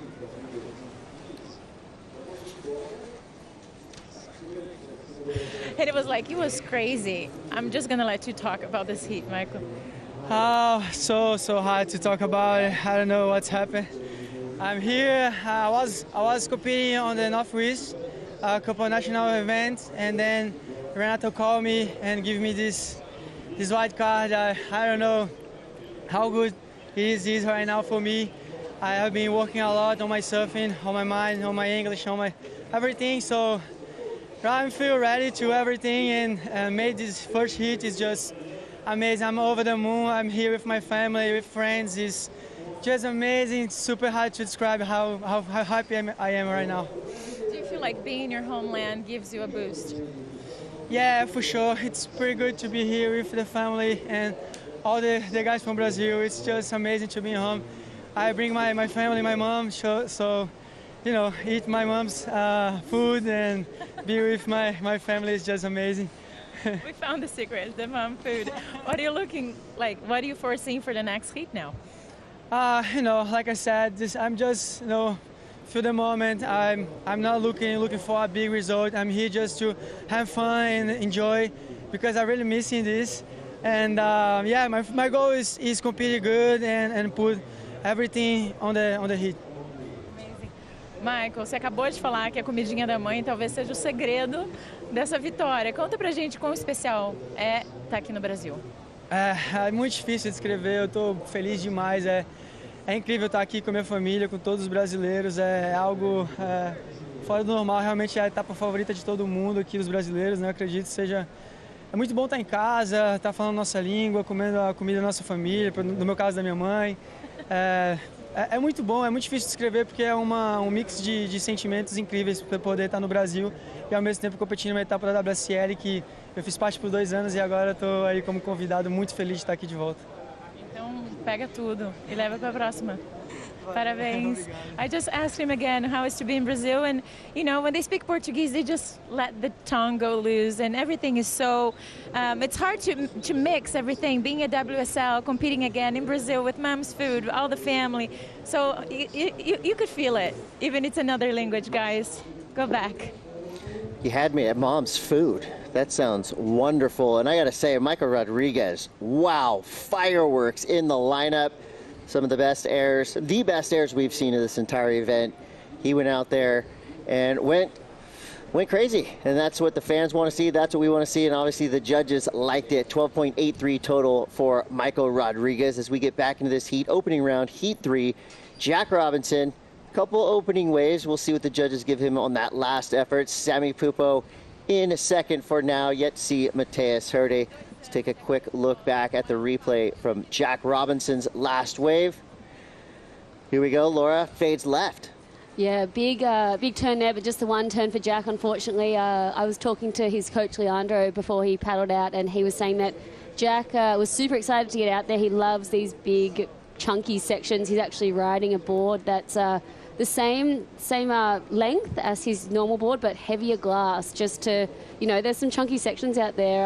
Don't want to be snapping any boards too easy, but yeah, that bit of extra glass and that bit of heaviness to help push through these big sections.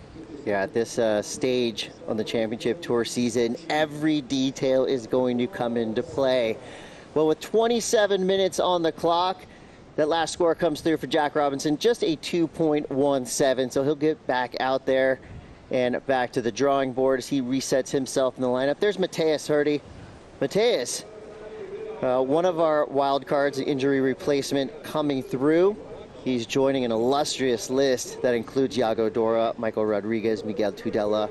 A guy named Gabriel Medina also got an injury wild card. So some big names in the water and big names in the booth right now. I am Chris Cote, joined by Laura Enever, and we had to get a local's perspective in the booth, and I keep seeing this face on murals, on posters all over town. Welcome, Lucas Cianca, a.k.a. Chumbo. Welcome to your home beach, I should say. Thank you so much. It's an honor. It's a pleasure to be here. Special welcome, guys, to be in my town, my place. I born here, raised here, and it's a pleasure to receive you guys here and making this amazing event just a biggest I ever seen my whole life, and such a beautiful people on the land, and it's perfect to see Saquarema just taking this breath of surfing. So cool. Thank you so much for having us, Chumbo. It's a pleasure to be back here. It's been a few years since I've been here. I was here in 2017 competing, and yeah, the town is just buzzing. It's been really cool. So, I mean, I can't wait to pick your brain about all the best places to eat. Yeah. And you'll probably say your mum is the best chef. Yeah, I was saying that because Michael just said that. It makes a huge difference. My brother didn't make his eat, but he's eating my mom's food, so it makes a huge difference for sure. It will definitely help. And it's amazing to have this energy, this crew, all my friends, all the Saquarema just grow up watching us, and then now my brother on the CT. This is dream come true, and especially here in Saquarema, just like amazing and unbelievable. Well, you have, I would say, one of your future brothers-in-law, at least, Jack Robinson, coming through there. Got a little bit of room to work with. His first scoring wave, just a 2.17. Now Jack will be on the board in a little bit bigger of a way. So we got this wild inside section. Now, Lucas, I know you've surfed this place a million times. This is different than I've personally seen before. Usually you look out there and there's a long left-hander. Right now it's a right. What is this swell direction? Is this tidal? What are we looking at here today? Yeah, actually we have a different direction of swell. It's kind of south, but the south didn't hit that much the east, so we are missing the lefts. We have some lefts. I really like the lefts are more clean, so better to move to make some maneuvers, but for sure we see a lot of rights because the rights are going on the current on the channel, and that current just take all the sand from the channel, so it's like a hole in the middle of the channel there and go straight to the rock. On the rock there is some sand already, so we see the outside lefts, but it's not like we saw last year's. But for sure we're having some good waves. I love the size of the waves today, are really powerful. In the morning was really energy, a lot of energy in the water, so let's see how it goes, but way better than yesterday for sure. And what do you think we'll see throughout the day with the tide dropping? How much do you think the lineup will change? I like the mid tide for sure because we'll be last current. We are watching, like, I think it's last current outside there. In the morning was crazy the current, and in the afternoon will be crazy again. But for sure, we're gonna see like a good times of the tide for sure. And I like the mid tide, so soon it's gonna be better, I think. So this is where you got all your paddle strength from so much current to surf all the big waves. Yes, actually I came from this place, and for sure it's such a perfect school for a big wave surfing. We have those rips, we have those bumps, so Jack's coming. Wow, fifth wave for Jack Robinson, takes to the sky. And falling from the clouds, Jack Robinson with a massive frontside air. I mean, that right there, that's a magazine cover, that's a video part ender. That is going to be a huge score. We knew there was ramps out there. They're starting to form up. Michael Rodriguez showed us in that last heat what's possible. Jack Robinson right there elevating, and I'm excited to see the number that comes through right now. That was insane. Cannot wait to see this replay. I do not know how he got through that reverb on that on the wave there, that extra glass, keeping that board nice and strong. But look at this, Jack Robinson lining this up. He sees the section, gets that. Wow, so huge. Pushes through the foam there. That was amazing. That was one of the biggest straight airs I've seen of the year. I mean, Lucas, you've surfed out here a million times. You know the ramps out there, but there, that was perfect. But did you see the land? Like, I love how what you said about his boards. It's just like, you see how hard he landed on the board, and he doesn't care, it's gonna break. No, he just landed. I want to make this maneuver, and for sure it was a huge maneuver. And it's such a perfect ramp on that ride. We saw Michael just doing a really 360, a good 360, but Jack just went really high. Now, we've seen Jack Robinson's improvement over the last 3 years. I don't know if we've ever seen a surfer make that much of a leap. Not obviously, he's been surfing so good since he was 10 years old. We've seen, photos of the box and what he does in West Oz, but now competitively, what he's been able to do and how he's been able to progress. I mean, we haven't seen anything like this in years, and he's back at it again. Shit, that Would was not have been surprised if he made that. Jack Robinson's going off, and the judges are rewarding him. That is the biggest score of the event, or of this heat so far, an 817. Wow, if that was if his air before was an 817, that wave would have been a 10 if he'd landed that. That was a huge alley-oop. Jack Robinson just checking that board to make sure it's all good. Let's see, yep, heavy glass, thank you, doing its job. Wow, Jack just, like you were saying, he's just really turned it up a notch, and we know he's got these airs in his pockets. We know he can go huge on big gnarly waves of consequence, and we got to see him at Mexico do progressive, incredible surfing. Here we go, Chris. Yeah, just right back at it. I mean, that would have had to have been a 10 if he landed that. And you know what I love? Felipe Toledo's on the beach right now watching this, and you know he's salivating. You know his fangs are starting to come out when he sees potential like that. And what happened there, Lucas? I know you've done airs like that. You're a big wave guy, but I know you're a big air guy too. I've seen it. So what happened on the landing? It's like a tough landed. He felt on the middle of the board, so he couldn't get like on the front of the board or the back. He's coming again, another air. What is going on right now? He's flying so high on that ramp. I think the wind just turned a little bit more, so we're having a little wind on the front of the ride, so it's helping to doing that huge flies.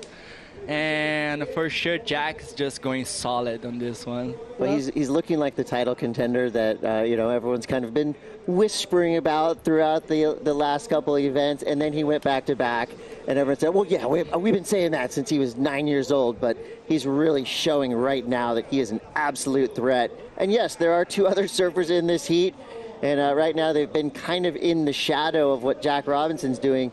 But for Sammy Pupo and Mateus Herde, I got a chance to talk to Sammy's brother, Miguel Pupo, and he said this is just a classic matchup.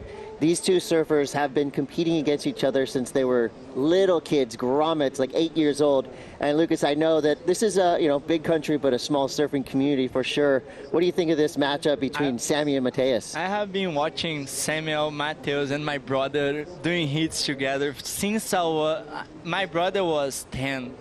So yeah, he's 21, 11 years, guys, and I'm watching these guys are smashing all the contests what they're doing, and it's good because we're just watching him, Samuel, Matheus, and João just pushing each other. Like, and they go in different ways, but you see this solid surfing. They trying to progress where they're not the best, but like Matheus is solid on the air, Samuel is solid on the air, but he's solid on the carves too. So it's just a perfect match, and then I know those guys just help each other so much. So it's perfect to see. They are best friends. So they have the name on the tattoo. Way. Yeah, Samuel, Matheus, and João. Oh wow, yeah. That is cool. Wow, yeah, they look like they have a very special friendship. Even just seeing them, you know, all cruising together in the comp site this morning, it must be a dream. They would have been down here when they were like so young watching these events, and now they're all in the competitors area in the event together. It's must be surreal. Yeah, it's surreal. It's such a perfect dream just coming true. It's special here where we raise, and for my brother, for sure, they're just like watching those guys and say, "Oh, look at where we are right now," and then look at where we come from. How special! Living the dream, for sure. 17 minutes to go as the crowd takes a breath, trying to recover from the show that Jack Robinson's putting on. Let's go down to Strider Wasilewski somewhere on the beach in Saquarema.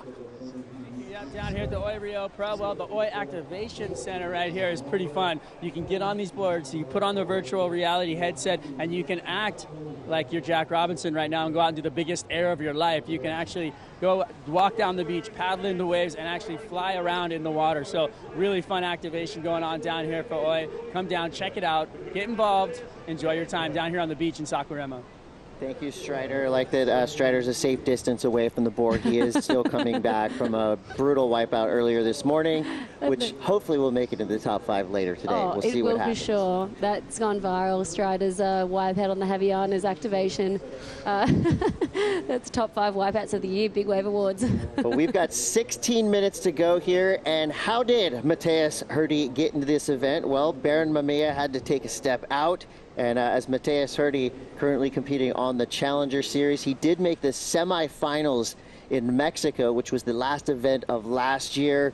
And he did actually get a wild card into the Oi Rio Pro a few years back, and he injured himself right before.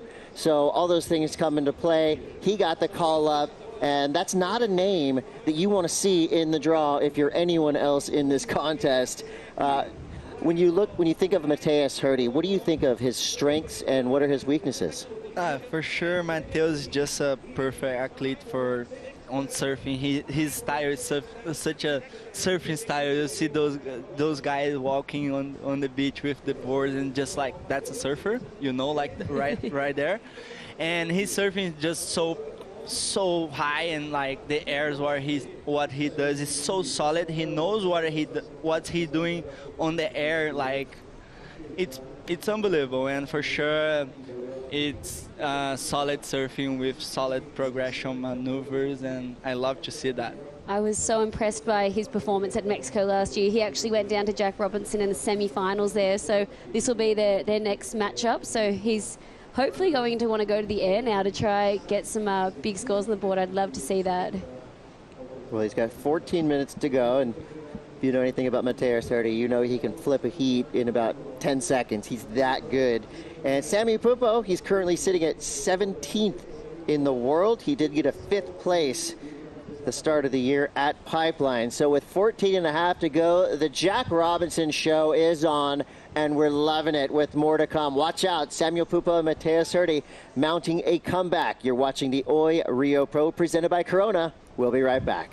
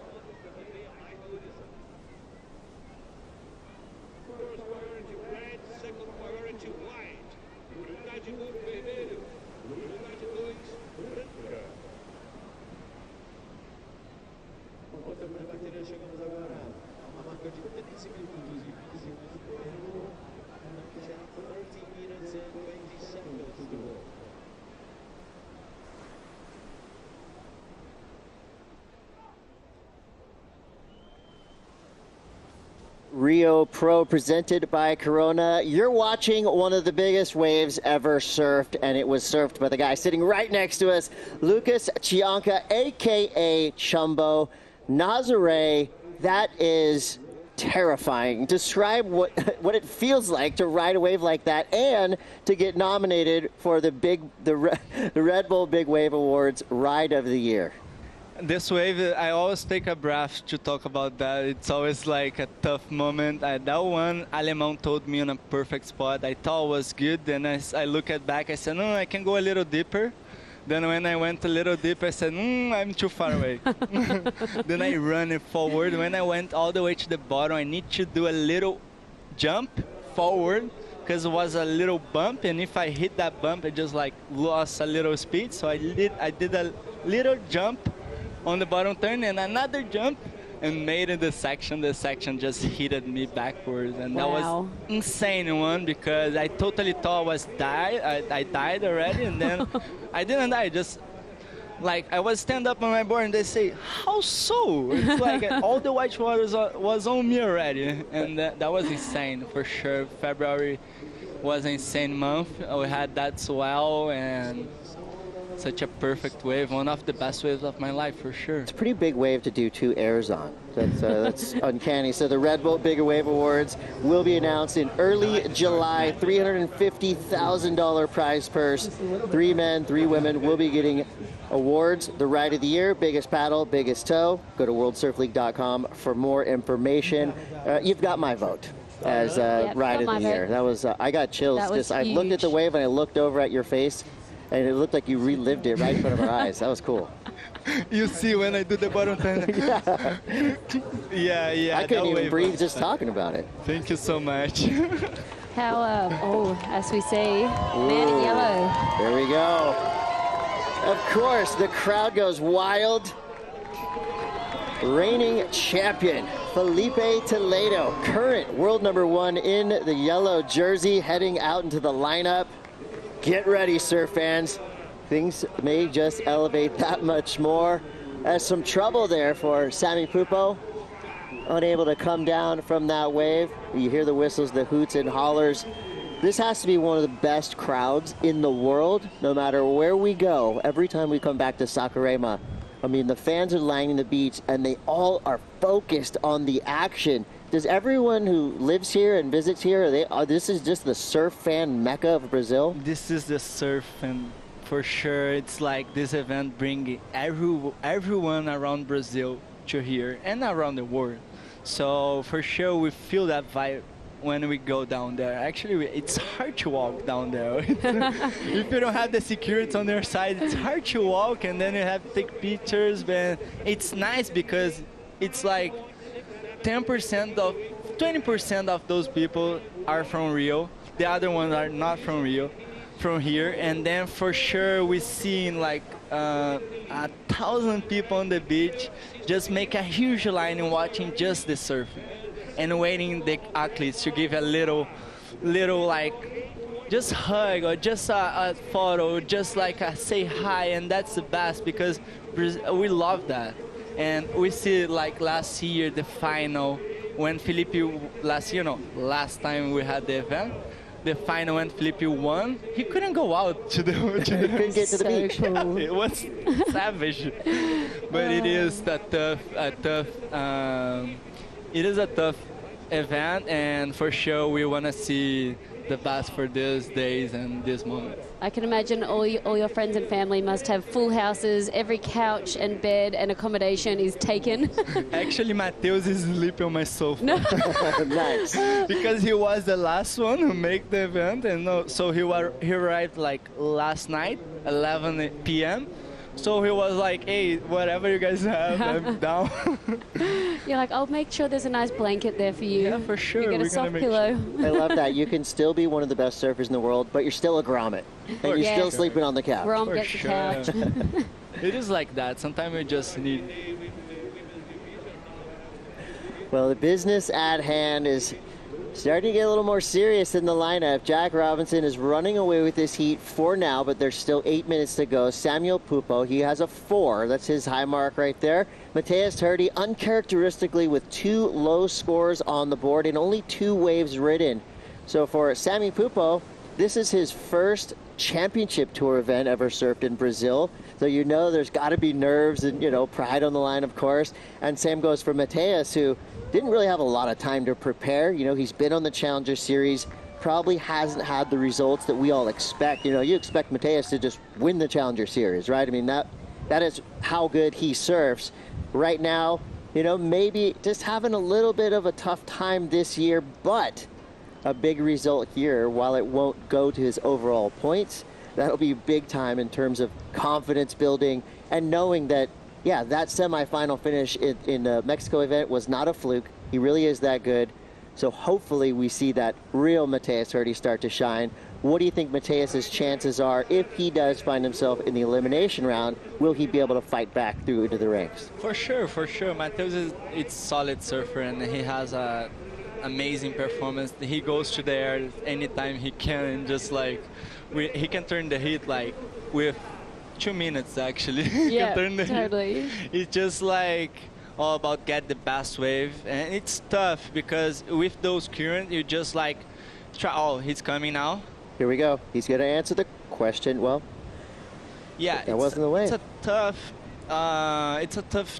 lineup. Yeah, it's a tough lineup because it's kind of between sides. So it's big for the inside and it's small for the outside. So it's like between. There's those close outsides, but the good ones are the medium ones. Do you think we'll see when the tide drops the waves move further out? Yeah, maybe when we see the tide, like in the morning was way more far out, and like right now it's just coming down and we see more the connection on the inside, but it's still like too big for the inside. So we're gonna see, I think we're gonna see a better tide soon.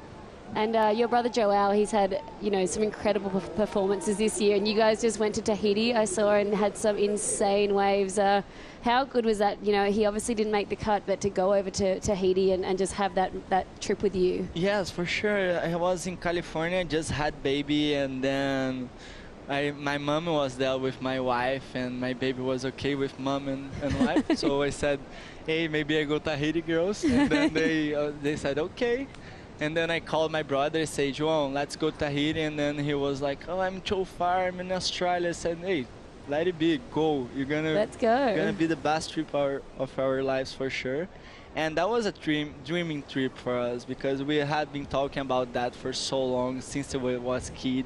And then arrived there with swell, with all the skis and all the stuff ready for the... Yeah.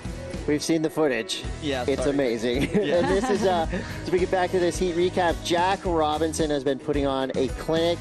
Biggest, highest air of the event so far. Some huge scores. Already behind him with an 8.17 and a 5.5. He just looks so comfortable. He looks like he's feeling right at home, and the momentum that he built looks like it's staying with him. And here was the air show, the Oi Rio Pro air show from Jack Robinson right here. I cannot believe he made it through that wash there, and his board stayed in one piece. That was insane. A little, he loved it. 2 meters high, 6 feet high. Solid glass. And Sammy Pupo showing brilliance here. He has such an amazing style, can do some huge turns. This was his best ride, I think a 4-point ride. But yeah, just not being able to find anything above that. But yeah, showing some amazing surfing there. Yeah, it has to be tough. I mean, no matter who you are, we've seen it happen to Kelly Slater, John, everybody. When a surfer is in the water and is obviously so tuned in, like Jack is right now, you know, it almost like you saw the wind come out of Samuel and Matthias's sails, and now they're kind of fighting for that second place spot. They do have 3 minutes and 45 seconds to go. Samuel Pupo needs a 9.67. Matthias is comboed now, and I think that's dangerous if you're going to be going up against Matthias Hurdy in the next round, knowing that he is now angry. And when Matthias surfs angry, watch out because big things happen. We might see that right now. Matthias Hurdy flying down the line, building speed, gets the ramp, nails a difficult landing. Okay, now we're watching Matheus Herdy. Boom. Now he started. Showing the hand signs. I think he put it, was that an 8 or a 9 that he wanted? Yeah, I love that. Was I think something. You guys get it. I think double digits, whatever it is. Yago in Mexico put up a 7 points when he needed a 6.5 asking, and he ended up getting a 9.8. But this was huge from Matheus Herdy. Wow, just going to the air. That's what we'd love to see from him. Such a hard section too here.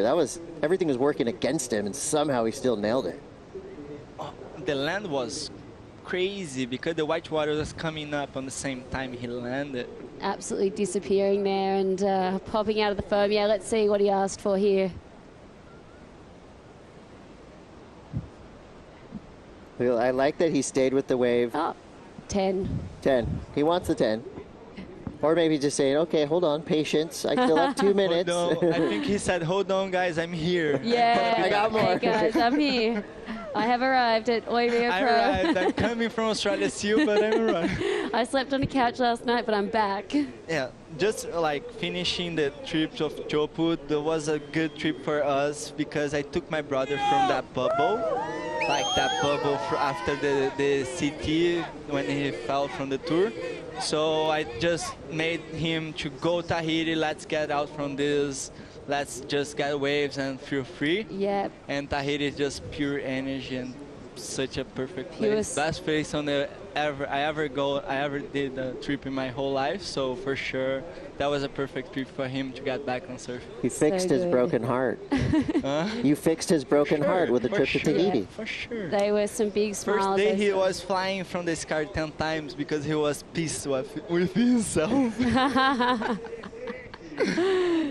Well, I think it's safe to say that Joao is definitely the highest anticipated wild card to come into this, because not only local, you guys live right up the street, but also, you know, the mid-year cut that I think hit Joao really hard, and I think it hit surf fans really hard because, you know, he was the name on the list. Oh, Joao Cianca's on tour.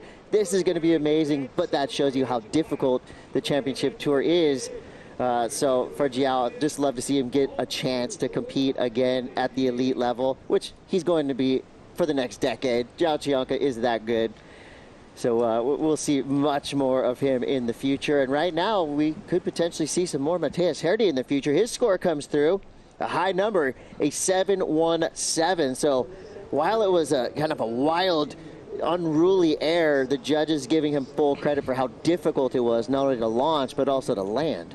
Yeah, like you were saying, Chumbo, he only needs a 6.51 now, so he could turn the heat with, unfortunately, only 15 seconds to go, so he might run out of time here, but an amazing fight back there from Matheus.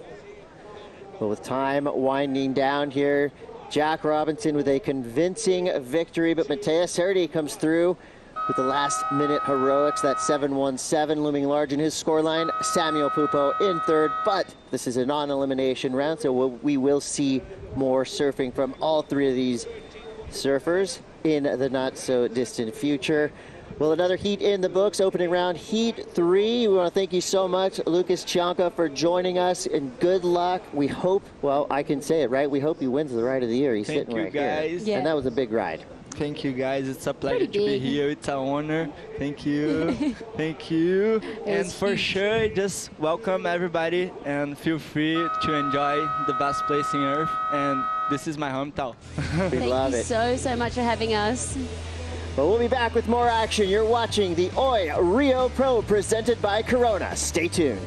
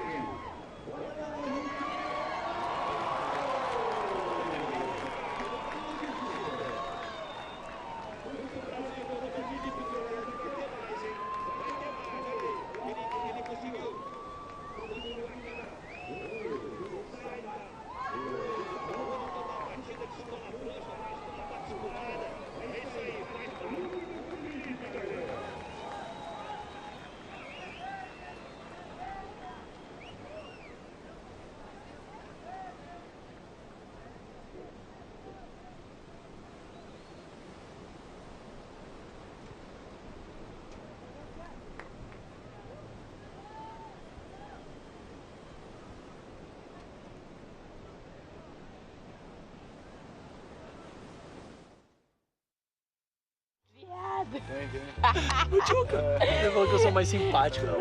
Okay.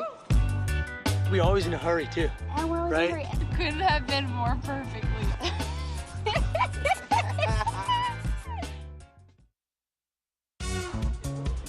World.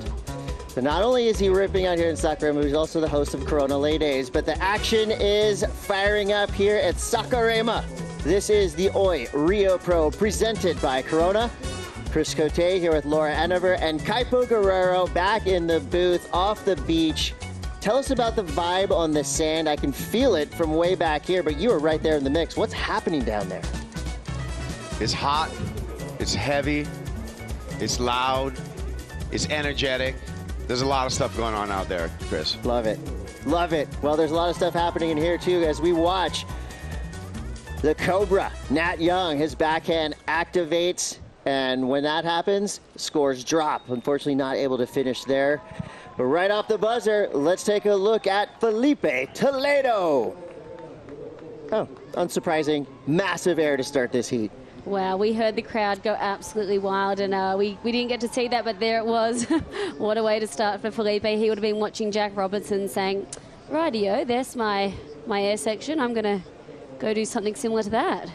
Yeah, we'll see if this is kind of an opening act type of thing, but it'll be tough to match what Jack Robinson did right there. If anyone can do it, it might be Filipe Toledo. Right here, you know what this is? This is excellent surfing. Wow. First section out there, goes to the lip, busts it through. It's a full rotation. It's not air reverse. It's all the way around. The spinning speed that Toledo's able to achieve is incredible, as well as the pop. So expecting a big number, and it does go into the excellent range. 8-1-7. So we're starting to see the scores increase as we move on through the day. It is 11:50 local time here in Brazil. And there you see the scores across the board. We have 5 judges on the panel. The high is thrown out, the low is thrown out. We average the 3 scores in the middle, and of course, same rules as always. The highest scores will get you through, the win. Second and third place, a little bit longer of a road, but as we look right now, these 35-minute heats have provided plenty of opportunity for our surfers. So Filipe Toledo, his quote, very simple but effective. Feels good to be back. He is the dominant surfer in this event. He's already won it multiple times. And you see the intent that he has with every wave he paddles for. He did have a slightly slow start to the year, a couple of 9th place finishes, but then he started throwing hammers. Got second in Portugal. He won bells. Second at G-Land. Second at El Salvador. So he is a finals day monster. I mean, get him through some couple heats, and he's going to go all the way. Well, mind you, he's won this event 3 times. So he has an incredible track record here. One was actually at Barra de Juca in Rio proper, and then back-to-back out here at Itaúna and Barrinha. So he's the guy to beat. He's got the yellow leaders jersey. It's all Filipe Toledo. He opens up with an excellent score. I only think the one thing with Filipe and his performance is for him to not get judged against himself when we're looking at numbers. And, you know, he's had frustration with some of the numbers coming through, but clearly he's set the bar there with that 8.17. And that's Filipe Toledo, Chris, surfing kind of, I want to say in like second gear maybe. Yeah, I was going to say barely that was third easy gear, for him. You know? Well, he is in that yellow leader jersey coming into this event, and only a handful of opportunities left. Of course, he's been dominant here in the past. Him and Sally Fitzgibbons both with 3 wins here at this event. So for him to potentially get a 4th, making it kind of a dynasty situation. As we look out now, and here's your surfer in white, Miguel Tudela. He is a veteran competitor. He's been on the Key West, the Challenger Series. We've seen him catch some heavy waves at Pipeline in events there. And, you know, he has done super well all over the world. For him, he is the highest ranked surfer on the South America QS. And he took Seth Moniz's spot. And we want to wish Seth Moniz get well soon. Got to have Seth back on tour. He's one of those showmen that we love to watch. But Miguel Tudela, he is a guy that I'm sure he's surfed with Chumbo a few times. He will surf 60-foot waves. He will do huge airs in 2-foot waves. He's that type of surfer. I was so impressed with how hard he was charging at pipe, and yeah, just looking at some of his, just the progressive surfing that he does too. I think, yeah, he's very excited to be in this event. He was vocal about that on his Instagram, as we see a bit of a ride here. You're not young. Finds a left, but it's pretty bumpy. Wants no piece of that. 27.50 on the clock. High number so far, that 8.17 for Toledo started off right at the buzzer, and that's a dangerous position for Nat and Miguel, because when you give Felipe the luxury of being able to hunt around and with so much time, he is going to make you pay. So with 27.30 to go, let's go down to Jack Robinson standing by with Luisa Florence. Yeah, guys, best score of the day so far. What's it all about? Is the blonde hair, the Brazilian food? How did you carve that, Jake? I don't know, maybe Charles de Bronx, Cabello, I don't know. Charles Oliveira, I don't know. Yeah, I'm super happy to be here, and yeah, it's nice to be in Brazil, have some good food, be here with my wife, my whole crew, and yeah, it's really nice. What's the difference between being in Brazil this time, surfing on a CT? It's my first one, so, I mean, in Brazil, so, yeah, I definitely love the energy. I was running down, feeling good, and it's nice to hear everybody cheering, in the big area, so it makes you go out and perform sometimes. It's nice, yeah. What are you foreseeing for the next heat? I think just go do the same thing, feel good. I'm so happy to be here, so, yeah, just hopefully some good waves, and yeah, I know everyone's really hungry this event. Everyone's excited, so. Guys, you heard before, Jack is part of a very exclusive and fine group, the Brazilian Wives Club. Can you scratch some Portuguese, Jack? Oh, meu Deus. I put him on the spot. Tell me over here. Esquece. Eu não sei. My wife's amazing. I'll throw this hot potato to you guys. Thank you, Luisa. Jack Robinson feeling so comfortable. Kaipo, we've seen the rise since he was a little bull-headed, bull-cut grommet. Competitively up and down for the past 2 years. The improvement with Jack Robinson has been stunning. What is it about Jack Robinson 2022 that has this skyrocketing to the top? Well, we've watched him grow up, right? So we've watched him go from childhood prodigy to teenage phenomena to a grown man, married with wife, and really navigating his own road. And I think Jack Robinson now owns his own road, and he drives in his own lane, and that's really important for him. We were talking to him at the U.S. Open 2021. He said he was going to spend a lot of time here in Brazil with his wife Julia and learn some Portuguese. And he's a citizen of the world, but more so the fact that he is clearly in charge of his own destiny and relishing in that position, I think equals the success we've seen from him. Now, if Jack does find himself at the end of the year at the Rip Curl WSL Finals, going up against a guy like Felipe Toledo, what are his chances at a place like Lowers?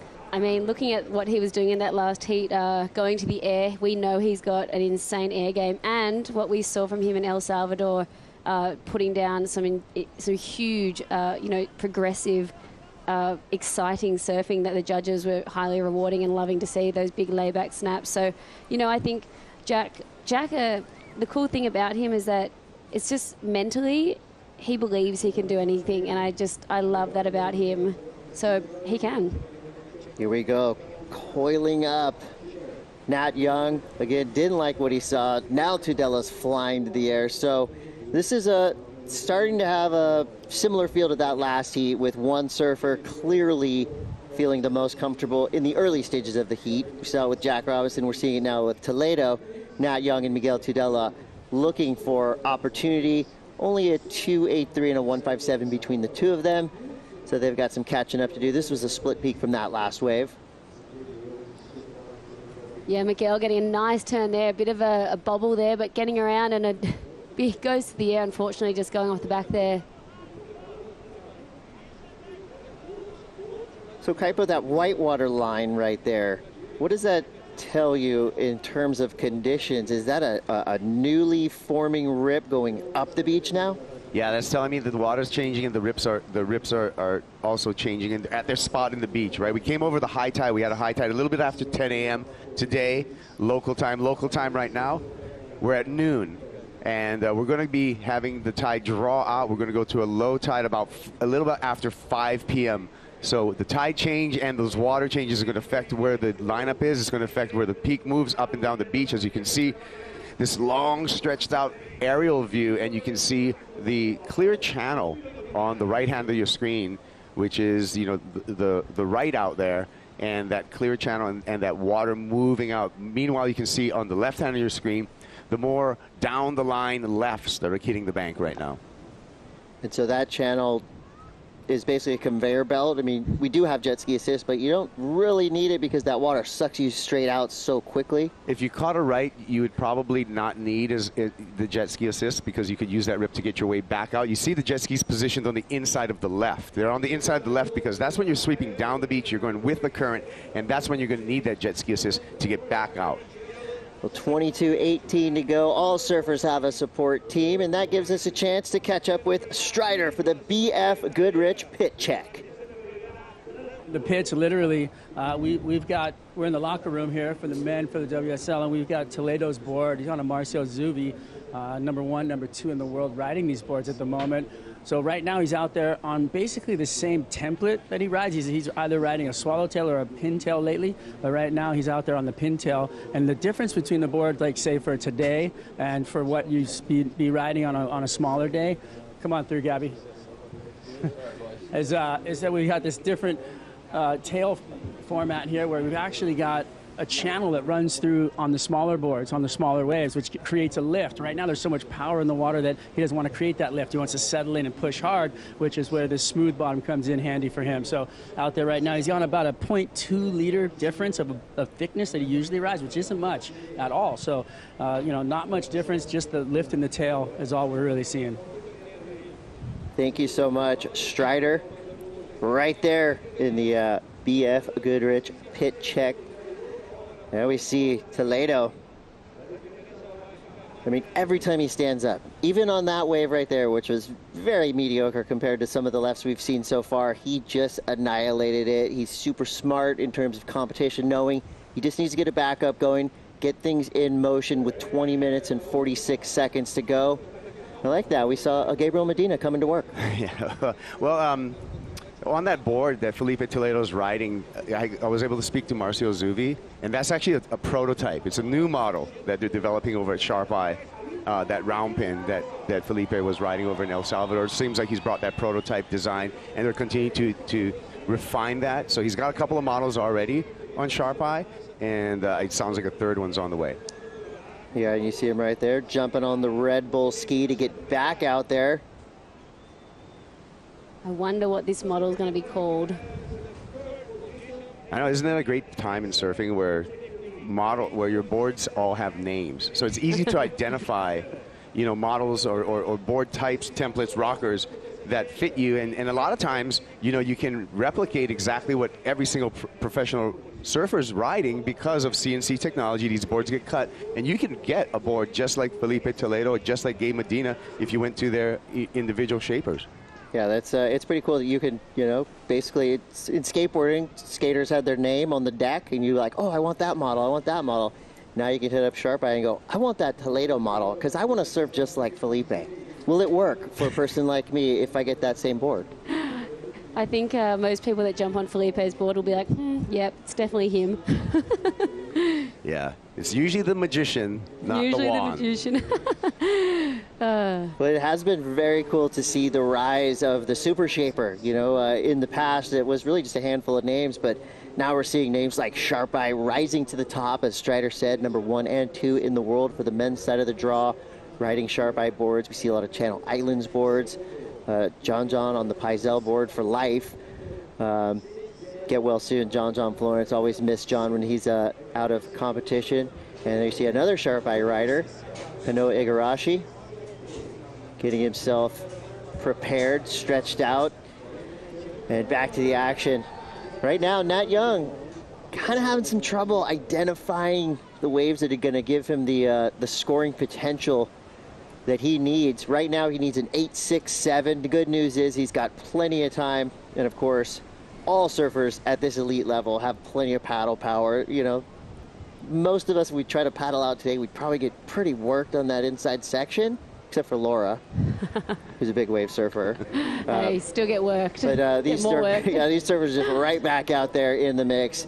Tudela and Nat Young with a lot of time to go, but this is where you need to hit that switch, right? Lean into what you've been coached on through your career. Lean into those wise words that you've heard from veterans around you, and just hit that reset button. I know it sounds cliche, but that needs to happen now. When the leader in your heat, Filipe Toledo, has 11.5 in a two-wave total, Miguel Tudela and Nat Young need to at least get a 5 to break that to get into even the conversation. Here are your deep stats presented by Hydro Flask. 11 career wins, 194 heat wins. That is a huge number, and his career heat win percentage, 59.69. So basically over half the time he surfs, he wins. It's a pretty good percentage right there. That's a really good HWP, and that really, and the fact that he's been on tour for a long time too, and still maintain that high percentage is really impressive. I got a hot potato in my hand. I'm going to throw it out there. Is this Toledo's year to win a title, Laura? I think yes. Typo? I don't even have to hesitate. I think he deserves a world title. So it's not a hot potato. It's just a potato. No question, he deserves a world title. He's come so close in the past, and the surfing that he's been doing this year has been absolutely incredible. Here we go, live action. Tudela flying down the line, gets to the ramp, but the ramp gets him. Head over heels, like Tears for Fears. He goes straight onto his back, but just like that, right back on his board into the action. Nat Young now finding himself some open face to work with. 2 big turns there. Loved that slicing fin release there. A tail slide with power, kind of a double dip for that finishing maneuver for Nat Young. So that'll get him back into the mix. He does need an 8.67. Most likely that'll be a portion of the score he needs. Well, we're talking about getting at least that 5 or 6 to just get into play at this point halfway through the heat. And I think Nat Young just did that, so he's in play at the moment. We'll know by how much when the judges give us that last score. And looking over my shoulder, it looks like Felipe is just sticking to the rights now. He tried a couple of lefts then, but looks like he's just going to eye off the right. So gave Nat a lot of space to move over and try find that clean left, and he found it. So he'll be back in this heat. Okay, we're over halfway through now. Toledo a little bit quiet. His last 5 waves ridden, best he's done so far, a 3.3. So you see just a 0.5, a 0.8, a 0.67, a 0.57. These are just throwaways for Toledo. Those are a lot of times when he stood up, didn't see anything like, got right out of there. But he's got so much time left that we most likely will see another highlight performance from Toledo. But here's that wave that got Nat back into this heat. Love that first turn of Nat and that big tail blow there, and just make sure he gets back down the wave to finish that. But very nice, clean, crisp surfing from Nat Young here. Love this tail blow and little airdrop down to make that. So that came in as a 6.17. So Nat Young back in this heat with 15 minutes to go. I like how when things just kind of calm down, you hear the crowd really just silence. They're waiting for something big to happen. 14:40 to go.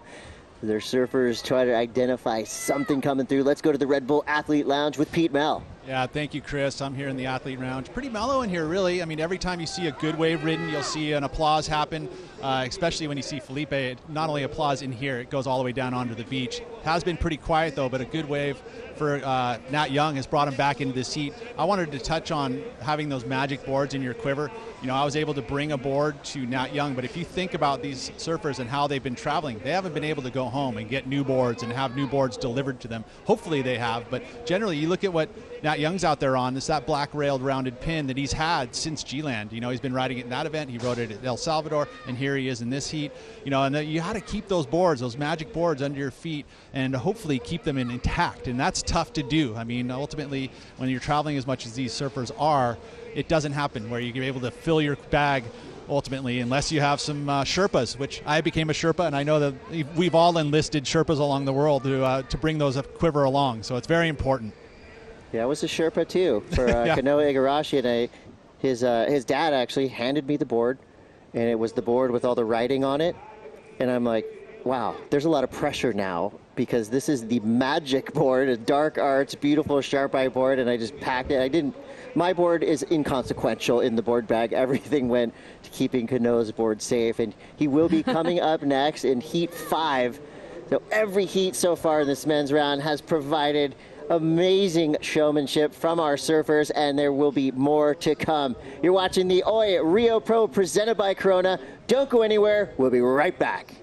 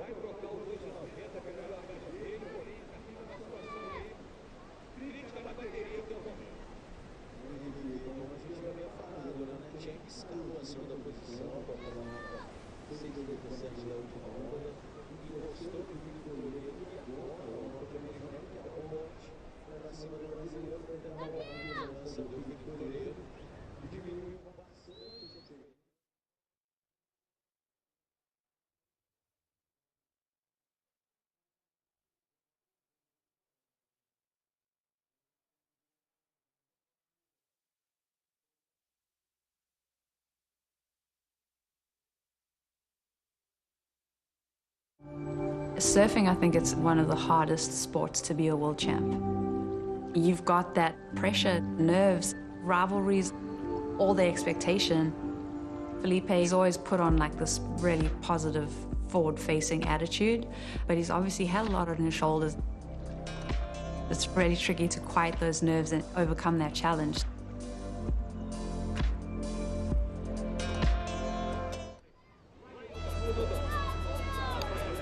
That was from Make or Break, an incredible show that really takes you in and out and all around the world of professional surfing. If you haven't watched it yet, please watch it. I've already watched the whole season 4 times. I could recite every line. I stayed up till 3 a.m. and binge watched it. It was you guys very, are in it. very good. I saw you guys in it. You're not in it as much as Filipe Toledo, of course. He had his own episode. And if you want to learn more about what happens in the world of professional surfing, check out Make or Break. And I saw the Box to Box crew running around, filming. Yeah, so, you know, season 2 is going to be fire. We got another season, season 2.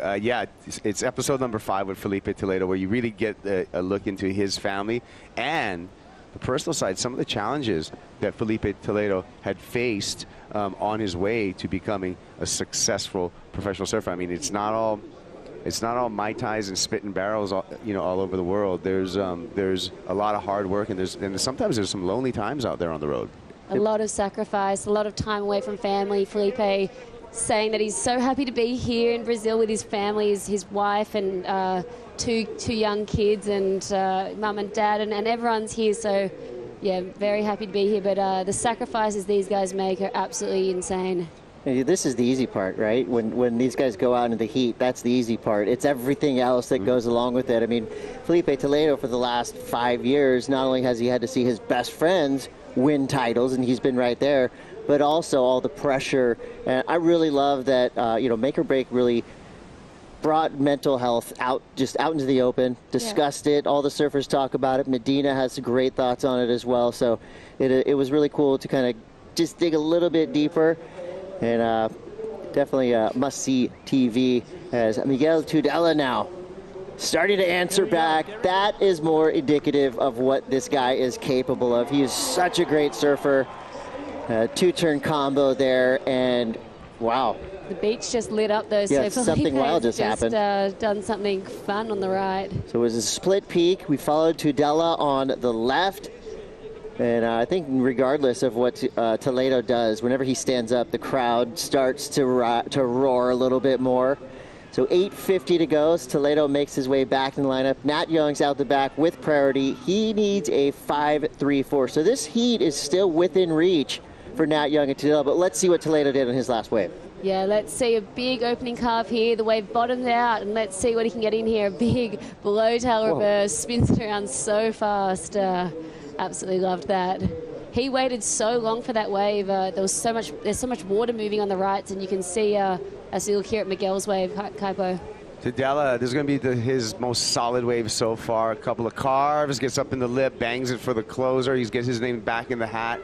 But for both Nat Young and Miguel Tudela, as we see Nat right here, this just happened. So Nat skipping the fins out, but goes incomplete. So both Nat Young, the two goofy foots, are going to be chasing Filipe Toledo, because I have a feeling that Toledo is going to replace his low score of a 3.33. By how much, we'll find out when the score drops. It's almost like Toledo can just do whatever he wants on waves. That was not an air section. Somehow he goes an inverted chop hop, goes lateral upside down towards the beach on a non-ramp and gets a big number.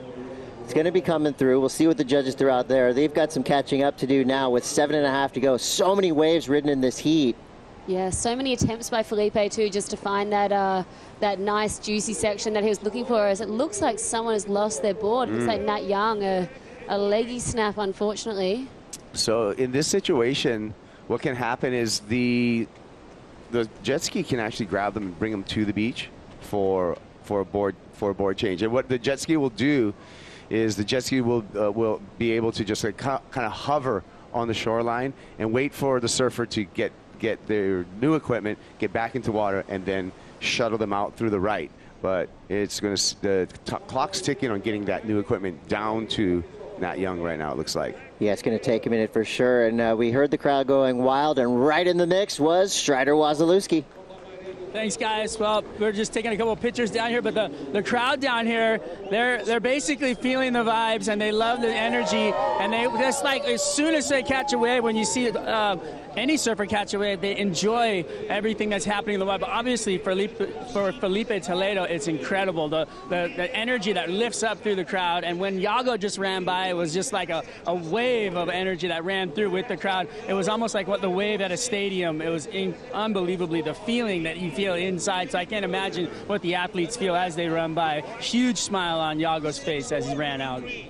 Yeah, you can feel the energy all around. We do see patches of sand right now. In the next few days, you will not see that. It will be wall-to-wall humans, and they will be going wild for everything radical that happens in the water. And speaking of radical happenings in the water, welcome back Yago Dora to competition.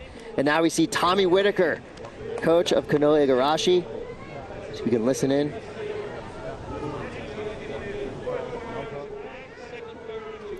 Well, that right there is this brief moment of, the calm before what could be the Kanoa storm. We know how good he is in waves like this. I mean, it does have shades of Huntington Beach out there, breaks on the outside, flattens out through the middle, and then a shore dump. And for Kanoa Igarashi, he's currently ranked 5th in the world. He is having a stellar run right above that cut line in the mid-year, and then fighting his way towards the qualification, into the top 5 for the upcoming Rip Curl WSL Finals. Yeah, as we see Felipe here having another look on this inside right. Fortunately, that one just not turning into anything. But yeah, back to Kanoa. He has had a pretty incredible run this year. Some amazing performances.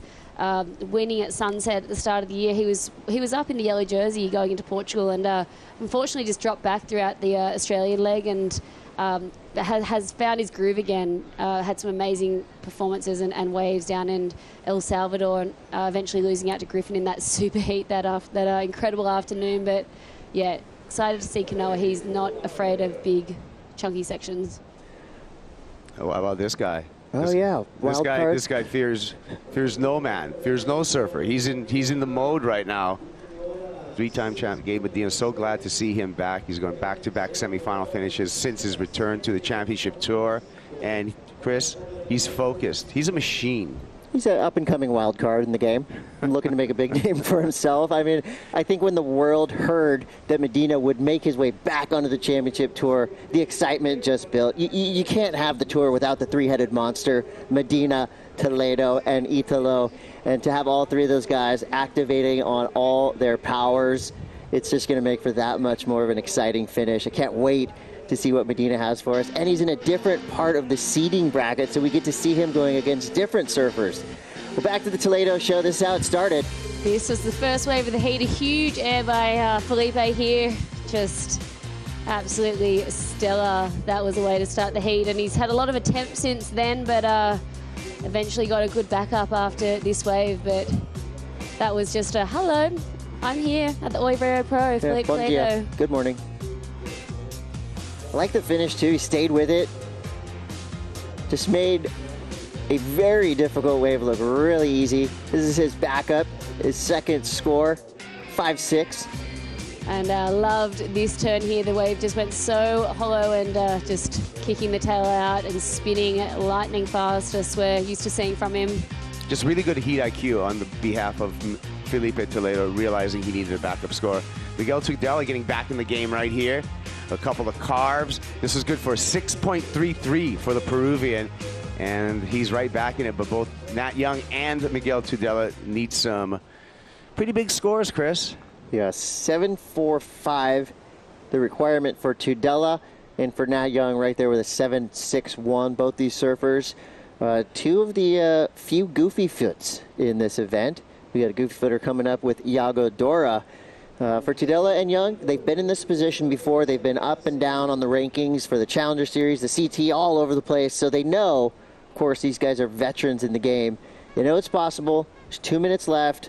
What are they looking for, Laura? Yeah, definitely attainable scores for Nat and Miguel. And looking at those scores that they got, they only did 2 turns on those left-handers. And, you know, it was nice, solid surfing. And they got a 6.33 for Miguel and a 6.1 for Nat. So the judges showing, yeah, that they're actually rewarding those clean lefts, probably more so than, obviously, the rights that are bumpier and chunkier and shorter. So if either of these guys can find a clean left and get 3 turns in, they're, you know, that 7.45 and 7.61 is right there for both of them. So, yeah, Filipe hasn't shut the door. Well, the high number so far, that 13.67, that's one of our highest heat totals of the day. That happened last heat with Jack Robinson. And right now you're looking at Filipe Toledo matching that and some with a 13.77 total, that 8.17. Another one of the highest single wave scorers of the day. So we haven't seen really any barrels ridden. We haven't, you know, the power turns have been there, but the big airs have been the big scores. Kaipo, what's it going to take to get a perfect 10 on the board? What kind of maneuver do you have to do? It's going to be groundbreaking. It's got to be exciting, and it's going to be something that catches the judges by surprise that you even pulled it off. But I wanted to point out that world number 1 and world number 2 in the rankings right now, when we look at the numbers, have put up the biggest heat totals. 13.67 for Jack Robinson, currently number 2 in the rankings. Number 1 in the rankings, Filipe Toledo added another 1/10 of a point onto for a 13.77 two-wave total. So by the math, pace. When you see that, exactly, they're keeping pace. Wow, so Toledo now coming through. And Kaipo, you kind of had said it right at the beginning of this heat. He's looking like he's at about 60%. And if that's 60%, imagine when he starts to crank it up, which he's going to have to. We know how deep and talented this field is here at the Oi Rio Pro. So, again, just prepare yourselves. I mean, nothing is going to be shocking today. As we know, everybody is capable of greatness. You see one last look from Miguel Tudela. He'd be looking for a 7.45. Not sure if he got up before the buzzer. Yeah, we'll have to wait and see if that's official. Yeah, Nat Young got a wave in before the buzzer, but I don't think it's going to be enough. This is a look at Nat Young's wave right here on the replay. Remember, he needs a 7.61, so he gets that first carve. He's going to throw the tail right there, and little foam bounce, but that's all that's on offer for Nat Young, and likely not to come in at the number that required. Well, it's official. Your world number 1 in the yellow jersey, Filipe Toledo, doing Filipe Toledo things. Dominating that heat from the jump, starting off with an 8.17 and keeping the pressure on. Nat Young moves to second place, Tudela to third. So it's going to be about an hour until Toledo makes his way through the crowd, but we will be back with more action. You're watching the Oi Rio Pro, presented by Corona.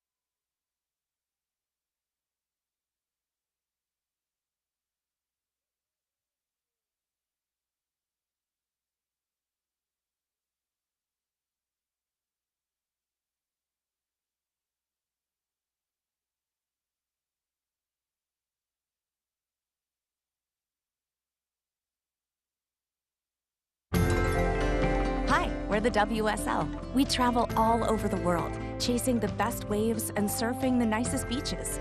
But we don't just surf. We're also doing our best to protect the thing we love most by restoring coasts, stopping plastic pollution, and reducing climate impacts.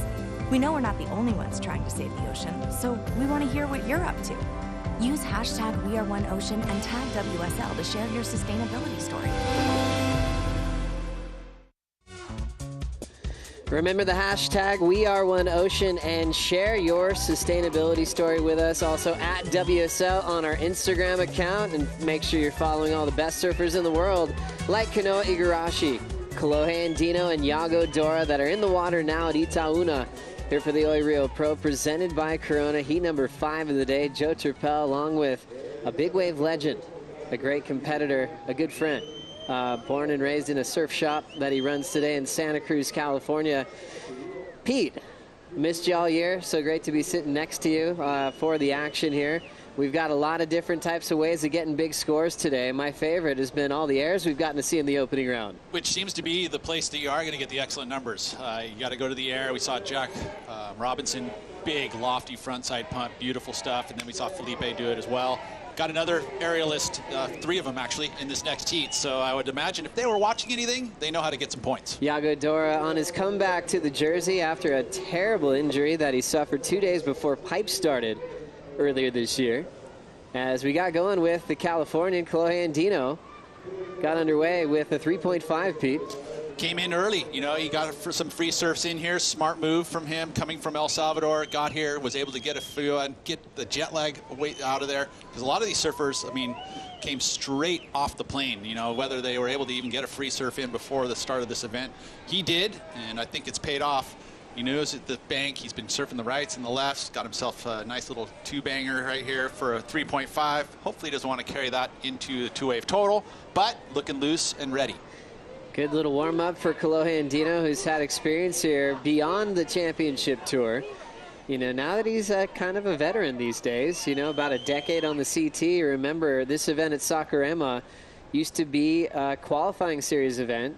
Formerly known as a prime-rated event, then to a QS 10,000, now what we'd call a Challenger Series heavyweight event. So he's got old experience here at Saquarema that he can dig deep from, as we have a chance to catch up with world number 1. Felipe Toledo is with Luisa.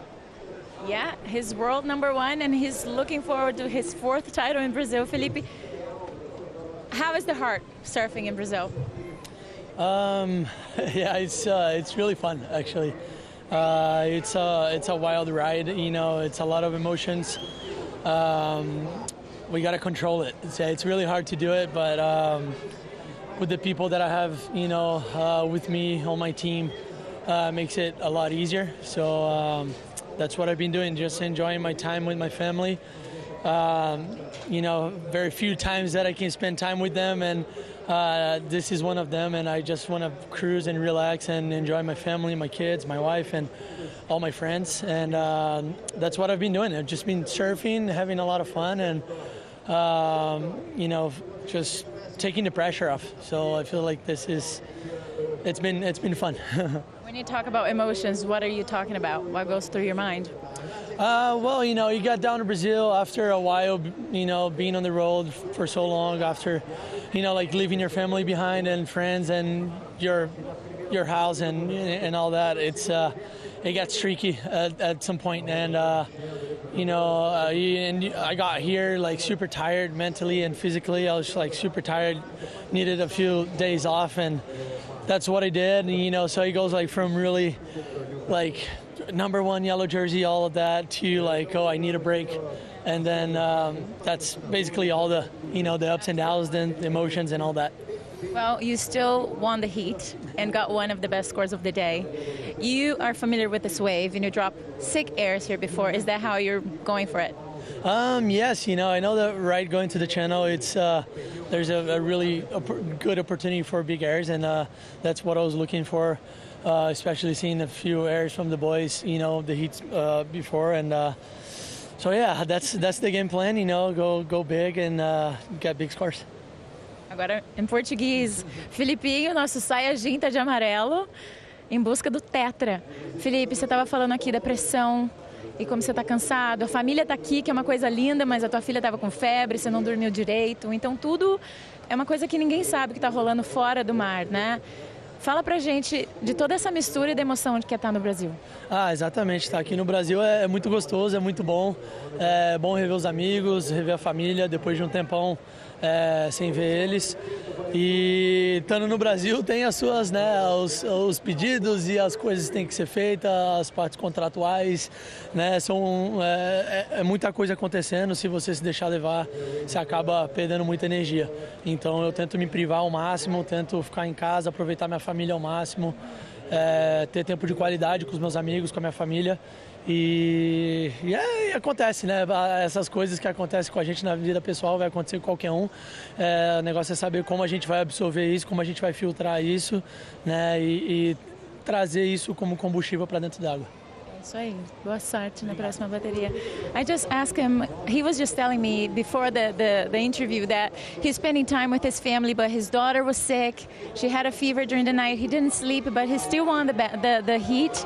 And he was like, Brazil, when you come to Brazil, you have to follow all the contracts and follow a bunch of little rules, but he tries to, you know, use that, spend time with the family, and just preserve his energy so he can do the best over there. Back to you guys. Thank you so much, Luisa. Muito obrigado. And great to hear Felipe Toledo's story throughout another great run this year. Still world #1. And balancing the act of being a family man, being back home, which is nice, and also performing in front of this big crowd. We'll get to more of that in a moment, Pete. But first, back to this wave. This was the split peak with Kanoa going right. Kanoa, nice little two-banger, beautiful turns, very solid as he has been all season long. Been right there, knocking at the door for the top 5. Obviously wants that going into the back half of the season. It's going to be tough because there's a lot of great surfers vying for that spot. Also splitting it with him, Iago. And he's a dangerous one, being that he hasn't surfed at the beginning of the season, has nothing to lose, but gained himself good seeding points. He's able to keep his points even as a wild card because he is going into next season. So this can be good for his seeding going into the next half of the year. But just to elaborate on something that Felipe had touched on about how difficult it can be with, you know, the family and dealing with it. But I mean, he's one of the most popular of the 3 Brazilians here. And just walking out of his front door, it's going to be intense from the crowds. Everybody wants a little piece of him, and that can get tiring. You almost have to prepare everything you do. It's not like you can just go, oh, let's go to dinner and just go out to dinner. You have to actually set it up, maybe make a phone call, you know, slide in undetected, you know, and go to a quiet corner, just so you don't have to have all of that pressure of the fans wanting a selfie and wanting a piece of you, because it can be so tiring. So I understand what he's saying. I mean, let alone having to deal with a sick daughter. It's a big, intense thing here in Brazil. And you talk to any surfer, any popular surfer, walking down the street, you're going to get approached. Let's put it that way. Yeah, it's a balancing act, you know, in between heats and how you prepare, where you find your place that you're going to stay for a big event like this, and making sure you have that quiet time when you need it to recharge. But also the preparation too, right? You're going to go for a surf, you're back out in the public eye again, they're going to come out, they're going to see you. So yeah, it can be a challenge, and it's a lot of stuff to think about. It's much different than any other sport. You know, skateboarders and snowboarders, if they're doing practice runs, they can do that with nobody looking. You know, they can shut down those places before the arena's filled up for people to watch. For surfers, they're out there in the water. Local surfers get to be in the mix with them as they prepare for these big events. Well, this has been a tight turnaround for everybody involved, as we just finished El Salvador a couple days ago and back into action here at Saquarema, as Kaipo's been very active out of the booth. And where you find yourself now, Kipes?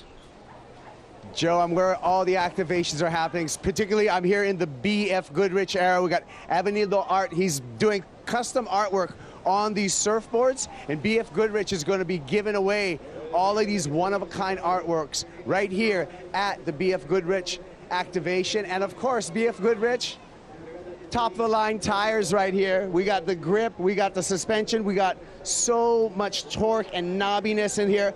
Good in all conditions. I mean, I'm talking sand, mud, pavement, rock, limestone. BF Goodrich got you. Certainly do, Kaipo. We love it. Thank you for the report. Great BF Goodrich activation downstairs. It's one of the most incredible event sites I've ever seen. It's like a village. It's a bit overwhelming. You know, you got to spend a good half day just to get to every single part of it and get through the crowd. But yeah, no, they've done a great job. This is a perfect venue for it. I mean, it's stretched along this entire beach. It's a huge beach, so you get that ability to kind of spread out a little bit. You could actually go probably a good, 300 meters down the beach and you could sit in solitude. But right here on site, it's on fire. Kanoa Igarashi, Kolohe Andino, Iago Dora really just getting started. An incredible heat here when you look at it, with Kanoa being the momentum surfing, the highest seed, currently sitting in the WSL Final 5.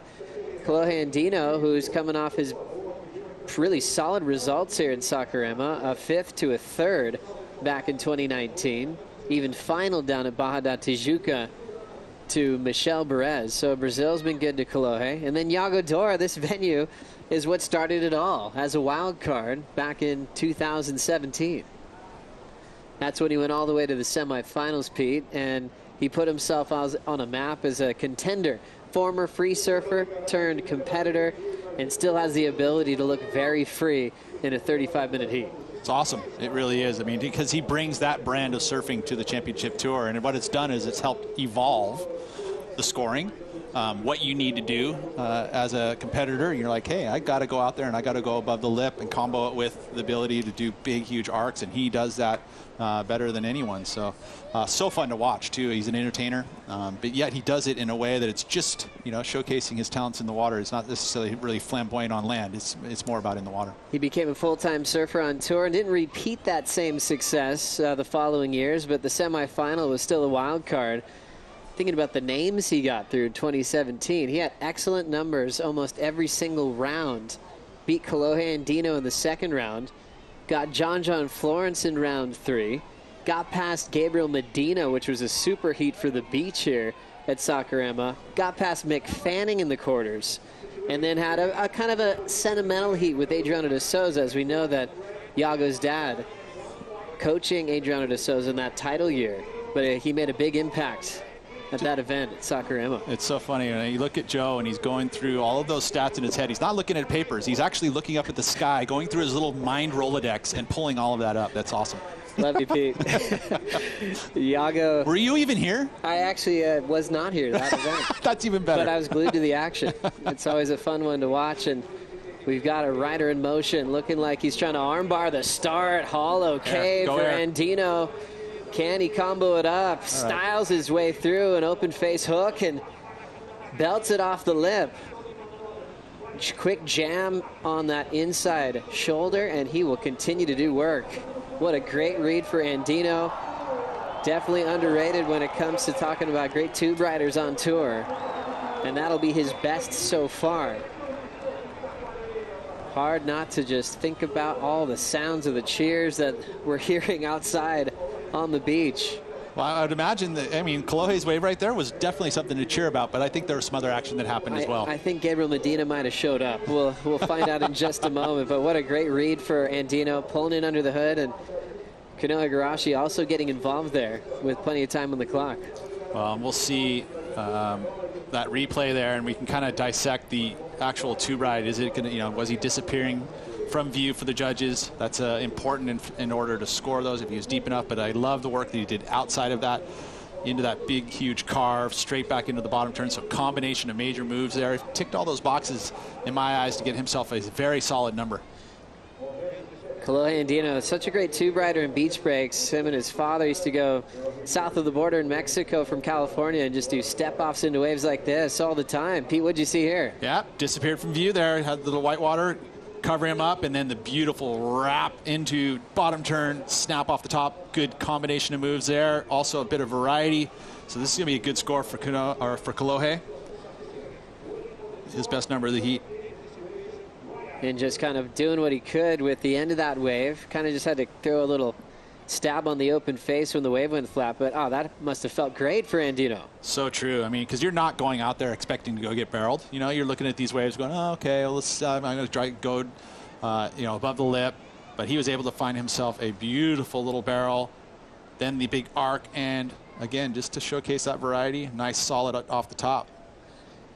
And I love that arms behind his back on the carve, honoring a lot of his heroes, and then to Kanoa behind him. Oh, now it's become a barrel riding contest. Wow, that was the cheers right there.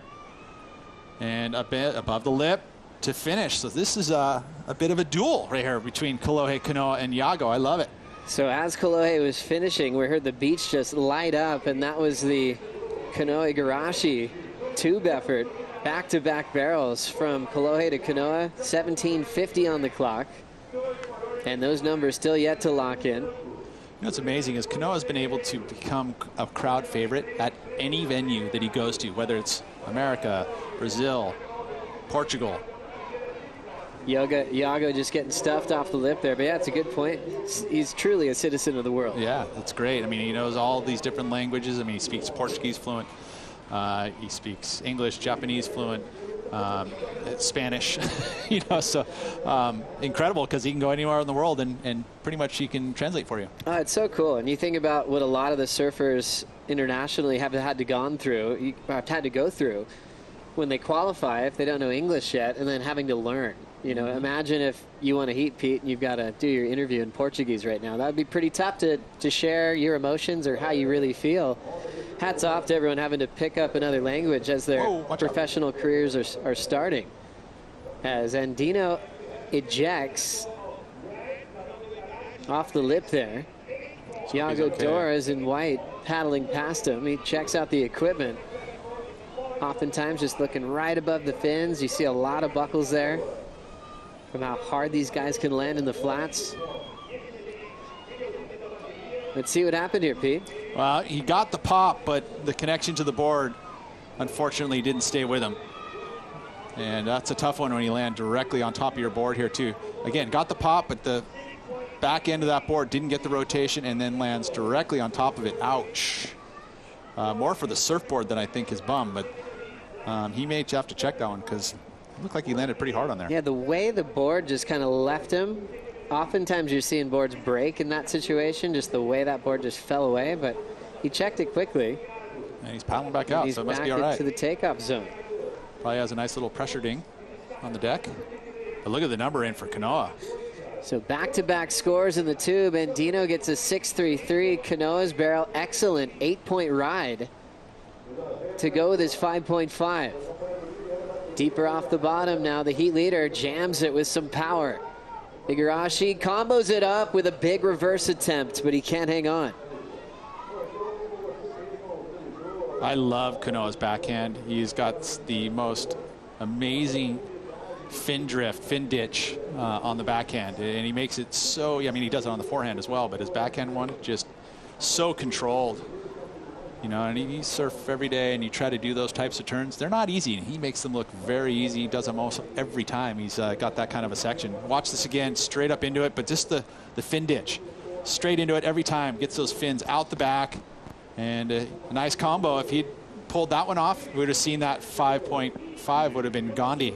But here's the back end of this wave here. I mean, he got, I think, a little bit more barreled. There you go. We're just kind of catching it in the back end, and then the aerial afterwards is why we see it go 2 points higher than what we saw from Kolohe and Dino.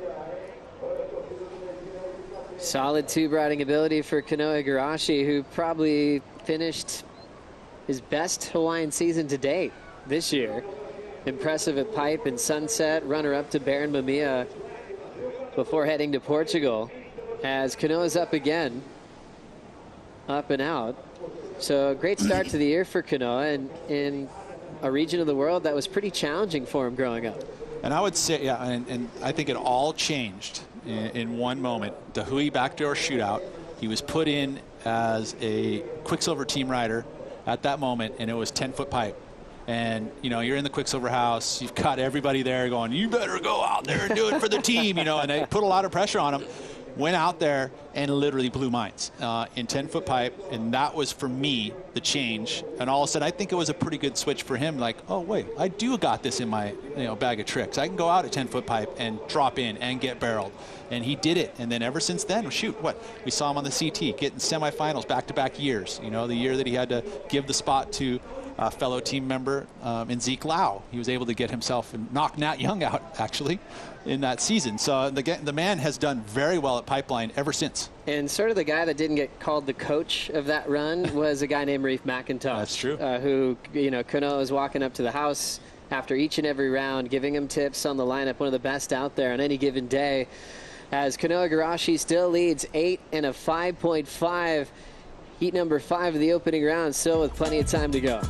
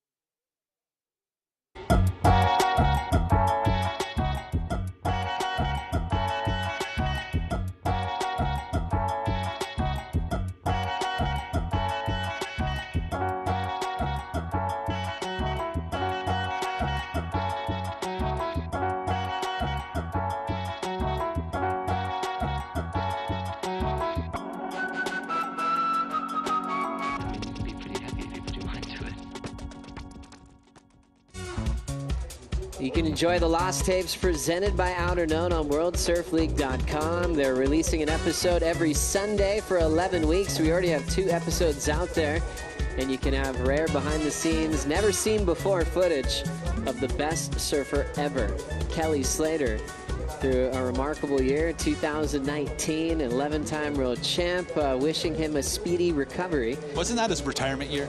It was kinda. You know what? There were whispers, to be honest. Like I thought that was going to be his last year, and then all of a sudden, hey, look at him. Especially with these tapes, they were lost, and we're going, "Oh, something big was happening that year."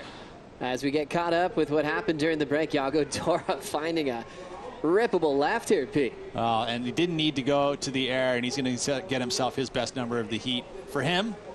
And call for the ski there. Beautiful surfing. You know, a good variety in his maneuvers there, which is always key. Just a left that kept on giving. And he has that spontaneous factor. Very unpredictable. Just responds to what's in front of him. Very present human being on land and in the water. And I guess that's what a lot of these coaches are trying to accomplish with their athletes, having that clear mind. You know, they're the best in the world. They don't have to think about how to complete a maneuver. They just need to be able to respond. Oftentimes, that means a very clear mind. It's so true. It really is. You know, for any athlete, I think doing sport in general, you know, finding the zone, right? And the zone is when you're not thinking about what's going to happen or what has happened. It's really about right in this moment. You know, it's cliche, but the reality is it's very difficult, even living life, driving down the street, to be clearly in the moment, you know. And if you can be, and the most present humans on the planet are probably either the most successful or definitely the most happy. And is that why you like surfing 50-foot waves, Pete? It's part of it, yeah. It'll take you to the moment very clearly. You know, if you're not there, generally mistakes happen. And it's interesting with some big wave surfers that like to apply what they learn in heavy water waves to actually surfing heats, having that calm mind, that confidence that you can do anything in that amount of time on the clock to get the score you need to perform. And Dino always working on his sports psych as we have a bowly left, getting stuck on the first turn. A tough fall for Andino. Conditions are looking incredible right now. Rights and lefts really rippable. A couple of barrels back to back in this heat. No smooth ocean surface. Here comes Dora, former semi-finalist at this event. Carved, now a snap off the lip. tapping the end section shut. One of the most popular surfers in the draw. And I love it because it's almost a response. You see that little jump at the end of that. It's a response to the crowd, you know, lifting his spirits, cheering for him because he understands, you know, 2 best waves in the heat. Needs the 6.74 in order to turn it to get the lead from Kanoa, and very easily could get it in this wave. So we had a split peak here. This is what Kanoa did, Pete. Oh, look at that. Telegraphing huge, corrupt. That is gigantic. Does he pull it? Almost. Could have gone double, maybe. Wow. Double rotation. Impressive. Because he did over-rotate, and that's why the landing didn't come easy for him. What went wrong here? Beautiful snap, getting loose in the lip. Nose stuffs down, not able to bring it out of the water. That was the mistake that happened there for Kolohe. Good opportunity, too. As you watch the next wave, beautiful arc. That's where he's able to utilize that big stature of his to really showcase that power and use that upper body, drives through his maneuvers, gets the finish, good variety in the maneuvers as well. So nice work there for Yago Dora. So a lot for the judges to chew on. Easy one for Kolohe, probably going to be just a throwaway score. Obviously it is. But this one here, does it turn the heat? That's what the judges are asking themselves right now. Yago Dora didn't expect to compete at G-Land. He did some surfing in Bali with Jack Robinson, and Yago's kind of telling Jack, hey, I think I'm almost there. And then he got the phone call, and he's like, well, I guess I'm ready now. And he's been working his way into form. As Gabriel Medina hits the sand here at Saquarema. Still looking for his first championship tour victory in his home country. The most popular athlete on the championship tour, a 3-time and defending world champion. Back-to-back semifinals on his comeback from G-Land to El Salvador. We'll have another goofy foot joining him, Connor O'Leary from Cronulla in Australia. Super powerful goofy footer. One of the happiest guys to talk to behind the scenes. Very centered, very grounded. He's been traveling with guys like Callum Robson, Jackson Baker, Matthew McGillivray. But the high seed is Ethan Ewing, who's number 7 in the world, coming up next. And you can't help but think of what's at stake for Medina in a must-win situation. As the crowd erupts with the announcement of the last score for Yago Dora, a 7.13 and a lead change for the Brazilian goofy foot. And more waves on the way. Paddling hard and unable to get involved in that wave. It looked like Kolohe and Dino missing that opportunity. Losing second priority. Let's have another look at that last wave that got Yago out in front. Big arc. Gaff, really. I mean, you think about it, we call it a gaff because it looks like a gaff, right? The big arc, you know, he did it way up high in the wave on a very steep section. Judges love that, spray flying everywhere, and was able to go right into the transition, out of that, into the bottom turn rail, into another snap, again, back into the bottom turn rail, and the finish. So it was actually a combination of 3 big moves, and that was why you see that number go into the 7.13. Ethan Ewing, always looking calm, because that's his demeanor. Might be quiet on land, but lets his surfing scream loud. Number 7 in the world with a big heat in front of him. Important for him, you know, at this point in the season, sitting at number 7, needs another result, at least, you know, quarters or semis, to solidify that top 5 spot. But you got a guy like Kanoa Igarashi, who just lost that first place position. And it, again, this is the opening round, which means that first place is able to move on to round 3, which is huge. It really is. Well, you think about what Gabriel Medina needs, and we keep saying he needs to win, but something that would help him if people in that WSL Final 5 picture start to drop. Yep. You know, we've got Griffin already in the elimination round. Kanoa Igarashi's dropped to 2nd. You know, for Medina, he needs those seeds to be knocked out incredibly early. He can handle his own charge with Ethan Ewing. He's going, I need to send Ethan into that elimination round. He needs all those people right on that cutoff mark to get knocked out here nice and early. As we check out the heat recap. Heat number 5 got nice and hollow and round. Kolohe and Dino started the barrel shootout, and Kanoa Igarashi got the 8-point ride for his version, comboed up with a nice air reverse. And now needs a score, though, because what we saw is Yago Dora make a comeback here. He was able to get his last 2 waves, a 6.77 and a 7.13. Finding the lefts, which is pretty cool. We've seen some scores come to the lefts here and there, mostly on the rights, but that's what's so cool about this venue on the Championship Tour is it's both a right and a left, especially this season. Generally, this used to be kind of a left Ituna, but we've gone to Barinha, which is a full right, no lefts there, right? So this one here showcasing being able to use both directions, quality waves both right and left.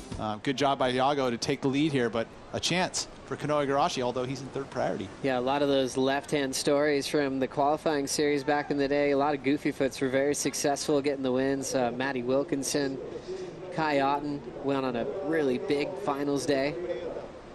Now at 2:45 to go. Catching up to Andino, just chasing down a ramp as he's dropped to third. Needing a 7.57.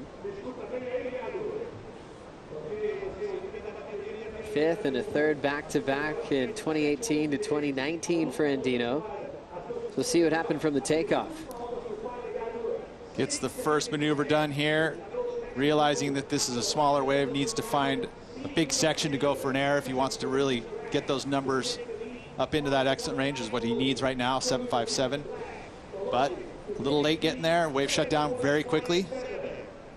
Now you wonder if Iago is going to play some defense, and it looks like he is. He's going to stick close to Kanoa Igarashi. He does have that priority over the top of Kanoa with 2 minutes to go. Power position. Really impressed.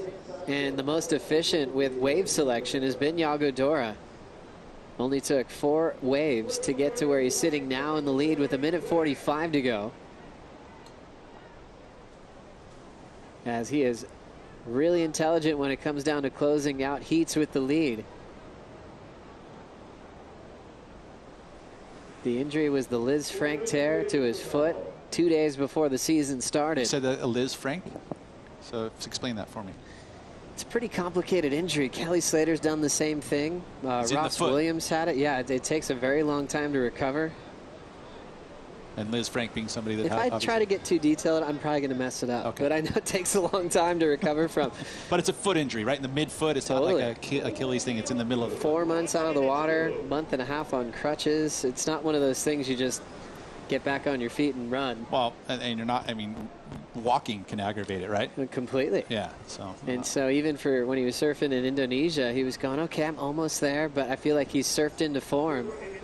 And what was just thought to be maybe a warm-up for a clean start next season for Iago. And he gets in the lead, low score 6.77. Athletes, man, these guys are ultimate. You know, you think about anything lower extremities as far as knees, hinges, feet, it's important. 25 seconds. Iago still holding down priority in the lead.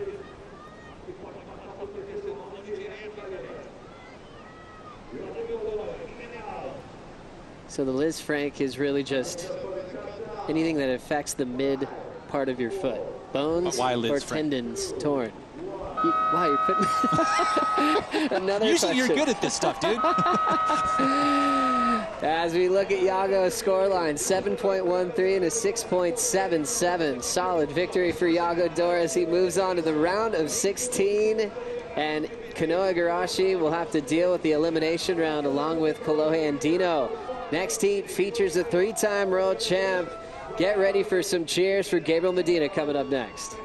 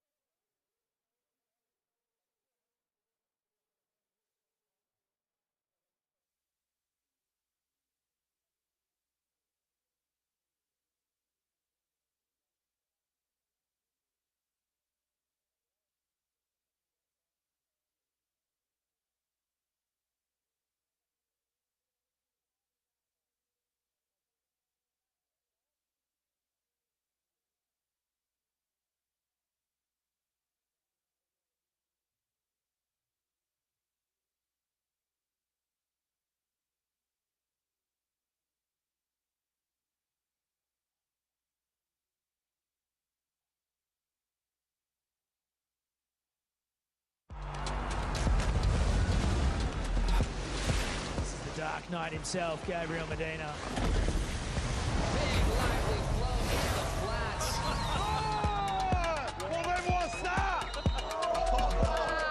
He's an acrobat, and he can win from so many different places. Most people have to be on the best waves, and they have to have a wave that suit their strengths. Gabby and those top title contenders don't need to be sitting waiting for perfection.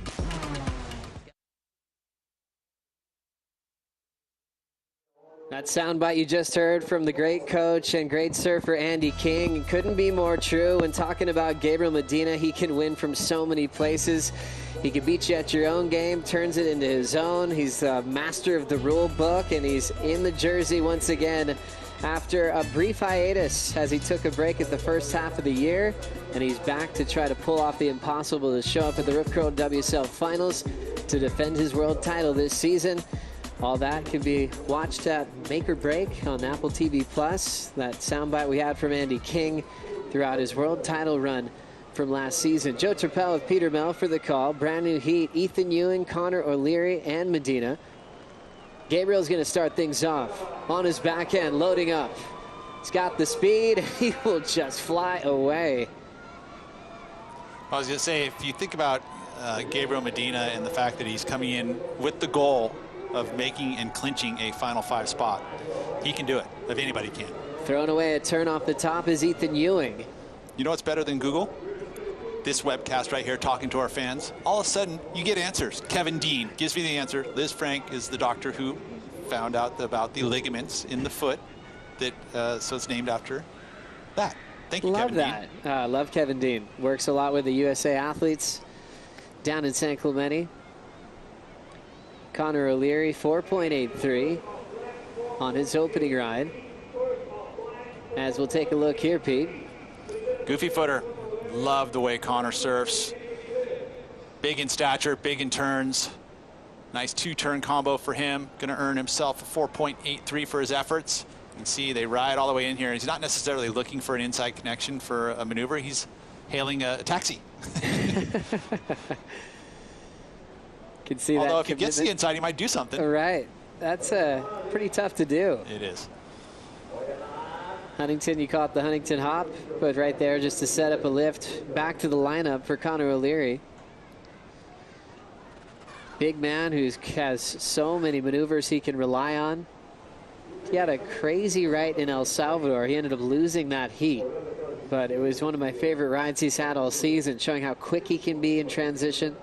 It's almost like a quick as Travis Logie, and adding the power of his size makes him a contender at every venue on tour. So true. It really is. I mean, and he's also a great barrel rider, both backhand and, and forehand, which you need to be. You need to be a great tube rider. You need to have an aerial arsenal. He's got that. And then also you need to have that great surfing foundation where you got to be able to showcase that power. And ultimately you want to do it, you want to get barreled, do an air, and do a big arc on every single wave, and you're going to get excellent numbers all the time. Pretty solid Whoa, surf how's that coming wedge? through this heat. Just double ups on top of each other. That's literally a side wave that came off the rock. There's a lot of energy moving back and forth in the water right now. How's this little side wedge? Everyone missed that going through. Well, and that's what makes this wave so special, is that you do have all these different kind of angles of surf. Layback hook under the lip for Medina. He found a piece of that inside wedge that was rolling through. As he'll get on the board. You have a theory, Pete, why Medina hasn't won this event yet? Well, I mean, maybe it's very similar to what I touched on during Felipe's heat, is that it's tough to win at home. I mean, like I said, and especially at a place where if you're out in the public, like a Gabriel Medina or whatever, you are going to get torn. People are going to want a piece of you, and it can be a little bit tough. Although I think if he taps into this crowd in a positive manner, watch out. Let's hear from the winner of the last heat, Iago Dora with Luisa. Yeah, Iago, a wild card invitation to surf in Brazil. How did you get that call? And how special is for you to surf here? Yeah, feels amazing to be surfing here again, and I didn't know if I was going to do any events this year. I had my injury wildcard confirmed for next season, but I'm going in as a replacement surfer this year, and you're never expecting someone's going to get injured mid-season, and then I got the call up in G-Land and got the call there, got to go to El Salvador, and now back here in Brazil. And this is for sure the one I was looking forward the most to do. And if I was coming back, I would love to do it in this event. And yeah, I'm so happy to be here. Amazing. We saw some great maneuvers over there, and I saw you stomping on your foot. Can you hear the crowd just cheering on, and that's what gives you energy to keep going? Yeah, for sure. That's a big thing here in Rio.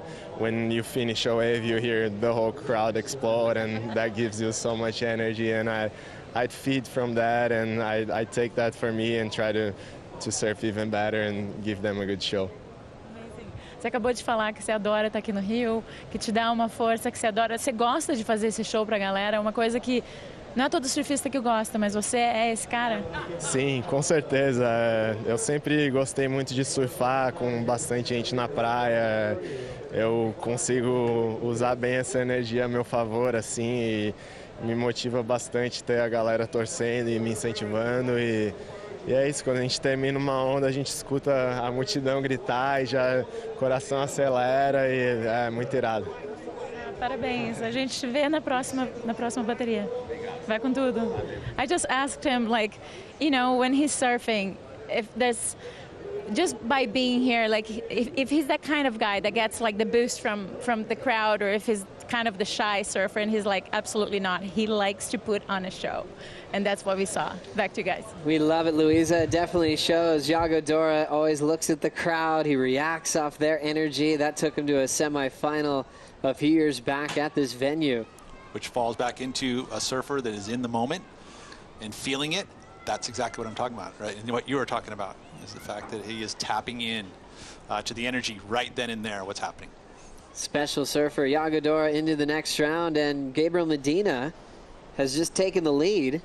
Last score coming in at a 4.4 to just get in front of Connor O'Leary. Let's take a look, Pete. Big layback gaff, beautifully done, straight into it. The one maneuver there, and then a little glide. Keep that flow going. So a little two-turn combo.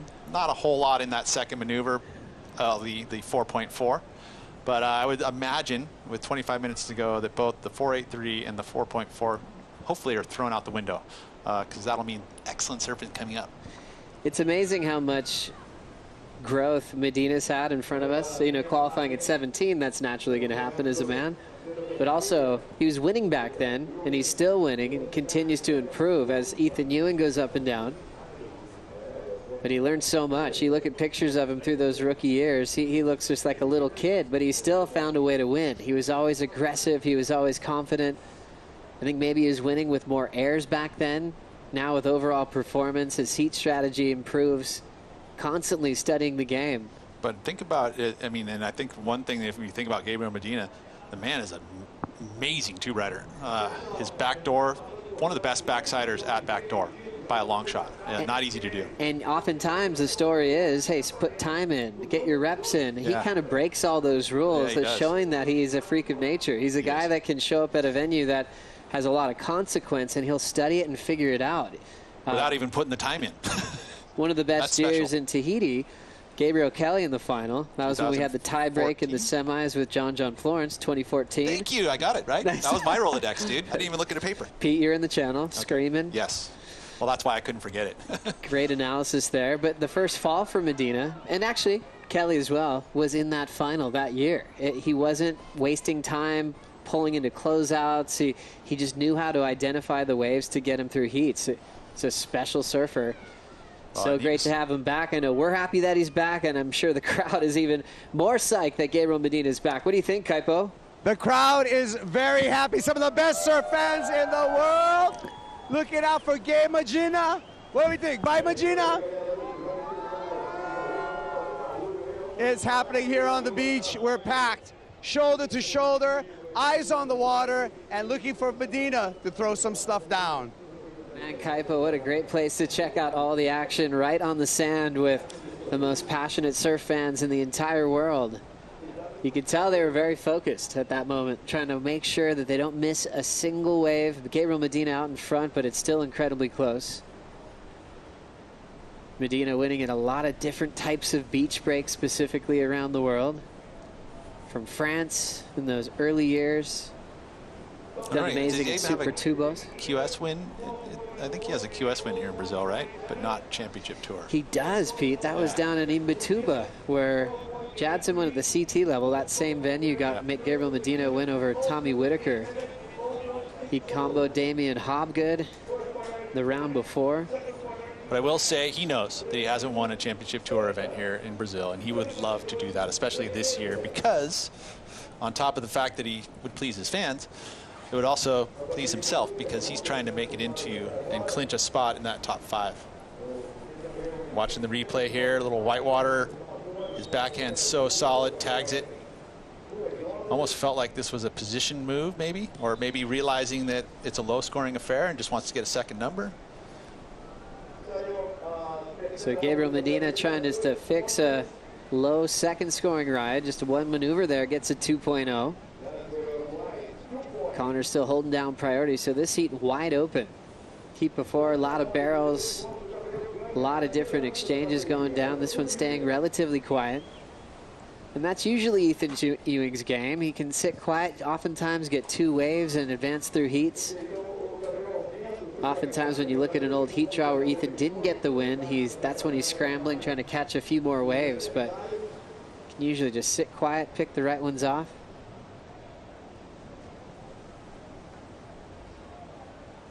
For Gabriel Medina, though, looking to make his first final. He lost early with a 25th back in 2012 to Pedersen Crisanto. Built to a semi-final finish. Lost Adriano de Souza in 2013. So some up and down results. Keanu Singh got him at Baja da Tijuca with a big alley-oop. I remember that. Remember that one? Yeah, I do.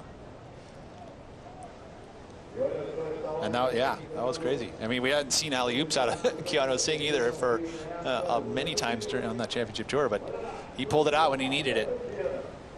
Incredible stuff. And now searching for Medina there as he kicks out of another right-hander. But this heat seeing some size, some humping conditions today. Even got nice and glassy in the previous heat. It just like affects the lineup as far as, you know, consistency in surf and where to sit. I mean, we saw, you know, the right-handers light up just, what, 20 minutes ago, and now all of a sudden it's gone quiet. The left seemed to be the call, although the scores are pretty low in this one. Surfline letting us know that today would be really fun and definitely a go day for competition. Tomorrow is supposed to be fun, maybe a bit smaller, though. Another swell coming around the corner with some south wind, but then it cleans up.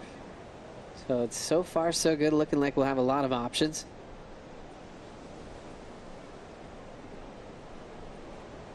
Gabriel Medina knows he's got to send Ethan Ewing into the elimination round. As we look at those previous results for Medina in Brazil in his career, move up to Saquarema happened in 2017, and that was the whole wild card run for Iago Dora. Medina went down and got an equal ninth. Yeah, so no finals in all of those years on the championship tour, which is pretty much amazing. I mean, even his world title years, no results here. It's interesting. Well, and how consistent he is at Pipeline, how consistent he is in Tahiti. He's got the best track record at those waves of consequence out of anybody on tour. And he's also got a win at J-Bay now. Snapper Rocks. Tavi. This guy's on fire. His consistency at the Surf Ranch in Lemoore, the best in the world. Yeah, something happens in Brazil. Incredibly popular. Gabriel remembers a moment when he realized he was a household name and maybe beyond, kind of entering superstardom. He got home from an event and he was just going through a toll road and the line just started backing up because everyone who was working at the toll booth was stopping to get a photo, to say hi, and basically caused some traffic here in Brazil. And that's where, I mean, that's exactly what, elaborating on the story that I was touching on, is it is a very popular surfer here. It can be a challenge to just get a dinner or a lunch because you're going to have that influx of just people coming to you because they're very forward here. They are not shy to come up and ask for the selfie and ask for the autographs, and you know, and again, they're just in love with their athletes around here, and why wouldn't they? Gabriel Medina was really happy to invite Griffin Colapinto to stay with him here in Brazil.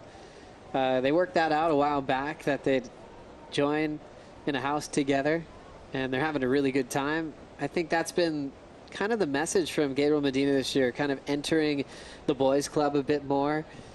Seeing him hang out at El Salvador after what was a crushing loss for himself in the semifinals. Oftentimes we'd see Medina in the past kind of take off and just have his own little personal time. It was sometimes even tough to get a post-heat interview after tough losses like that for Gabriel, especially in those early years. So it was really cool. He dusted that off and decided that he was going to stick around. And he was with Italo, he was with Felipe, and he was vibing off that energy of the Brazilian Storm. So cool. It really is. I mean, and that's just, again, the maturity. You get to see the, you know, refinement, changing things up to kind of see how they feel, right? And I think that, you know, Jaddy and Italo and all of that group, actually, they have brought a new camaraderie even further than what they've already had, which is awesome. Yeah, that whole powerful Brazilian Storm story just gets better and better. And you think about the last few years on tour, Medina winning his 3rd world title last season. The year before it was Italo Ferreira's first. You go to Adriano de Souza mixing in there. It's been total domination from this country. And so far, it's still led by a Brazilian named Felipe Toledo, who's looking for his first world title this season. Seems like the guys are taking a nap, or is it just the ocean taking a nap? A little bit of a breath as the swell is still out there. We're just waiting for more waves to come through. Connor O'Leary still with priority. Doesn't mean not much to take the lead off Medina. We'll be right back.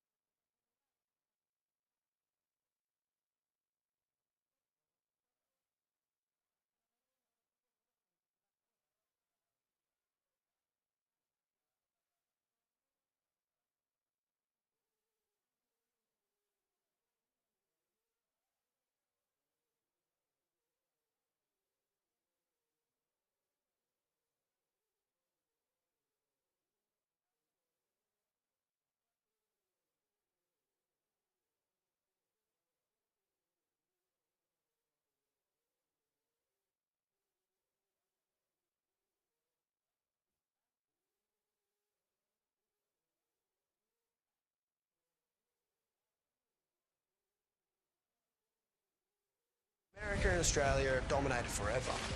But now it's a changing of the dynasty. Get ready for your eardrums to be absolutely exercised because this man has just claimed his 2nd world title. I was so hungry for that first world title, you know, because I saw him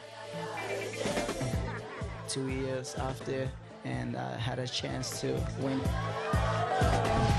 Gabe had a huge lead. I think a lot of people thought he would have just breezed through that.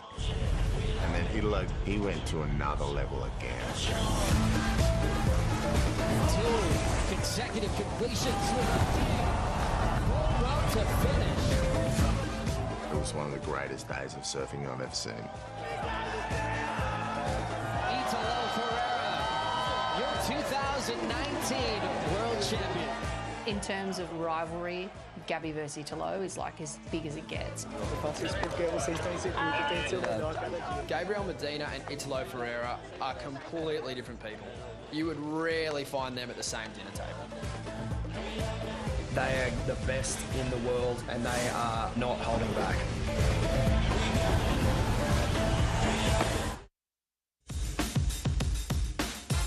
Such a great episode on Make or Break. You could watch that on Apple TV Plus. It was all about the show between Gabriel Medina and Italo Ferreira in the title race from 2019. It was all decided in the final at Pipeline. After the format change, the focus was really on Italo and Gabriel once again at the start of last season. How good was it? Amazing. It was see incredible. a world title decided by one heat, which is why we see the WSL Finals. Exactly. As we get caught up with Connor O'Leary, didn't need much to get the lead, Pete. Beautiful hack to start it off, a little smaller wave, but wow, how was that disco spin? Didn't pull it off though, unfortunately. And then Ethan going right. Again, smaller. These smaller waves, but clean on the open face. Just the carve. This wave dies out pretty quickly for Ethan Ewing. Going to be his best number, but he's going to need a second one here in this back 12.5 minutes. Gabriel Medina searching, and the section shuts down. Didn't get a turnoff even after the takeoff, so that's a throwaway score for Gabriel. Connor still out in front. The top seed Ethan Ewing down to third. And you look at the scoreline, though, you've got Ethan with a 4.9, Connor with a 4.8, Gabriel with a 4.4. So it's really who's going to take it here in this next 12 minutes, because I was hoping that those scores weren't going to stick, but at this point, they're right there in the scoreline. Ethan Ewing got to have his brother over at G-Land, Goofy Footer. What a contender. Right. An amazing surfer. Younger, older? I believe he's older. Goofy Foot. Absolutely shreds, so growing up with a sparring partner always works out really well. Jackson Baker has found a really fun part of this contest site to prepare. Yeah, he has the TikTok tunnel, and he doesn't even know he's probably on camera. Yeah. He's like, I got to find a little quiet spot. Nope, we've got you covered. Jackson's a class act, a popular surfer on tour because of his big personality, but also because of his big turns. He's getting a lot of fans around the world. I'm one right there with you. It all came with that in Ericeira at the Mayo Portugal Pro over there. I mean, unreal watching him just get himself big points and get him onto the tour.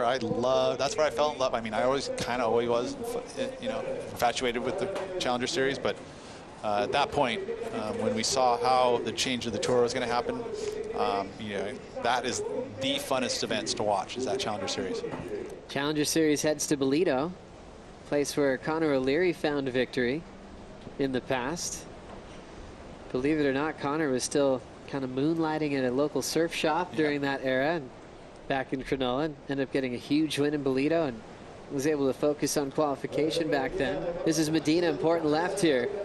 Blasting it, but he falls. No mistake. So this is going to be another lower score for Medina. So this is going to be fun back third of the heat. No one's really clicked in yet. John found his way into that Toledo Pro. John Mel, son, is in there. He's going to be competing there. Looking forward to watching as the Challenger Series continues. We've had a couple of events complete in Australia, where Callum Robson did incredibly well, showed up at Snapper as a much bigger name with all of his success quickly on the championship tour.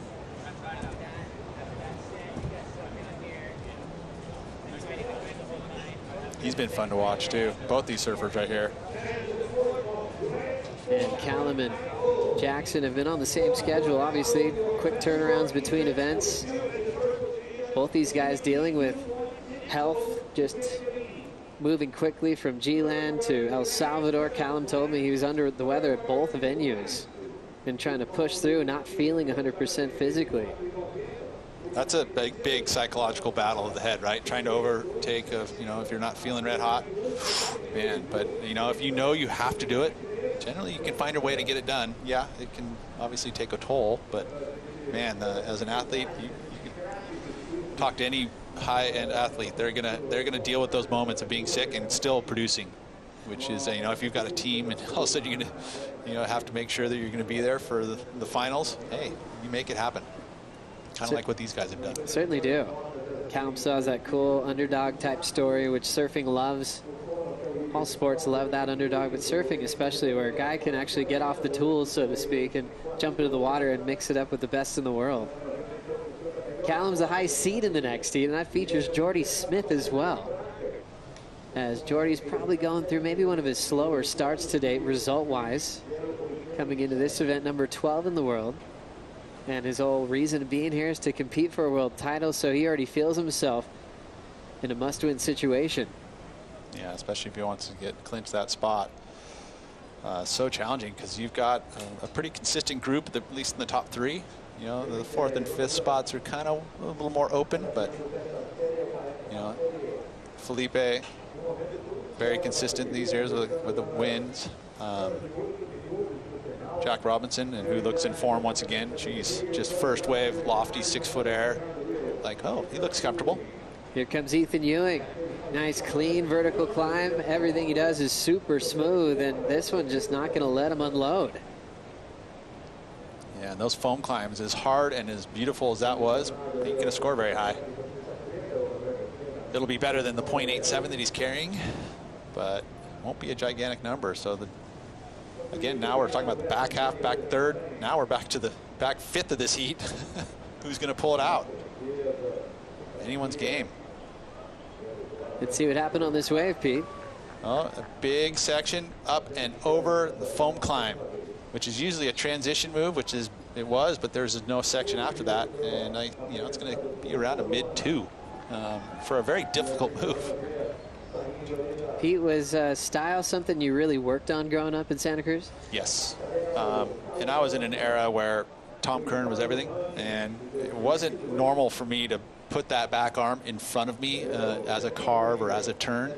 And yes, I definitely worked on it. Curran was the style master, still to this day is one of the best and cleanest styles in the world. And yeah, so we worked on it. You know, as you gotten older, it's tougher to kind of try and change what you've done over the years. But it can be done, especially with a little hard work and a good coach. You know, you can start to change up approaches and the way you hit the lip or the way you do a certain carve or snap. You know, you start moving your arms around different places, upper, higher, lower. All that is technique. There's some great coaches out there that teach technique. Chris Gallagher being one of them. Chris Stone.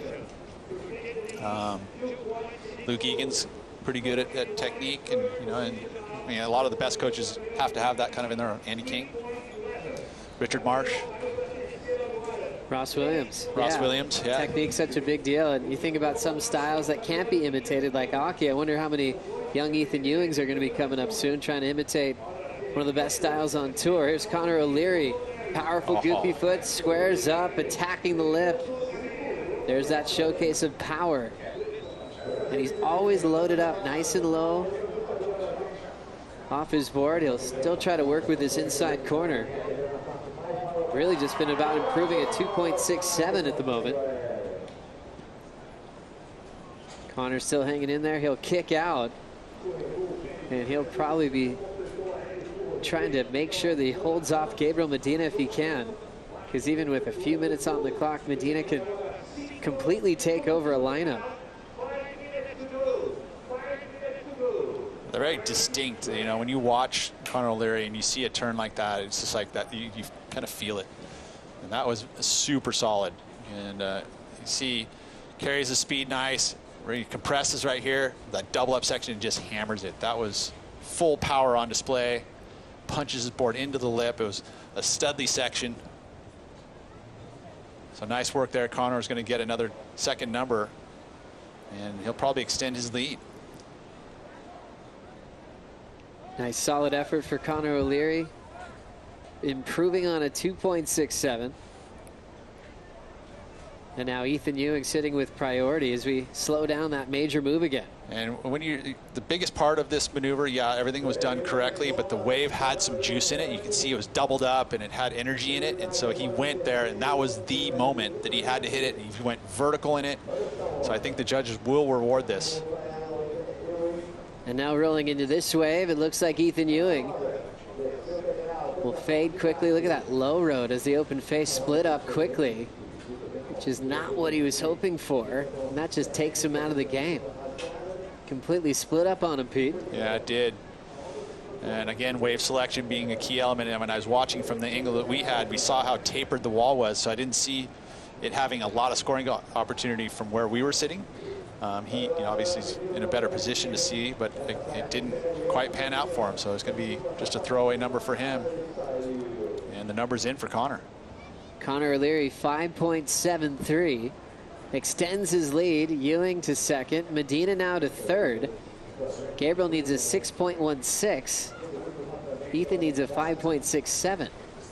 And it feels like those numbers are like gigantic since how this heat's been going, but they're not. I mean, we've seen one big section get excellent numbers. We saw it from Jack Robinson today with one big clean air. We saw it from Felipe, one big air rotation. So we know that Gabriel can do it, as well as Ethan with just one big move.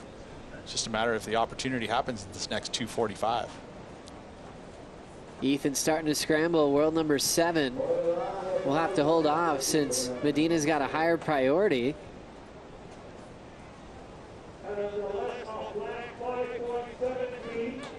And Medina will end up out of that one quickly. Now Connor O'Leary's turn. Driving right in front of Medina upside down, but he can't hang on to the big backside hack. So a very challenging heat. 3 surfers that have been incredible this year, especially in the last couple of events, dealing with just a switch in the rhythm of the lineup. That's what it's been, really. It feels like, that tide switch, get the higher, dropping down to the low now. The water's moving around. I mean, this is the part about this beach break, is that you have these rocks and you have this rip that moves out along of it. You've got a break in the water too between the low and the high tide inside of that rock, which actually adds an element of water moving in and out. You've got the trench that runs along the beach line, which is another bit of current. So all of those elements make a bigger amount of water moving in and out during the tide switches. So you'll see a rhythm of the ocean change because of that. And this heat's still wide open from third to first. Minute 25 to go. First place gets reseeded into the round of 16. Second and third reseeded in the elimination round. Just the sound of that round, though, elimination round, it's like, it's kind of a negative connotation. You don't want to be in that ER. Well, we were talking before, Pete, how Gabriel needs those guys in the WSL Final 5 positions now to go down, but he needs to also be making heats. So if he's in that elimination round, his role to run through all the way to September could be in jeopardy. And with that is that he doesn't have a seed. Right, his seed is very low. I mean, yeah, he had one semifinal, so he's kind of moved up, but that's not enough points to be high in the ranking. So he's going to come up against a contender. Loading up, backside air reverse, incomplete for Medina.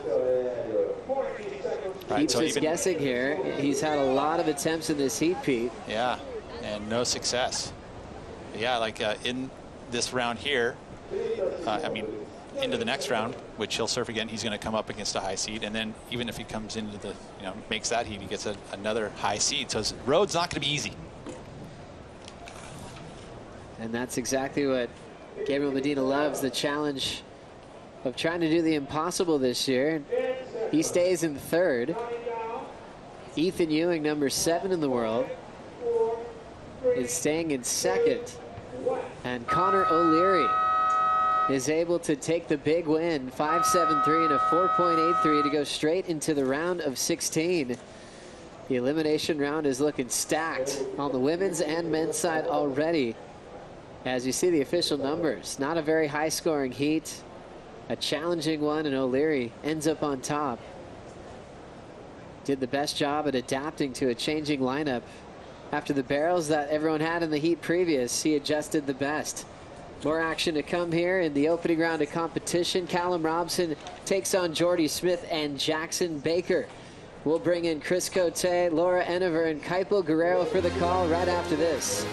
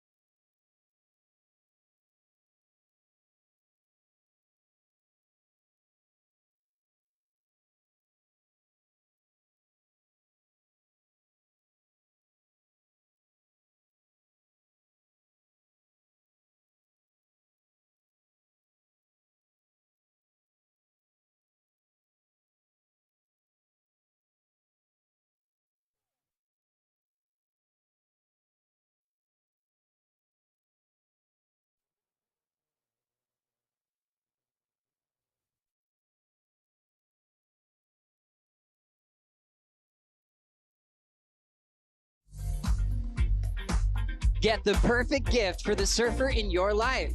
Go to WSLStore.com to get your official 2022 Championship Tour merchandise.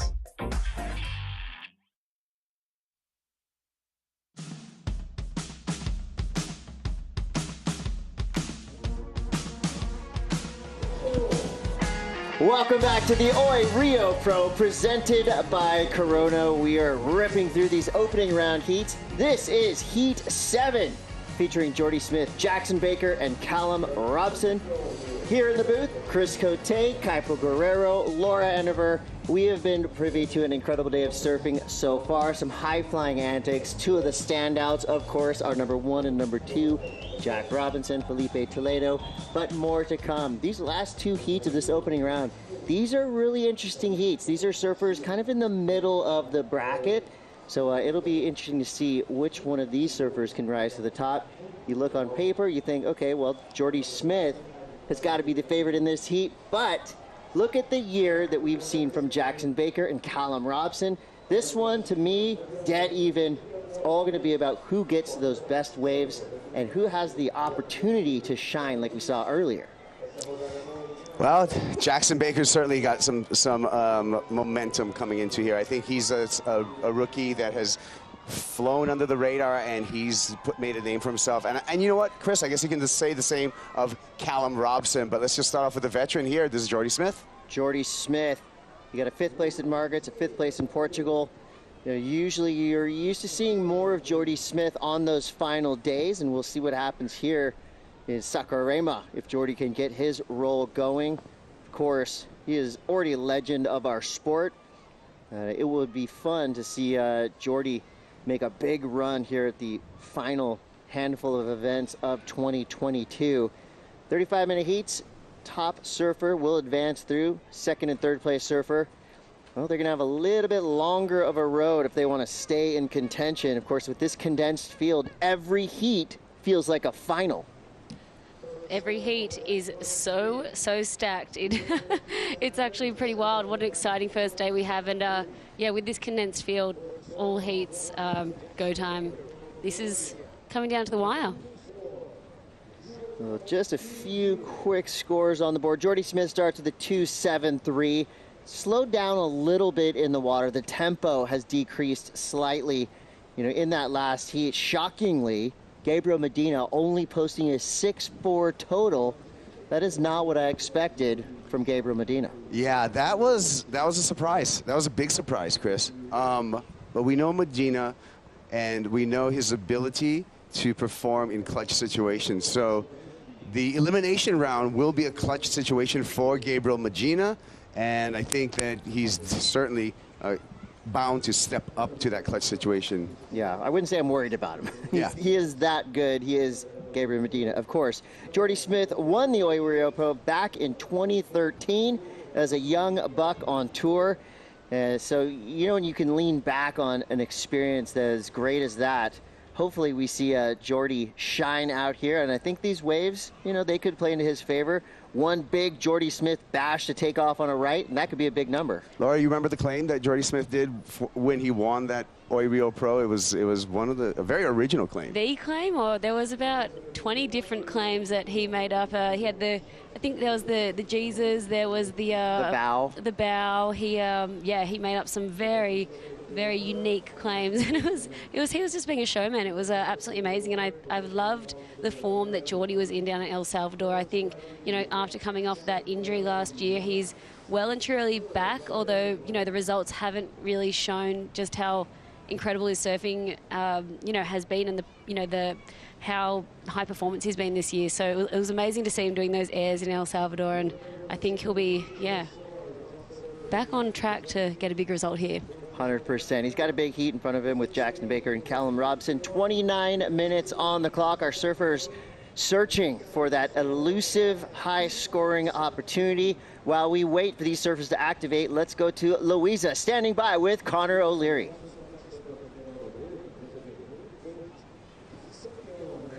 How does competing in Brazil land on you? Yeah, it's awesome. I mean, the atmosphere is it's unbelievable. You know, you really thrive off the crowd, and I mean, I guess they they weren't all going for me in that heat, but yeah, hopefully I get a few extra fans after that one. I wonder, when you're competing against Medina, which is such a name in here, does that like make you feel small, or just like, oh, now I'm just gonna go for it? Yeah, I mean, I think when I first qualified and matched up with guys like Gabe, yeah, you definitely felt a little small. And yeah, I've been on tour for a few years now, and kind of I feel like I've settled in pretty nice. And yeah, it's kind of got to that point where you got to lean in and take as much opportunity as you can with big heats like that. And yeah, didn't perform as best I could, but you know, taking a heat off Medina is something, you know, really memorable. So yeah, I'll take it and move forward with it. Can you walk us through your heat? Yeah, I mean, it was really tricky. I feel like the swell's getting, you know, declining very quickly, and it was just a matter of my game plan was to go left, but I kind of tried that at the start and then got stuck in the rip for about 9-10 minutes and just had to kind of wait. And then yeah, the back end of the heat was just kind of trying to control the heat and take waves off them to try and better my score. And yeah, it was a close one, but I'll take it. Amazing, and you did it. Congratulations. I hope to see you here soon. Back to you guys. Connor O'Leary starting strong, 10.56 total, but taking out two favorites in this event in Ethan Ewing and Gabriel Medina. So that's got to feel good. That is the perfect momentum starter. Get the ball rolling. Connor O'Leary is officially on the board with a win already under his belt. Yeah, and Connor and Jackson Baker in this heat, all staying that beach house together along with Coach Mitchell Ross, and those guys just are really gelling in that opportunity, and so perhaps some of that momentum is going to rub off on Jackson Baker in this heat. But more importantly, Connor O'Leary is just like so sneaky good. I think he's another guy that doesn't get the credit for his surfing that's actually that he's able to do. Yeah, super powerful and really smooth, and he can do it in any size waves. I mean, we've seen him all over the world put on big showings. And I think he's due for a win. I mean, of course, every surfer now, if you've made that mid-year cut, you've done the work there, you know, you put yourself in the position to potentially take a victory. This year on the men's side of the tour, you know, we only have a handful of winners. You got Jack Robinson, you got Toledo. So, you know, we could see a new name on the list. The women's side of the draw, that's a different winner at every stop. So this has been a wild year on tour. It really has, and even look at Cal Robson in this heat. He's, you know, come out of the gates firing this year, an unknown name in Australia and around the world, but he's a known name now, and you know, he's sitting in 8th. He's just had an incredible run so far this year, and you know, that final at Bells, yeah, just absolutely amazing. In his opening event at Pipeline, I'll never forget the look on his face. He got destroyed by Pipeline in some of his opening heats, and I just remember looking at him and I'm going, is this, you got what you wanted? You're on the championship tour. He bounced back quick. Talking about a quick ascent, though, Chris, remember we first were working the U.S. Open just at the 2021 season when the Challenger Series kicked off. The Evans Head local, Callum Robson, came up and started making a name for himself. I had to actually ask him, is it Calum? Is it Callum? That's how under the radar he was to me, and since then, I've become a fan. Oh, yeah. Yeah, that was an easy bandwagon for us to jump on. You know, he's super powerful, again, really smooth. He's kind of got those fundamentals that you love to see. He uses his whole rail every time he catches a wave, and he's just one of those guys, like, you know, not boisterous, not super loud, but he does things behind the scenes that just make him that much more of a hero. You know, he was a huge help during all the floods in Australia, raising money and giving back to the community. Even though he doesn't have a main sponsor on his board, it's not like he's raking in the dough right now. So it is really cool to see what he does off the board that makes him such a legendary human. Yeah, Cal's a top bloke. I like that, top bloke. Sounds better when you say it. This is surfer in black, Jordy Smith. The first two bride we've seen of the event, that's keeper. Yeah, we saw a few of them. Take that all day. A few of them out this morning, just at that right, sort of heaving on that inside there. But yeah, not many surfers electing to try get tubed. So maybe throughout the afternoon, a few more tubes. Well, we'll see. We have this heat and one more of the men's opening round. And then we'll see what happens for the afternoon. Of course, the beach is still rocking. And this is just day one, so we are expecting huge crowds. That was wow, that was actually deeper than it looked from that front angle. That's going to be a interesting call for the judges. Sneaky little tube. Fully barreled though. Disappears. Could have been at Kira. Yeah, that was pretty. I mean, there was some drama even for a smaller wave. That was a pretty nice tube ride for Jordy Smith. Yeah, it'll be interesting to see where the judges go with that, but maybe just a little backup there. You know, just wanting to get the ball rolling. 23 minutes to go, and you know, 3.83 there. So a backup, but probably more just for a bit of fun under priority. Yeah, he starts off with a 3.83, so nice little tube ride, a decent number. And I think the surfers in this heat and the next heat no doubt watched what transpired in Heat 6, where Gabriel Medina, you know, for all intents and purposes, a favorite coming into this event. If he had trouble finding waves, then, you know, anyone's going to have trouble. Yeah, Conor O'Leary won that last heat with 11 points. So 3.83 could be valuable at this time with this tide, and what appears to me to be, it was seeding swells, Chris. Yeah, you can just kind of feel the energy waning a little bit, and of course, you know, a lot of times when we think it and when we say it out loud, that helps. Sends a pulse. I don't know if it's a reverse commentator curse, but reverse psychology on the ocean. It sometimes works a lot. Here we go on the paddle. A little wedge popping up for Callum Robson.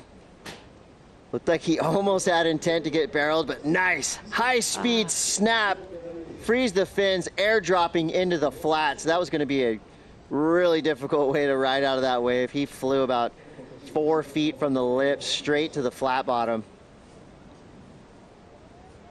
Yeah, this right here, to me, was unusual for Callum Robson, as he's usually so sure-footed in his surfing. High line, little lip glide into float, and a lot of times he'll put that down. Got both feet on the deck, but just lost momentum and got kicked off on his heels. Did it look like some backwash kind of puffed up at the last second? That may have been the case right there because, like I said, usually Callum is going to stomp this. Yeah, rare fall for Cal. On the split peak, this just happened, and the Jordy Smith finds another little cover-up. Okay, the Tube Whisperer already with 2 barrel rides in this heat. The first one was enough for a 3.83. That one was quicker, but I love the look of that wedgy wave. And it went both ways, a right and a left. Now I'm thinking if Callum Robson would have made that, that would have been the highest score of this heat, just due to the, you know, the dramatics and the flair of that turn. You know, if you could do a high-speed snap and then finish it airdropping like that, the judges eat that up all day long. So hopefully he'll get another opportunity to make that maneuver. Yeah, that's right. That's high risk, right? And high risk gets rewarded when it comes to the judging criteria. So still plenty of time on the clock. We're only about a third through this heat. Let's take a look at the replay. This was the left on that split peak. Jackson, just solid as usual, and punches the fins a little further for the second turn. So Jackson Baker again, and Jordy under the cover, takes a peek under the hood and is able to get out of there. Yeah, I learned the Portuguese word for dog last night. I already forgot it, so hopefully Luisa can help explain a Brazilian doggy door, which I don't know what that is yet, but that's exactly what just happened right there for Jordy Smith. I'll have to get our Portuguese up to scratch. 1942 on the clock. Jordy Smith in the lead for now with a 3.83 to 2.73. We'll see where that last score goes. That's an interesting one for the judges. The wave was a little bigger than the barrel he got at the 3.83. It wasn't as deep. So that's kind of like splitting hairs right there. Of course, we have the best judges in the business. They have been spot on throughout the entire event. You know, all these numbers coming across the board, knowing full well the ramifications of the 0.1s, the 0.3s. I mean, every bit of the score counts. So is Jordy now waiting for his score to come through? Let's get an update from Strider Wasilewski with Jesse Miley-Dyer. Thank you very much, Chris. Down here with Jesse. Jesse, a little update on the day as we progress. Yeah, so we originally were looking at doing this women's elimination round. We're actually not going to. We've got a pretty good forecast, actually. We've got nice waves coming. It's looking like we'll have better conditions tomorrow. So those elimination rounds at this stage in the year, they're so important, and we're going to hold those for tomorrow. Huge, consequences during that elimination round. You go down, you're out, looking for the top 5 for the Trussels contest. Moving forward, the swell, how big is it going to be tomorrow? You know, it's looking like it's going to be a touch smaller than it is today, which I actually think could be a good thing. It's really nice out there right now, but it's going to continue to clean up, coming into tomorrow. And we have another big swell coming across the weekend. So we've got a lot of waves, and, we're going to have we're going to have some really nice conditions to choose from. So spoiled for choices. All right, well, huge consequences, so we're going to put them out in the best ways possible, give them the best chance possible.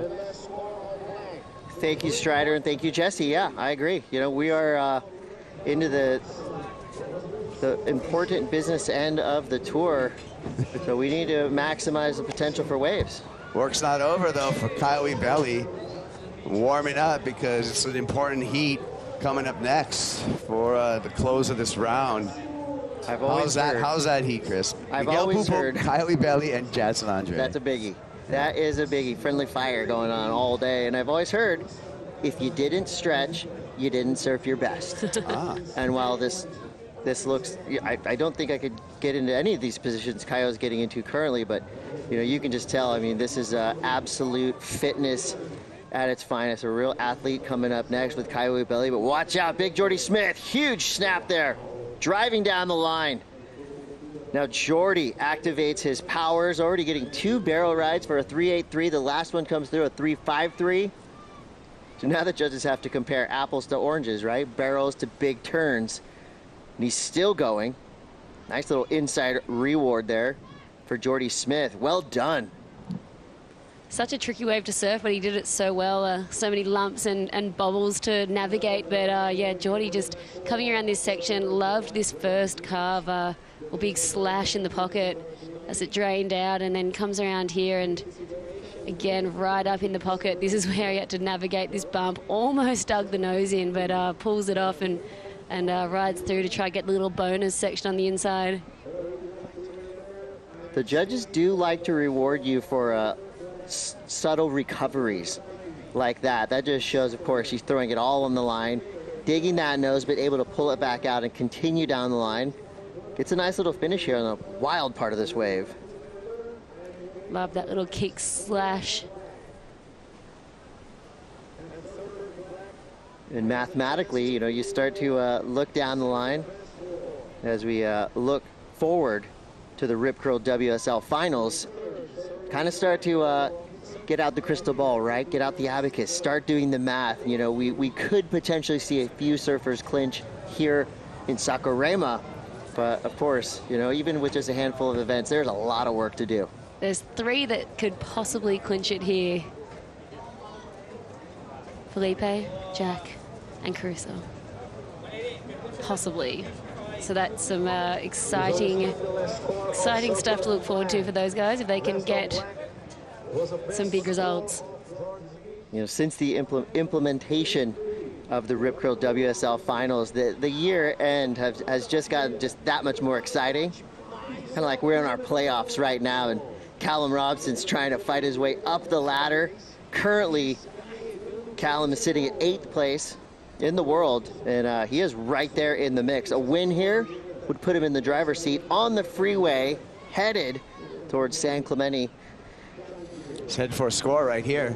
Big snap to start off on the replay with Callum Robson. Comes around the bottom again and just gets him. This is the solid kind of surfing that we've seen all year long from the rookie. And a little bit of release there, but hangs on so sure-footed, Callum Robson, and that score. 8.23 is what he needs to take the lead, but he's going to chip away at that for sure, Chris.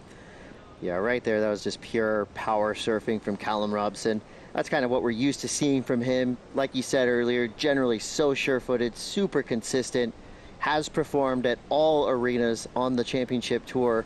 Right now looking for an 8.23, but he does have plenty of time to go, just over 14 minutes. When we talk about Final 5, I think Callum Robson has to be in that conversation. And coming in as a rookie, we saw it last year with Morgan Siblick, where there's less pressure and less expectation for some of the rookies. And then you start off the year with a good run as a rookie, and then then that confidence factor comes in. And I feel Callum Robson's getting that kind of on the confidence train and speeding down the tracks. Yeah, there's always got to be that one wild name that you could throw in the mix there. I'm with you there for Callum Robson. We've got 13:30 to go. You're watching the Oi Rio Pro presented by Corona, and we'll be right back.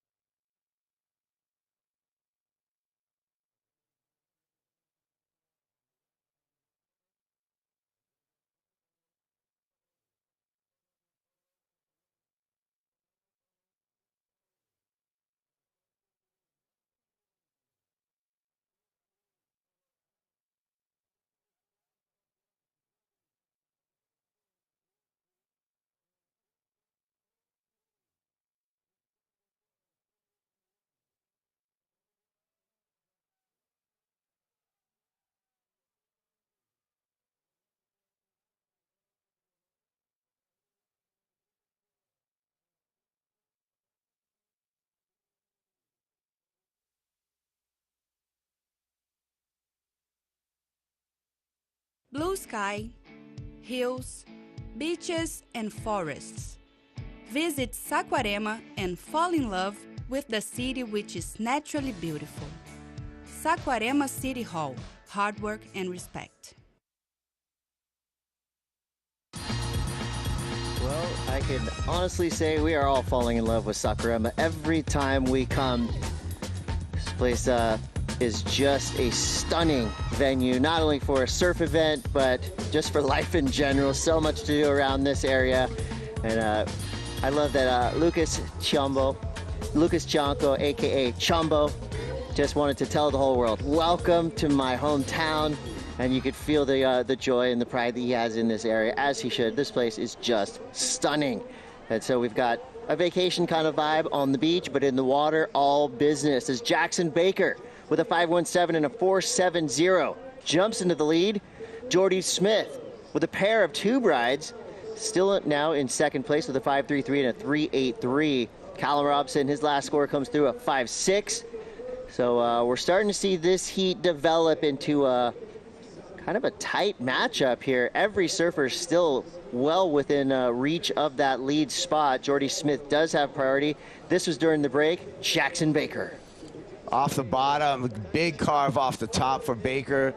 Patient off the bottom again, lip glide, solid surfing from the rookie, and that was a 4.7 for Jackson Baker. That's enough to take Jackson Baker up into the lead. We can enjoy this, Laura, in slow motion. Yeah, love this. Just classic Jacko carve. Just, you know, technique, power, everything is right there. I absolutely love it. His boards look so, he just looks so connected to his boards, and this was just solid surfing. A 4.7, nothing too pizzazzy, but a good backup, and it's got him in the lead. I love Jackson surfing that he was doing down in El Salvador. He just, as we see him again. Nice, he was given that opportunity as he kind of made his way into the rip. And remember, that rip just to the right, the current pulls you right back into the takeoff zone. And if you sit in it too long, it's going to take you way past the takeoff zone. So it's that decision-making that helped Jackie. Almost nailed this one. That was a pretty nice looking section, but a tough landing. Jacko throwing the air, giving us a little surprise. We're used to this fundamental type of surfing and this power surfing. Nice to see him mix it up. I like the intent. Unfortunately, coming unglued, not able to stop that landing, but I like the fact that he's aware to change things up. Yeah, how was that heat with Jacko versus Jack Robbo in El Salvador? Jackson had him down to the wire, and then Jack Robinson with about 4 minutes to go turned the heat and got two excellent scores. But we actually thought that, Jackson, he's had some incredible showings this year, but unfortunately hasn't been able to get through that round of 16 as we see him again. Got another chance, hunting the ramp, gets it, goes to the air, does not come down with it. I'm liking it, though. I feel like somebody needs to turn things on. Somebody needs to add to the excitement here. Everyone's got that mid-range score. this is now their chance, right, to rise above. If you can put in one explosive big error or just one big savage hack, I think that's what's going to get the judges' attention. They're fine throwing out these mid-rangers all day for mid-range surfing, but that one moment could just be the huge difference right now because the judges, you know, they're ready for something big. I would love to see Geordie go to the air. We know that he's got it in him, so just a little. But I mean, at this point in the heat, it's so close that you know, throwing away and going for that risky maneuver is kind of risky with 8 minutes to go. Risky business pays off sometimes. The judges have showed us that if you go high, if you go far, if you blast a big air, you could be looking at an 8 or a 9 earlier, of course. Still saying Jack Robinson with the air of the event and a huge score to match. Really interesting what's going to happen right here. Jordy Smith needs under a 5 to take the lead off Jackson Baker, and he has priority. So the veteran right here is going to have to make some wise decisions, and here he goes. Pulls the trigger. Made. Was it a good one? Ooh, that was dangerous. And that's a busted stick? No, well, he does have a front row seat. As Callum Robson now, he's just dealing with a wild-looking wave. 7.5 to go. Starting to sense a little bit of urgency in the lineup. Yeah, just what I was talking about, Jordy, you know, being a veteran, having to make good decisions with that priority and not a big need as far as scores, just under a 5-point ride, but there was nothing on offer there. So now he's back of the line, and Jackson Baker, you know, with the lead, Laura, as well as priority. Yeah, for sure. I think, you know, Cal with the highest score of the heat, 5.6, where, here we go, as we say, Geordie, this was the air. He kind of just got up there a bit late, and unfortunately his front foot and back foot just disconnected from the board there. Ooh, that's scary. Bit of a butt ride here at the end, though. Look, he's actually landed on his board. That's kind of the worst case scenario when you're in the whitewater and you feel your board next to you. You're just going, please don't, get away. It looks like he got right back out there, though, so no harm, no foul there for Jordy Smith. An awkward-looking wipeout, but looks like he is right back in the mix. So that means Jackson Baker's out the back with priority. Jordy Smith in third priority with Callum Robson in second. Both Jordy and Callum just needing mid-range 5s to get the win here. Of course, if you do win, you get to skip around. That is a golden ticket. Oh, it's so important because anything can happen in that elimination round. And so you definitely want at all costs to avoid that elimination round. Yeah, there's going to be some interesting heats in the elimination round. I'm excited to see the matchups. As we see the recap, Geordie getting a bit of cover at the start of this heat. First tubes of the day, not really coming in at any high substantial scores as we see Jacko. Jackson Baker just solid surfing on the backhand. 2 big hooks for Baker. This was a 5-1-7. And then Geordie trying to answer back. Oh, I like that high-speed turn. That was a cool-looking wave. It's 5.33 for Jordy Smith as we check out the recap. Still not enough to take the lead, but put himself right in the conversation. Nice finish there, and sticking through with some jumbled water on the inside. It's fitting that this has kind of become a blue-collar heat, right? You've got Jackson Baker and Callum Robson, who have just been grinding up that ladder. Jordy Smith, he's been on the top of the ladder for a long time now. Right now, he's got his hands full. You know what I love from Jackson Baker? The bottom turn. You know, yes. the really the basis of all big maneuvers in surfing. And his just looks perfect. Backside, front side. He really is. I think he's getting more and more explosive with every event. Yeah, he really is. I've just been so impressed by Jacko this year. And, you know, at Margaret River, he was so disappointed after he lost out and had to sit there and wait all day to find out if he had made that cut. I think he actually even headed to the airport. He couldn't deal with, you know, even just sitting there and waiting to see what his fate was going to be and if he was going to qualify for this next half of the year. But he did, and that was, yeah, well celebrated at G-Land. And he's become a star. You know, he's got that big smile. You know, everywhere he goes, you see he's just reveling in the fact that he is among the elite, and his positivity is really traveling around with him, and he definitely emanates it through the crowd. I think he brings everybody up around him. And he's made it clear that he wants to stay up here as well. He doesn't want to, he's been very vocal about being like, I want to be here for the long term and the long run, which is the goal for everyone. Callum now boomeranged into this one, finds the ramp, a difficult section to read. Maybe just a little late there. That landing was going to be nearly impossible. Interesting part was Jackson Baker with priority let Callum go on that way. He said, no problem, you can go take this. Didn't see anything in it, and nothing eventuated for Callum Robson. So Jackson Baker being really smart in this final 3 minutes and 20 seconds, holding on to priority. You can see he had to really project down the line. This would have been a super forced air. I mean, does a good job to get the grab and try to get the board underneath him, but there was no landing. That was a face slap landing. Ouch. Callum Robson still sitting on that .93. He does have the single highest scoring wave of this heat, that 5.6. Wow, just right back at it. Finds a little something to work with here. Knows he only has to get rid of that .93 and surf for a 4.27. That wave went into the upside down. Stranger things on that inside section happening right now. Yeah, he knows he's last in line, priority-wise, so Callum is just trying to stay busy out there. Maybe he can luck into something that's going to eventuate into a 4.27, which is what his requirement is. Take another look at it. I mean, trying. Ooh, that was nice. Nice off the top. And, you know, on the replay, hey, he's giving himself a chance, Chris. Was it a 4.27, Laura? I think just, you know, he didn't get the finish on that last turn, and it was kind of really all that first section. I'd say that second turn was, you know, just, there was a lot of wobble in the wave, so I'm calling it might just come in under. Kaipo, do the judges give you extra credit on a wave that's difficult to surf? You know, if there's chops and stuff coming up the face and you make it look nice, do you get a little bit more push score-wise? I don't know if you get extra credit for a difficult wave, but you do get credit for a variety of maneuvers and linking those maneuvers together. So if you can have a variety of maneuvers, and if you can link those maneuvers together, especially on a difficult wave, then it's going to equal a number for you. I'm actually surprised that Cal's not even trying to sort of get over and maybe get a cleaner left, but we'll see. I think it's just the we see Jacko on a bomb right now. Nice high-speed carve for Jackson Baker. In similar situation, you know, with one big turn, everything's building up to the crescendo, and he goes down. So nobody running away with this heat, still super tight. Everybody with just a mid-range score in their baseline. This is a great start for Jackson, but what happened?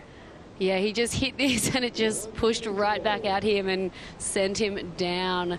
I loved this first turn. That was nice and committed. He cut it short because the wave dropped out at the bottom, and then this turn I thought he had it, but it just pushed down so hard and he just falls over. The falls backwards. Holy moly.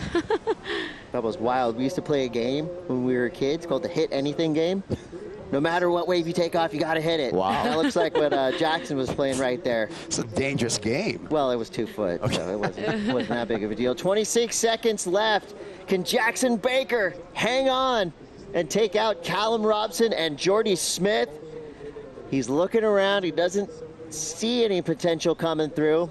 But remember, this is the WSL Championship Tour. Anything can happen. Do not look away from the screen. 5 seconds left.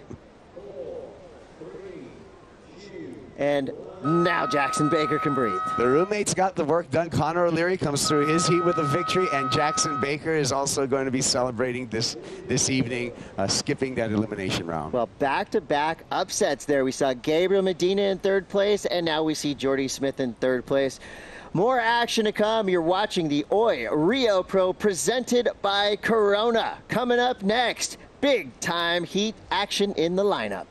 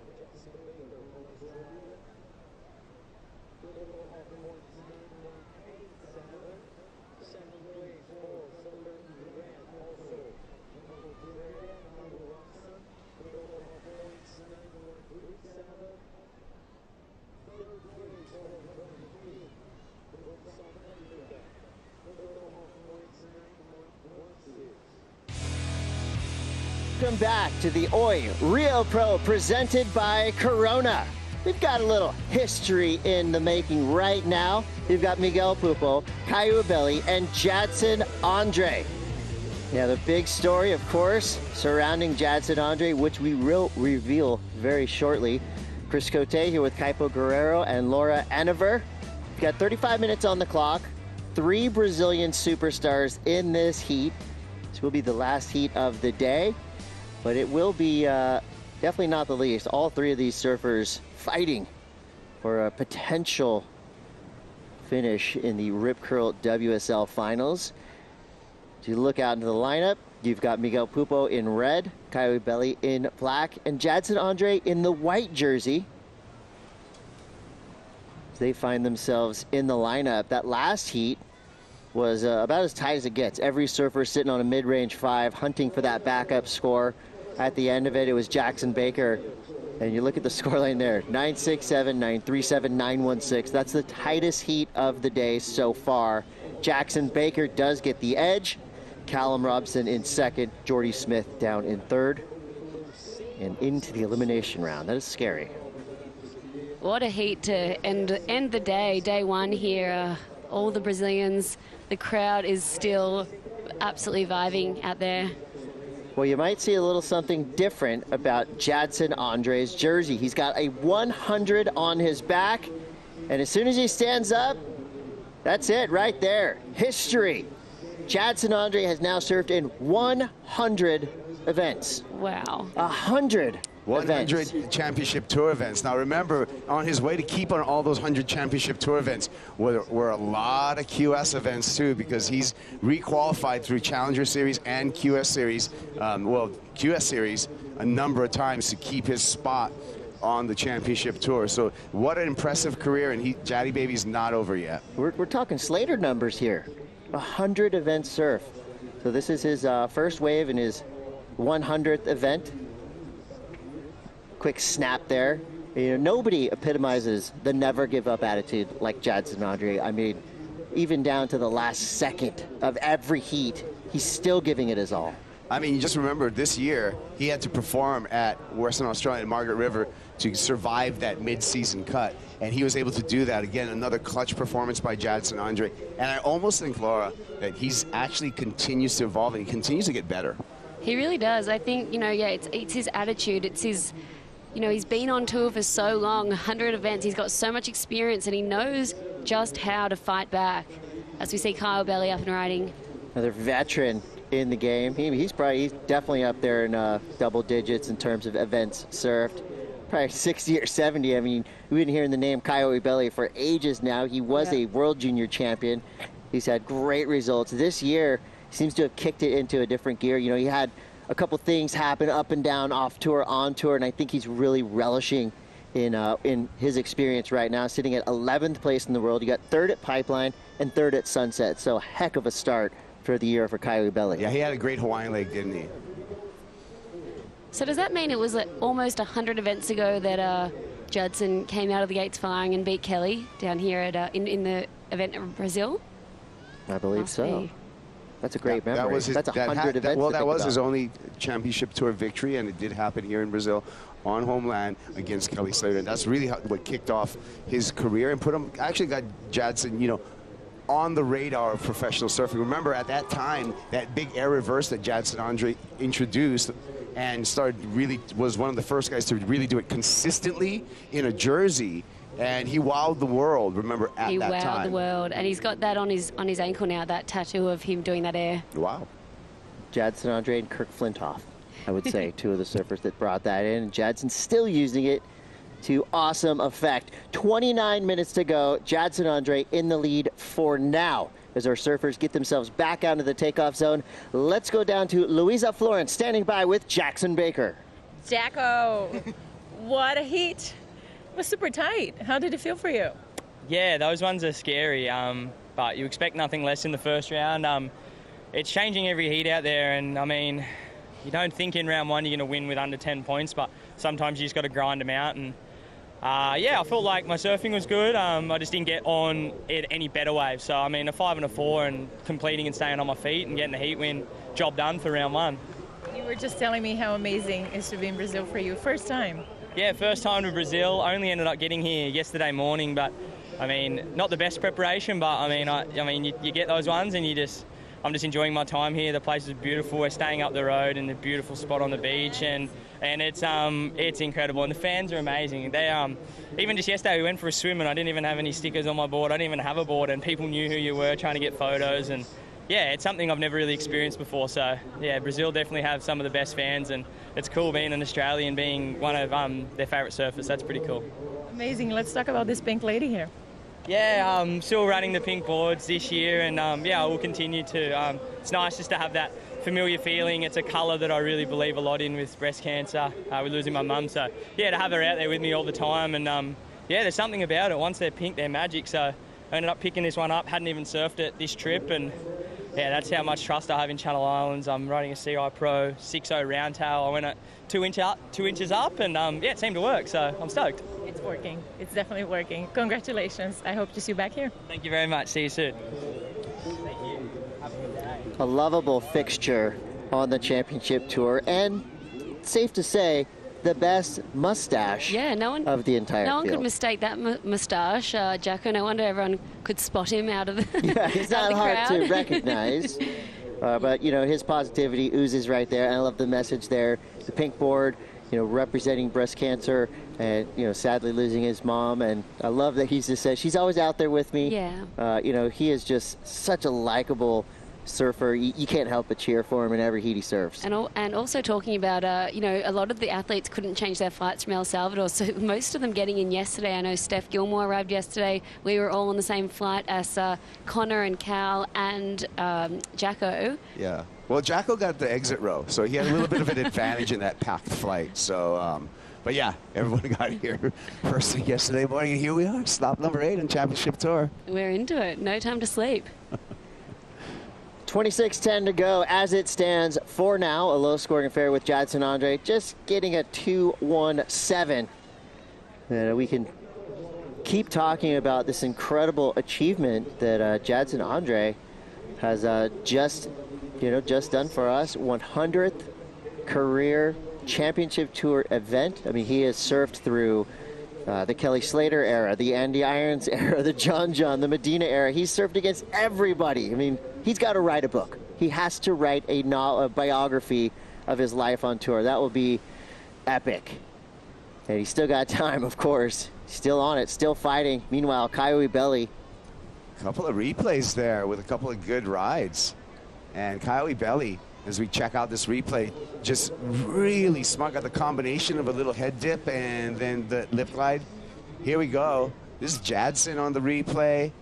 Jaddy baby, always quick with the feet and gets the finish. So nice exchange from all three surfers, actually. Yeah, Jadson and Kelly Slater, pretty much the last two standing that have really been through all those eras of surfing. You know, I remember Jadson as a youngster when he first got on the championship tour. People feared him, and they still do, because he does not make mistakes. And right there, all the way to the beach. Exactly. You were able to tell that story, Chris, and Jadson was still riding. He's still into going. The replay, so like able to grind it out. I'm interested to see what that number is going to be for Jadson Andre, Laura, just because he did not give up on that wave. He kept with it, and he ended up scraping the sand with his fins in the very end. Yeah, I love that from Jaddy. It's always, never give up attitude. And yeah, looking back, I have done my calculations. I think they could be right, but 97 events ago was when he won the Santa Catarina Pro. 97 events ago. How cool is that? That is so cool. You know, every time I think of Jadson Andre, you know the famous drawing, right, of the bird with the frog in its mouth, and the frog's got its hands around the bird's neck, never give up. I feel that, you know, Jadson is just one of these guys, and he does it in a way that makes him so endearing. He is not a menace in the lineup. He's not an angry, mean guy. He is lovable, and he is just one of these guys that will just keep on going. You cannot stop Jadson Andre. Well, he didn't give up on that wave, Chris, but all of that work all the way to the beach just got him a 3.73. So the judges are being really critical. They want some big moves out the back, not necessarily multiple maneuvers and length of ride. So that number right there, when we look at all the scores on the board, is really a telltale sign, because Jadson went a long way, did a lot of maneuvers on that wave, but just got that 3.73. Meanwhile, Miguel Pupo, a couple of big committed turns on the outside with that 6.33 and the highest single wave score in this heat so far. Yeah, Miguel's so happy to be home. I just got to meet his wife and 3 daughters in the competitors area just before, and they're just so happy to be back together and reunited, and all here cheering him on. So you see Jaddy up again. Yeah, I was in the competitors area, I think, when you were there too, and there's all these kids running around, and they all looked very similar. They're all Miguel's kids. They're all here. Family affair. Love to see it. And here he goes again. Silky smooth. One of the most stylish surfers currently on the championship tour. And he's definitely had a tough road. You know, he's been on tour, off tour, had to go back to the Challenger Series. But right now he's looking very comfortable and confident. Brother competed earlier this morning.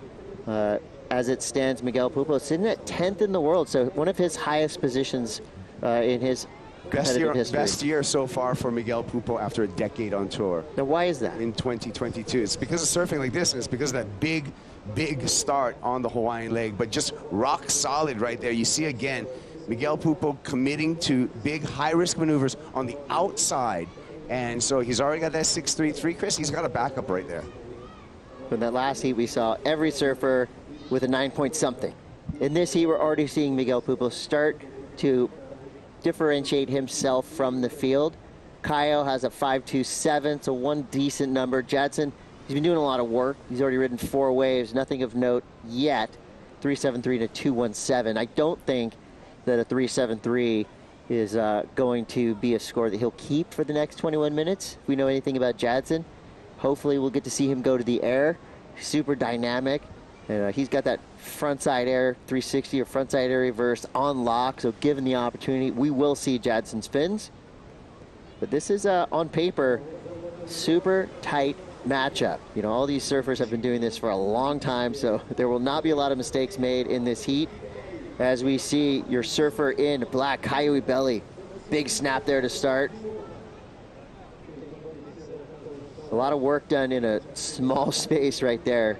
Comes unstuck at the end, but one big turn, so we'll see. That will definitely get rid of his 0.87. Does need a 1.44 to jump into the lead. Yeah, let's take a look at this and analyze it in the replay. Long bottom turn, vertical, and then has to make some quick work. Wants to get 3 in there, but the rush to get 3 turns in there cost Caio Belli at the end. That was a beautiful first turn, but maybe, you know, in hindsight, should have slowed it down and settled for 2 big turns. I think that urgency to get 1 more turn in for Caio did him in. Because sometimes just a nice, clean ride out, you know, just let the judges know everything's under control. You got it going, got it nice and smooth. He did get a decent number, a 3.17, so he got rid of that 0.87. But as he did that, Miguel Pupo's score dropped. He gets a 4.67, so he is now into the lead and into the double digits. 11-point heat total. Second priority for Miguel Pupo. Jadson Andre out the back with priority. This must feel like a Grom comp from years ago. They're probably having a lot of nostalgia trickling through. These guys have been competing together for so many years, and yeah, I'm sure they did Grom comps and QSs, and their careers just started surfing. You know, they started surfing events here years ago together. Yeah, this right here is definitely a throwback to their junior days, no doubt. You'd have to say back then, Caio Belli as the junior world champ, you know, the highest touted of the 3. But, you know, if you look at the numbers, well, Jadson Andre, his biggest number, the 100 event surf, that right there is got to be the number you think about when you're looking at, okay, who's the favorite in this heat. Still, though, I mean, this thing's wide open. Miguel does have the lead for now, but Caio and Jadson well within striking distance. Yeah, it was amazing watching Miguel and Caio start the year off the pipe and both get those semi-final finishes, and they've been so strong. Caio backed that up with the 3rd place at Sunset, which essentially kept him on this tour, and you know, he's made the cut, and now he's looking and fighting towards the final 5. These guys in 10th and 11th, Miguel and Caio, so anything can happen. They're in dangerous spots on the ladder to, if they get one big result, to jump up. You know what we just saw? We saw Jadson Andre powerful wave and lose priority. Now we're going to see Miguel Pupo take advantage of that, Chris. That was a beautiful combination. Deep bottom turn straight up into the lip. If he can ride out of this, which he doesn't, that was going to be in the excellent range, but I still think it's going to be a big number. That right there, to me, was the best fundamental combo. Caio Belli is somewhere in there. That was a Brazilian whitewater storm that he did not come out of. Look back to what just happened. Jadson Andre had priority, paddled for the wave, lost priority. That opened the door for Miguel Pupo. Miguel Pupo got that wave. He didn't get that last turn, but if he betters that 4.67, let's take a look at this. If he betters his 4.67, he's going to extend his lead on the rest of the field. Opening turn, pretty solid, a little bit hung up there. Really needed to put that down and just got a little bit of tripped up, so probably not going to increase his score, but he was given an opportunity because of a priority error by Jadson Andre. Yeah, it was right after I said you're about to see mistake-free surfing from 3 veterans, and we did see a mistake from Jadson Andre. And then looking back, the bottom turn to me was just perfection, but I see the little glitch he had up in the lip. You know, he's usually a lot more whippy coming out of that turn, and maybe that slight miscalculation in the lip hindered his 2nd turn, which he was on his way to an 8 right there, but he's going to have to settle for something most likely in that mid-range. Yeah, 3-7, didn't change the situation at all, but he continues with the lead, Laura. Yeah, he does. I mean, that's the surfing that we saw from Miggy that got him a 5th at Bells, that amazing backhand. But I think, like you were saying, Chris, I think he just mistimed that first turn, which made him overcompensate and, yeah, just unfortunately not being able to ride out of that. But that would have put some pressure on Caio and Jadson. Well, with 16:30 to go, when the championship tour comes to town, especially here in Saquarema, it's pretty much vacation time. Happy hour starts at about 8 in the morning. And right now it's 2:30. That means, yeah, it's still happy hour. And to enjoy himself during happy hour, we've got Strider Wasilewski in the 51 Ice Lounge. What is the 51 Ice Lounge? That's a place to come and enjoy a cold, ready beverage and watch Caio get barreled down here at the beach. We got Margaret River, we got Saquarema, we got Chopu, we got Pipeline. We got all the names of the 51 Ice beverages down here, and you can come enjoy this area, watch the best surfing in the world, and have a beverage. Why not? Come on down. I'm going to get started. This is the Limao. I think this is the Saquarema. I'm going to get involved. Strider Wasilewski on the job. Thank you. There you see the overview of our incredible setup down here. I mean, this is a beach party to end all beach parties, and this is just day 1. So if you think it's crowded now, just wait as we march toward the finals. That beach, you're not going to see the beach. All you're going to see is people. Strider's had a fun day, hasn't he? Jumped in some ball pits and sipping on some cocktails. Still recovering. Living the from his dream. wipeout, Yeah, that was a good wipeout at the Havaianas activation. He put it all on the line for us. He did. 15 minutes to go. Back at it. Speeding down the line, trying to fight his way back onto the open face. The wave fighting back. Finds a ramp. Goes for the upside down double grab alley-oop and almost comes down with it. That right there was kind of a wild display of patience. I know that sounds like an oxymoron, but you could just tell he kept looking at, come on, where's this section? It popped up right in front of him, and that right there would have been a big dynamic error, and it would have equaled a big score, but he fell, and so now it's a 0. I love that he went for it, though. After all that time waiting for some section to show itself, to go for that big air. There's a split peak. Let's check it out. This is the left that we did not see on the replay. And Miguel Pupo arcing through that first turn and jabs the finish. What about that for Miguel Pupo? Now he's definitely going to extend his lead on the rest of the field. Wow. Oh, yeah. We have a leader, and it's clear. Miguel Pupo right now is the surfer to beat in this heat. The form, the style, the rail work, love it. That was just beautiful. And the variety here, as we check it out in slow motion, just the slayback hack, stabbing that finish, riding out, little fist pump. And you know what? That wave deserved a little fist pump because that was well surfed. I love that he went to the lefts and to his forehand. I mean, looking at the lineup right now, it's really hard to stay in position to find those lefts, but amazing job by Miguel to find that clean one as we see Kaio taking off again and looking for a section. And he's got it. Can he make it? He cannot. Wow. That would have been cool. That was Shoulda, huge. woulda, coulda. Almost came down with it. But I like what he's thinking right now. So he has a 5.27 and a 3.17. Had he made this, again, we'd be looking at least a high 6. That was 2 meters high, 6 feet high. Oh, yeah. Look at the amplitude on that air, and just got under his feet, but just explosion. Had the best of them grab that board from underneath. He was as high as that drone flying next to him. Yeah, you got to be careful. Airspace is tight. Yeah. Well, we got 12 minutes and 40 seconds to go. All surfers making their way back into the lineup. This heat is still wide open, although Miguel Pupo is in the lead. We'll see what happens next. You're watching the Oi Rio Pro presented by Corona, and we'll be right back.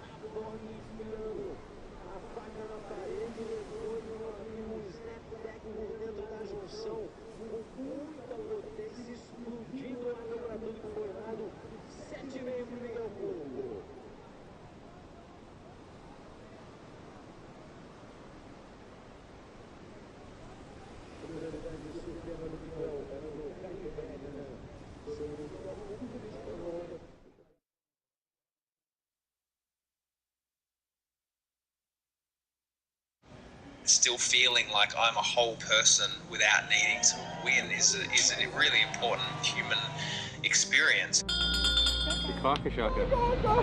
Especially because you've had an unusual amount of winning. Imagine if your life was a movie, what would you do? After all this time, I almost want people to experience this story that I've had. To properly meditate, I should probably be like, oh.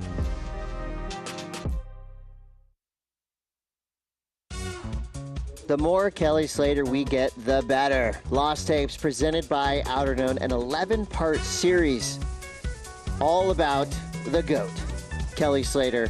I don't think we've ever had such an intimate look at Kelly. You know, although we think we all know everything there is to know about Slater, there's more. The book is just starting to open. Yeah. And those episodes have been incredible so far. And I can't wait to binge the whole thing. I'm checking them all out. A new episode drops every Sunday on WorldSurfLeague.com. And 2019, you get a look behind the scenes here with Kelly Slater. And it's a very interesting look at what's going on with Kelly. The GOAT, the greatest of all time. The GOAT, yes. 10 minutes to go here. Back to business. Barrels happening. Doggy doors exiting. We see Kaio Belli now looking for an 8.56. That'll be interesting to see if the judges deem that a completed tube ride. Meanwhile, Mr. Never Give Up, Jadson Andre, weaving towards the inside section. We haven't seen many of these waves connect to the beach, but if anyone could do it, it's Jadson. He's out. 9.5 on the clock. Miguel Pupo, meanwhile, putting some distance between himself and Kaio and Jadson. His last wave comes through. It's a 7.50. I mean, well-deserved. That was beautiful surfing. It was powerful. He was going fast, plenty of flow, perfect style. That right there is a solid number for Miguel Pupo. This is that last wave from Jadson. Whoa. That was a sneaky little upside-down reverse.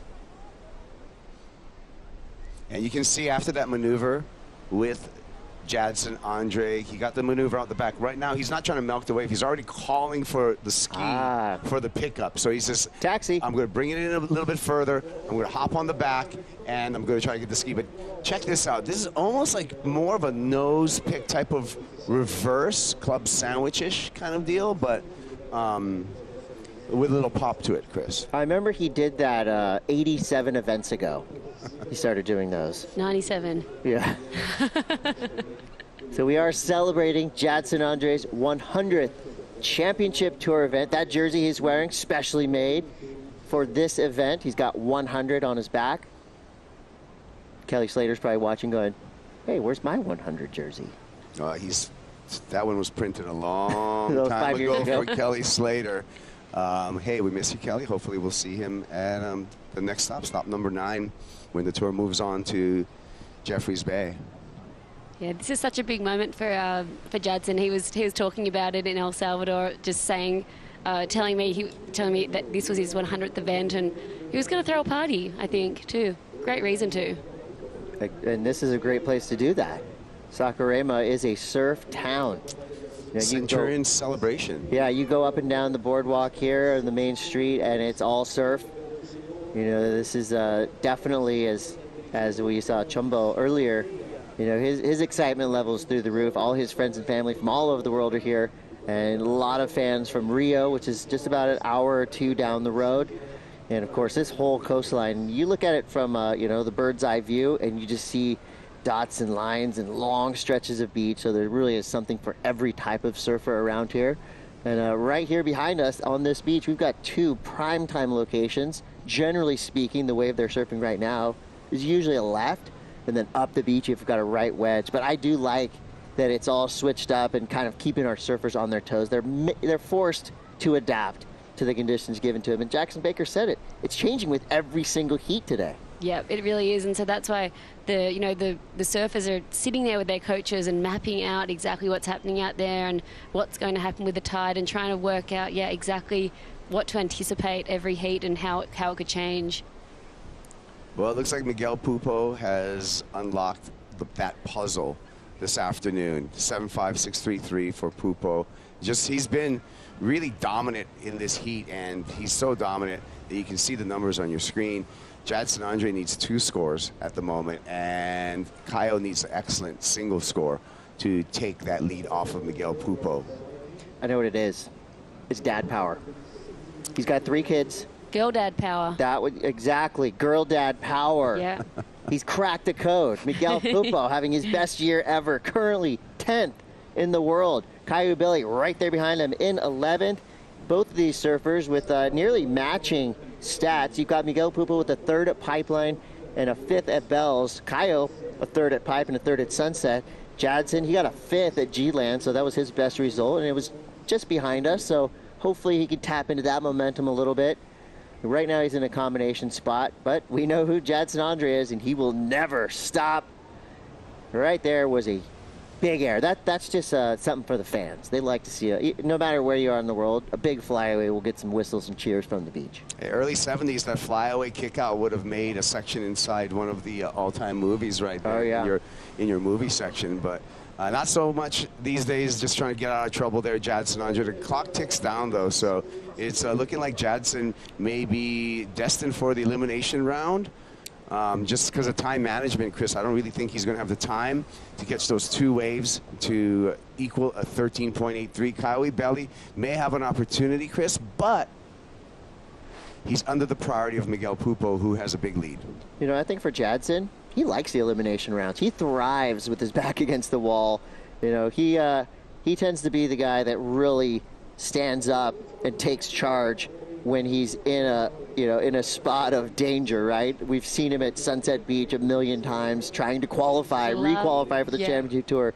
I mean, how many times have we heard Jadson Andre needs a 2-5 to save himself on the championship tour, and he does it every time. So don't worry about Jadson Andre in the elimination round.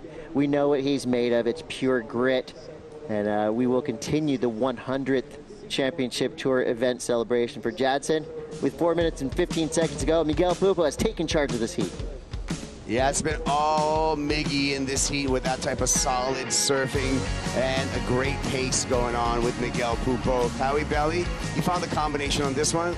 A little shampoo shower, barrel ride, pit ride, but get right into the lip for the lip glide.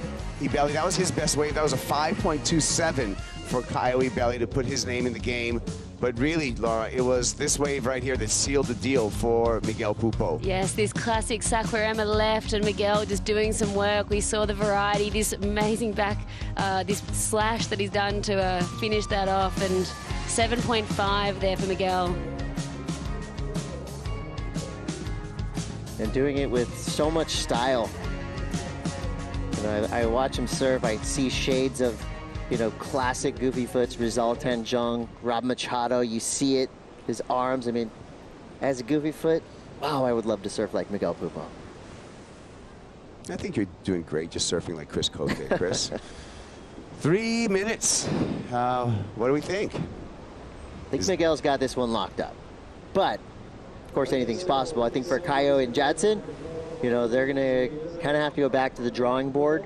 The 5.27, that's the only score of note for both these surfers. They both have had opportunities, but right now they're just a little bit lost at sea. Yeah, I can't wait to see the matchups for the men in the elimination round. A reminder again that after this opening round, we reseed that elimination round. So I have yet to see the matchups for that elimination round, but it's going to be really interesting as we're starting to fill in the blanks there. A couple of big names, Gabriel Medina, Jordy Smith. I mean, the list goes on, and that is... Griffin? Griffin Colapinto. I mean, yeah, wow. Well, we're going to hear all about it, no doubt, coming up in just a few minutes. The Corona post-show is going to be epic. That'll be right after this heat. I'll definitely be staying on, tuning in to that. Love to see the wrap-ups. I got to know if Strider's wave made it into the top 5. I guess we'll see. We'll wait to see what happens. It's got a place in there. We'll see. I mean, there's been so many great waves today. You got to, it has to stand up to the best of the best. I know one thing, we're going to see Jack Robinson highlights. We're going to see Filipe Toledo highlights and more. Here we go. Miguel Pupo, a defensive maneuver, keeping Kayo and Jadson off this wave. Another big flyaway. A minute and a half to go. That means Jadson Andre's out the back with priority. Unfortunately for Jadson, he needs 2 waves. He's in a combination spot. But right there, that was tactical defensive surfing, holding Coyote Belly off this wave.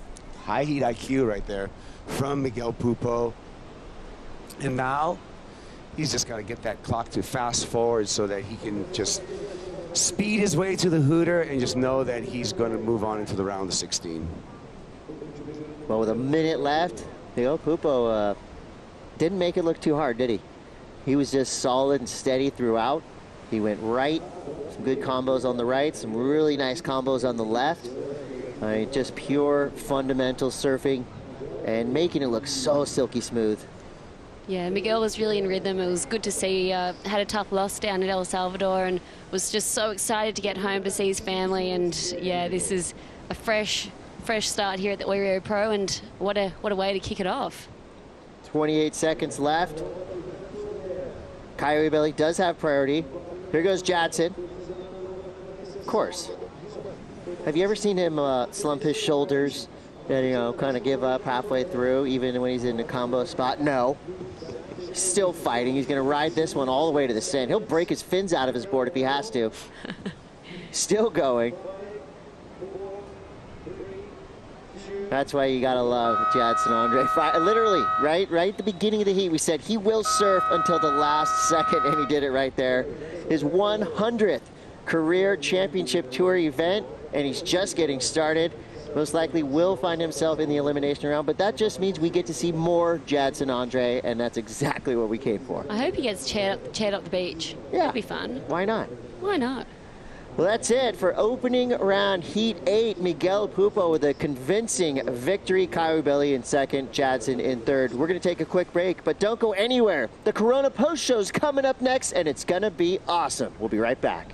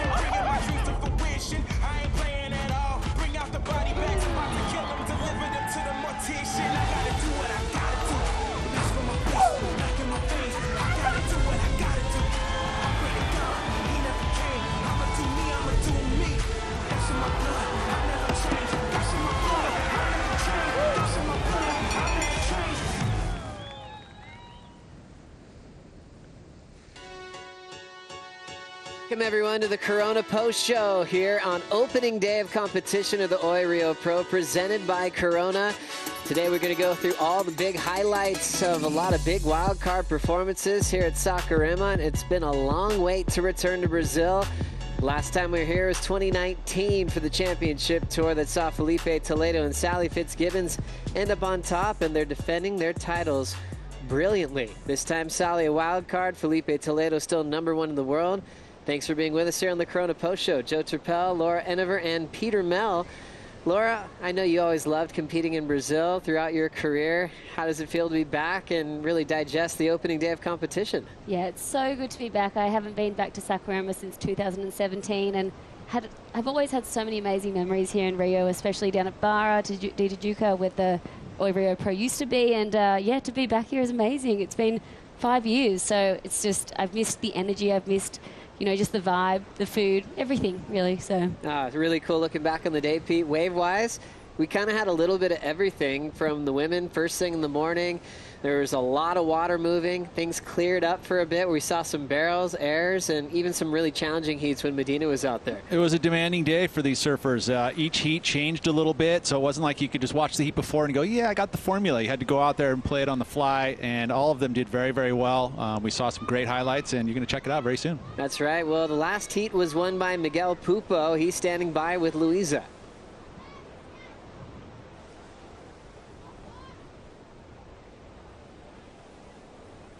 Waited the whole day to surf. How does it feel to be in the water with two Brazilians too? Yeah, it feels nice. It felt like it was, you know, some junior championship that we were out, and yeah, just happy to find some waves, and I was just trying to stay in a good rhythm the whole day, you know, not waste much energy. I was just with my family, so I was happy. Amazing. And you know these waters pretty well. Yeah. What do you think it's going to take to get you advancing? It takes a lot of energy, you know. This wave is really powerful, and if you catch a lot of waves, you're gonna get, you know, really tired pretty quick. So it takes a lot of energy. I'm trying to, you know, save myself for the last few days, and just happy to start with the right foot, and surfing well. My board's good, so let's keep going. A caravana Pupo tá em peso em Saquarema, que eu sei. Veio mãe, veio passarinho, veio papagaio, veio todo mundo. Como é que você consegue guardar energia com tanta gente assim para dar atenção? Legal, tá com a família, com meu pai, com a minha mulher, com as minhas filhas. Elas ficam brincando ali. E eu não penso em nada, só fico concentrado nelas. Depois eu penso no surf e acho que deu certo continuar assim. Parabéns. A gente se vê aqui, se Deus quiser. I just asked him that the whole Pupo caravan is in Brazil, is in Saquarema. Bird, papagayo, everybody's here. And I was like, how can you keep the energy to surf? And he was like, you know what? I'm just present with the moment, with my family, and then I think about the surf. And it worked out. Wonderful, Luisa. Thank you so much. Miguel Pupo is a veteran of the tour, 30-plus club these days, and he is surfing better than ever, maybe the best to date. Now that he's a father of 3, he's into his 30s now. He's in the prime of his life, of his career. He used to have up and down losses, sometimes worried about requalification. That's all behind him now, Laura. Yeah, he's having his best year by far in that 10th position, and really gunning for the final 5. He made it clear at the start of the year he wanted to do everything he could to try and give him every opportunity to get to that final 5. So it'd be amazing to see him do it this year. I'd love that. Miguel has just been, you know, charged through the years, and always never given up and fought for his spot on tour. So to be safe and be, you know, making the most of these heats and showing the world how good he is, it's really cool. Well, I think we're going to stick with the wild card mayhem today in the Corona Post Show. Why not? Let's kick things off with a comeback story for Michael Rodriguez. A couple of years on the championship tour, saw him fall off after 2019.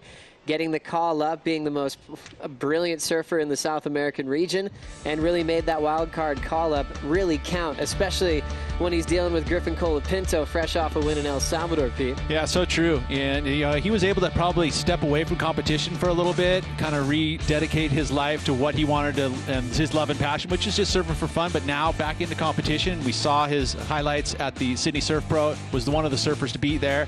Got himself a wild card into this event, and he showcased his talents right here at this Saquarema left-hander at Ituana. He did very, very well, and it was a close heat, but he took out the win. Was able to use that big full rote to his advantage, Laura. It didn't seem like there's going to be a lot of sections for that type of move, but if you're Michael Rodriguez, you could do it on any part of the wave. Yeah, I absolutely loved his attack. This was amazing. A big full rotation. He was just absolutely pumped when he came in, and I loved his post-hit interview. He was just saying how special this was to get the late call-up and to be here. It just felt like he was dreaming, like a very surreal moment. Oh, what a special moment for Michael Rodriguez, taking the spot of John Florence into the main event, and also getting past Griffin Colapinto on a close decision. Griffin into the elimination round with the single high score. However, Rodriguez knows it takes two, and you've got to make it clear cut. It was a tight decision. Two judges saw Griffin winning that heat. We saw Michael Rodriguez move on to the next round, and his confidence was kind of scary for the rest of the field, Pete, when he came to the locker room. It's true, and it's not going to get any easier. Going into round 3, he's going to come up against a high seed, and he's going to have to perform once again, and hopefully the waves come to the party. Exactly. More wildcard stories continued. Kelly Slater out, Yago Dora still in. First replacement injury wildcard for the WSL in the back half of the season, and Dora returns to the venue. That gave him all his first big highlights on the championship tour. Quick talk from Pops got him in the right headspace as he took control of this heat nice and early, Laura. Yeah, he really did. Well, this was Kanoa actually getting a tube to start that heat. A big full rotation. They reversed. Kanoa and Kolohe in this heat, they definitely got barreled, but Yago kept finding these open face lefts. Pete looked incredible. He did. He didn't get phased by those two nice barrels by Andino. Had the 6.33, Igarashi with the 8 very start back-to-back. You know, he stuck to the left, was able to get two numbers there, a 7.13 and a 6.77, and got himself into that lead and didn't relinquish it because that was tough, because it didn't take much for Kanoa. If he could pick up at like a 6.67, he was going to be able to turn the heat. Didn't happen. Yago just kept it together, surfed solid. We've seen him do well here in Saquarema in the past, so I expect him to have quite a big event. It looks like he's got all of his weapons. He showed us that with some big airs in El Salvador, but he wants more from the best in the world. 7.13, sending another Final 5 surfer into the elimination round in Kanoa Igarashi. And Kolohe Andino, a place where I thought he was going to really explode, is going to have to work hard from that elimination round to see if he can repeat his success from 2019 where he made the semifinals. Yeah, for sure. I'm excited to see it all unfold. What a day, hey? Yeah. So much good surfing. And so many different types of waves as well. From the barrels that we saw in that last heat, things look there is going to turn into a barrel shootout. And then things changed gears again and went back to airs and turns, kind of kept people guessing. And as we remember how we started the morning, the Final 5 for the women's side, they're all in the elimination round. There's only 8 surfers in that round. 5 of them are in trouble coming down to September. Someone's going to go down early, Pete. It's so true, and again, I think that keeps it interesting. You know, Brazil is one of those kind of turning point events where you need to, keep the momentum going. If you start to fall off the pace, it's going to show, especially when you head into J-Bay and Tahiti. More wildcard talk continues. I was wondering how Sally Fitzgibbons was going to maybe get the call-up or not. She does, and she makes it effective immediately in the opening round. The defending champ from 2019 has the best track record when it comes to competing in Brazil, Laura. She really does. What a track record she has. And Sally came up against Steph here, but both of these girls just arriving yesterday. Sally was booked for a flight back home to Australia. She just got the call up to get into the event and was like, yep, all right, I'm just going to ditch that flight, and jumped on a flight straight over to Brazil, both getting here yesterday. So putting on an amazing performance in the tricky conditions this morning. But Sally, we know she's just so strong out here. She loves these big, chunky beach breaks. She serves them a lot back home in Oz, down the south coast. So Sally's always just been able to find the gems amongst the rough, really. It's just more testament to the warrior that Sally is. Even with just a minute notice, she can change her whole life around and show up to compete. Still perfect attendance as she is getting a lot of use out of these wild cards in the back end of the year, Pete. Well, it's one of those things that surfers actually have to deal with. I mean, it's changing conditions constantly. It's something that you actually become comfortable with. It's like, oh yeah, you get a phone call that you got to go the other place, the complete opposite direction of where you're headed. You can do it, and you can do it in style. I mean, we had to really have a turnaround. I mean, I was on the same flight with Steph and Sally getting here. We had the overnighter. We got here yesterday morning at like 9:30, and you're surfing a competition the exact next day, not really even having a warm-up.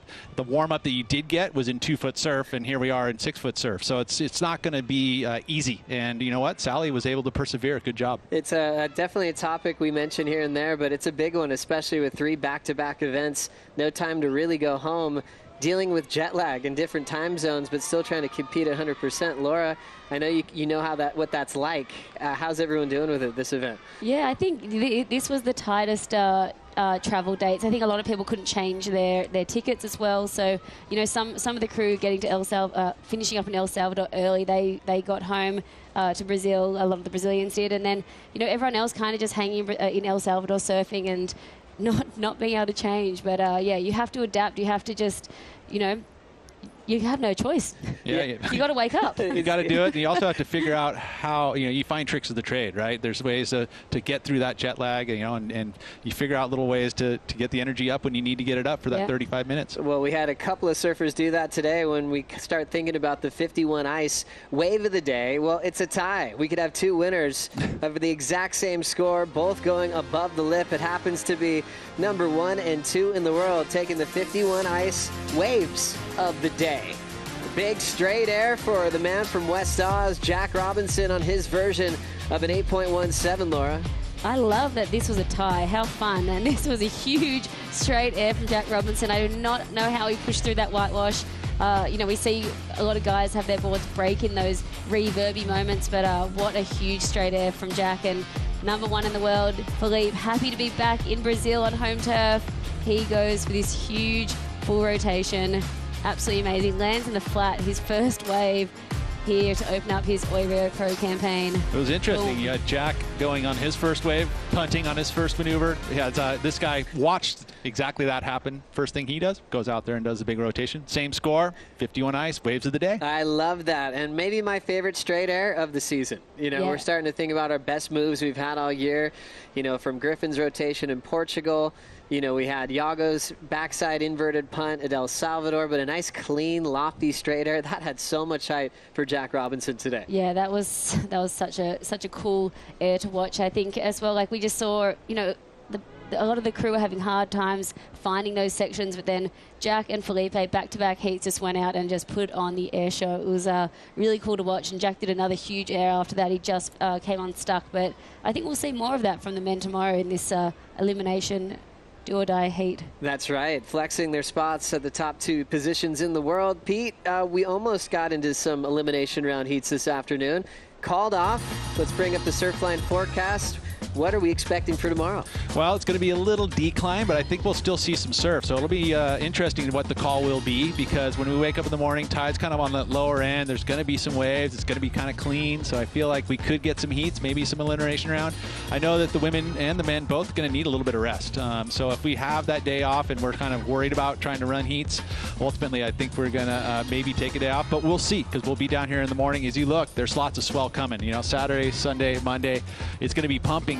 Especially Monday when you start to see the winds kind of taper off a bit, and we're going to see some cleaner conditions. Although I would love to see them out there in that 8 to 12-foot surf and a little bit onshore, because we're going to see some big airs. Oh, and you love big waves. Yeah, that too. Any kind of things showing you that we could be running at Bahia, or do you think it'll be sticking to the setup right out front of Itaúna? Well, I think Itaúna is going to be the main spot. There is a chance, I think, for the bigger stuff, because the sand over there, it looks pretty average. I mean, I did take a look at it. It doesn't look like it's filled in right there, so it needs to be pretty big for it to be good. Although Lucas Jumbo, local boy here, said, hey, he likes the look of it for the 27th. So, hey, I'm going to listen to local. Okay, We'll take it day by day, but it looks like we're going to be moving quickly through those elimination rounds, potentially first thing in the morning. Now on the Corona Post Show, it's time for the Banco do Brasil top 5 of the day. And this is a special treat. Coming in at number 5, this man surfs pipeline. He has a lot of fun, but I was really surprised that he actually had a pretty major wipeout today. Strider earns a spot in the top 5. This was committed. A big hobby on his wipeout. I love that his feet went back in the air when the wave went backwards with the backwash. He just was, it was classic. Oh, good job, Strider. Thank you so much for putting him in the top 5. Where was the water patrol on that? He needed some assistance. And coming in at number 4, is Italo Ferreira. Backhand, nice and hot. 7.5 for this effort, Pete. And the Mono Azul able to honor him with his jersey, and gotta love that. The family loves Italo. We all love Italo, and he went out there and honored him well, especially with this heat win. Super solid early in the heat, getting a keeper like this, and he switched on the laps, got a solid backup for an incredible heat win as he's looking for his first win of the season and his first win of his career in Brazil. Well, the welcome back parade still is happening for Caroline Marks, featuring number 3 on the Banco do Brasil top 5. Laura? Yeah, she just came out of the gates firing and put on a show with these big backhand turns that we're so used to seeing from Caroline. You know, she was saying that conditions were tricky out there, but she got the jump, and what a way to kick it off. And yeah, welcome back, Caroline. She's well and truly arrived back. Backhand, maybe the best on tour. The way she frames it up, Pete, it's almost like she's got a right on her forehand. She's looking right at that lip. Yeah, she's got some great technique, you know, low center of gravity. She looks over that shoulder nicely. She picks her timing good. So congratulations on that heat win. Peter, number 2, Gabrielle O'Brien, the rookie, took over today. She did. She loved these rights, big hooks. It was tough this morning. You saw that there were some adjustments, not knowing really what to surf, the lefts or the rights, you know, the lower tide, but Gabriella able to find those 2 rights. Not huge numbers, but able to get a jump on that and come in as a low seed and take a win. Solid performance for this rookie from Kauai. Doing a great job to manage these challenging conditions, Laura. Yeah, I absolutely loved this wave. She is just not afraid to attack any chunky section, and this is the surfing that got her all the way up into the semi-finals at Sunset Beach, and got her back making the cut in Margaret River. She's just any big chunky right-handers, we know she'll attack. And then Jack Robinson takes over the number 1 spot of the Banco do Brasil top 5. How was the air up there, Pete? Just a pop. I mean, that was, you see when a big air is done, that was that extra, 1.5 to 2 feet of pop. Jack has that. It was exciting. We hadn't seen a big air early in this event, and he went out there and showed us, showcased what it was. And he got the best, for an international guy, he got the best cheers coming down the beach. So I guess, him and his girlfriend, his wife, actually, it helps his cause here in Brazil. Well, I think it's something that a lot of people can learn, learning another language. Jack's done that quite well with his Portuguese. He can now get to know people in this amazing country, which is now his second home. Thing was, after that air that he landed, he almost pulled a bigger version of an alley-oop rotation that he just fell down on the landing. Feels like that's going to be a secret weapon in this event. Yeah, I really agree. And he, speaking to his coach Leandro, he works closely with Iago's dad, and they've got such a good crew here in Brazil and traveling this year. So Leandro was saying that Jack is riding like a heavier glass board, but just a short board, but heavier glass just because it's so chunky and powerful out here at Saquarema. Pretty exciting year, Pete. Were you prepared for a lot of fresh winners this year? Obviously, Griffin finding victory for the first time. Jack had 1 win last year, but then going back-to-back this season. It's got a whole new narrative to 2022, having some new guys jump in the title race. It's something that I think happens in every sport, that changing of the guard. We always see it, and we kind of start to happen. We've been calling this one for Jack, but I didn't know we were going to see 2 wins out of him, especially back-to-back like that, but I love it. And a matter of fact, what it's done is just added a little fuel in that tank of his, and he's looking very, very well. Could be a world title year for him. 100%. Laura, Pete, thank you so much for the day. Thank Incredible you, Joe. Opening day of competition here at the Oi Rio Pro, presented by Corona. We'll be back down here first thing in the morning for the call, as once again our hearts are filled with love for the Azul family. Mono Azul, a big member of our family here on tour, recently passed away. Our thoughts and prayers are with him as we continue to celebrate his life story and the beautiful impact he made on pro surfing.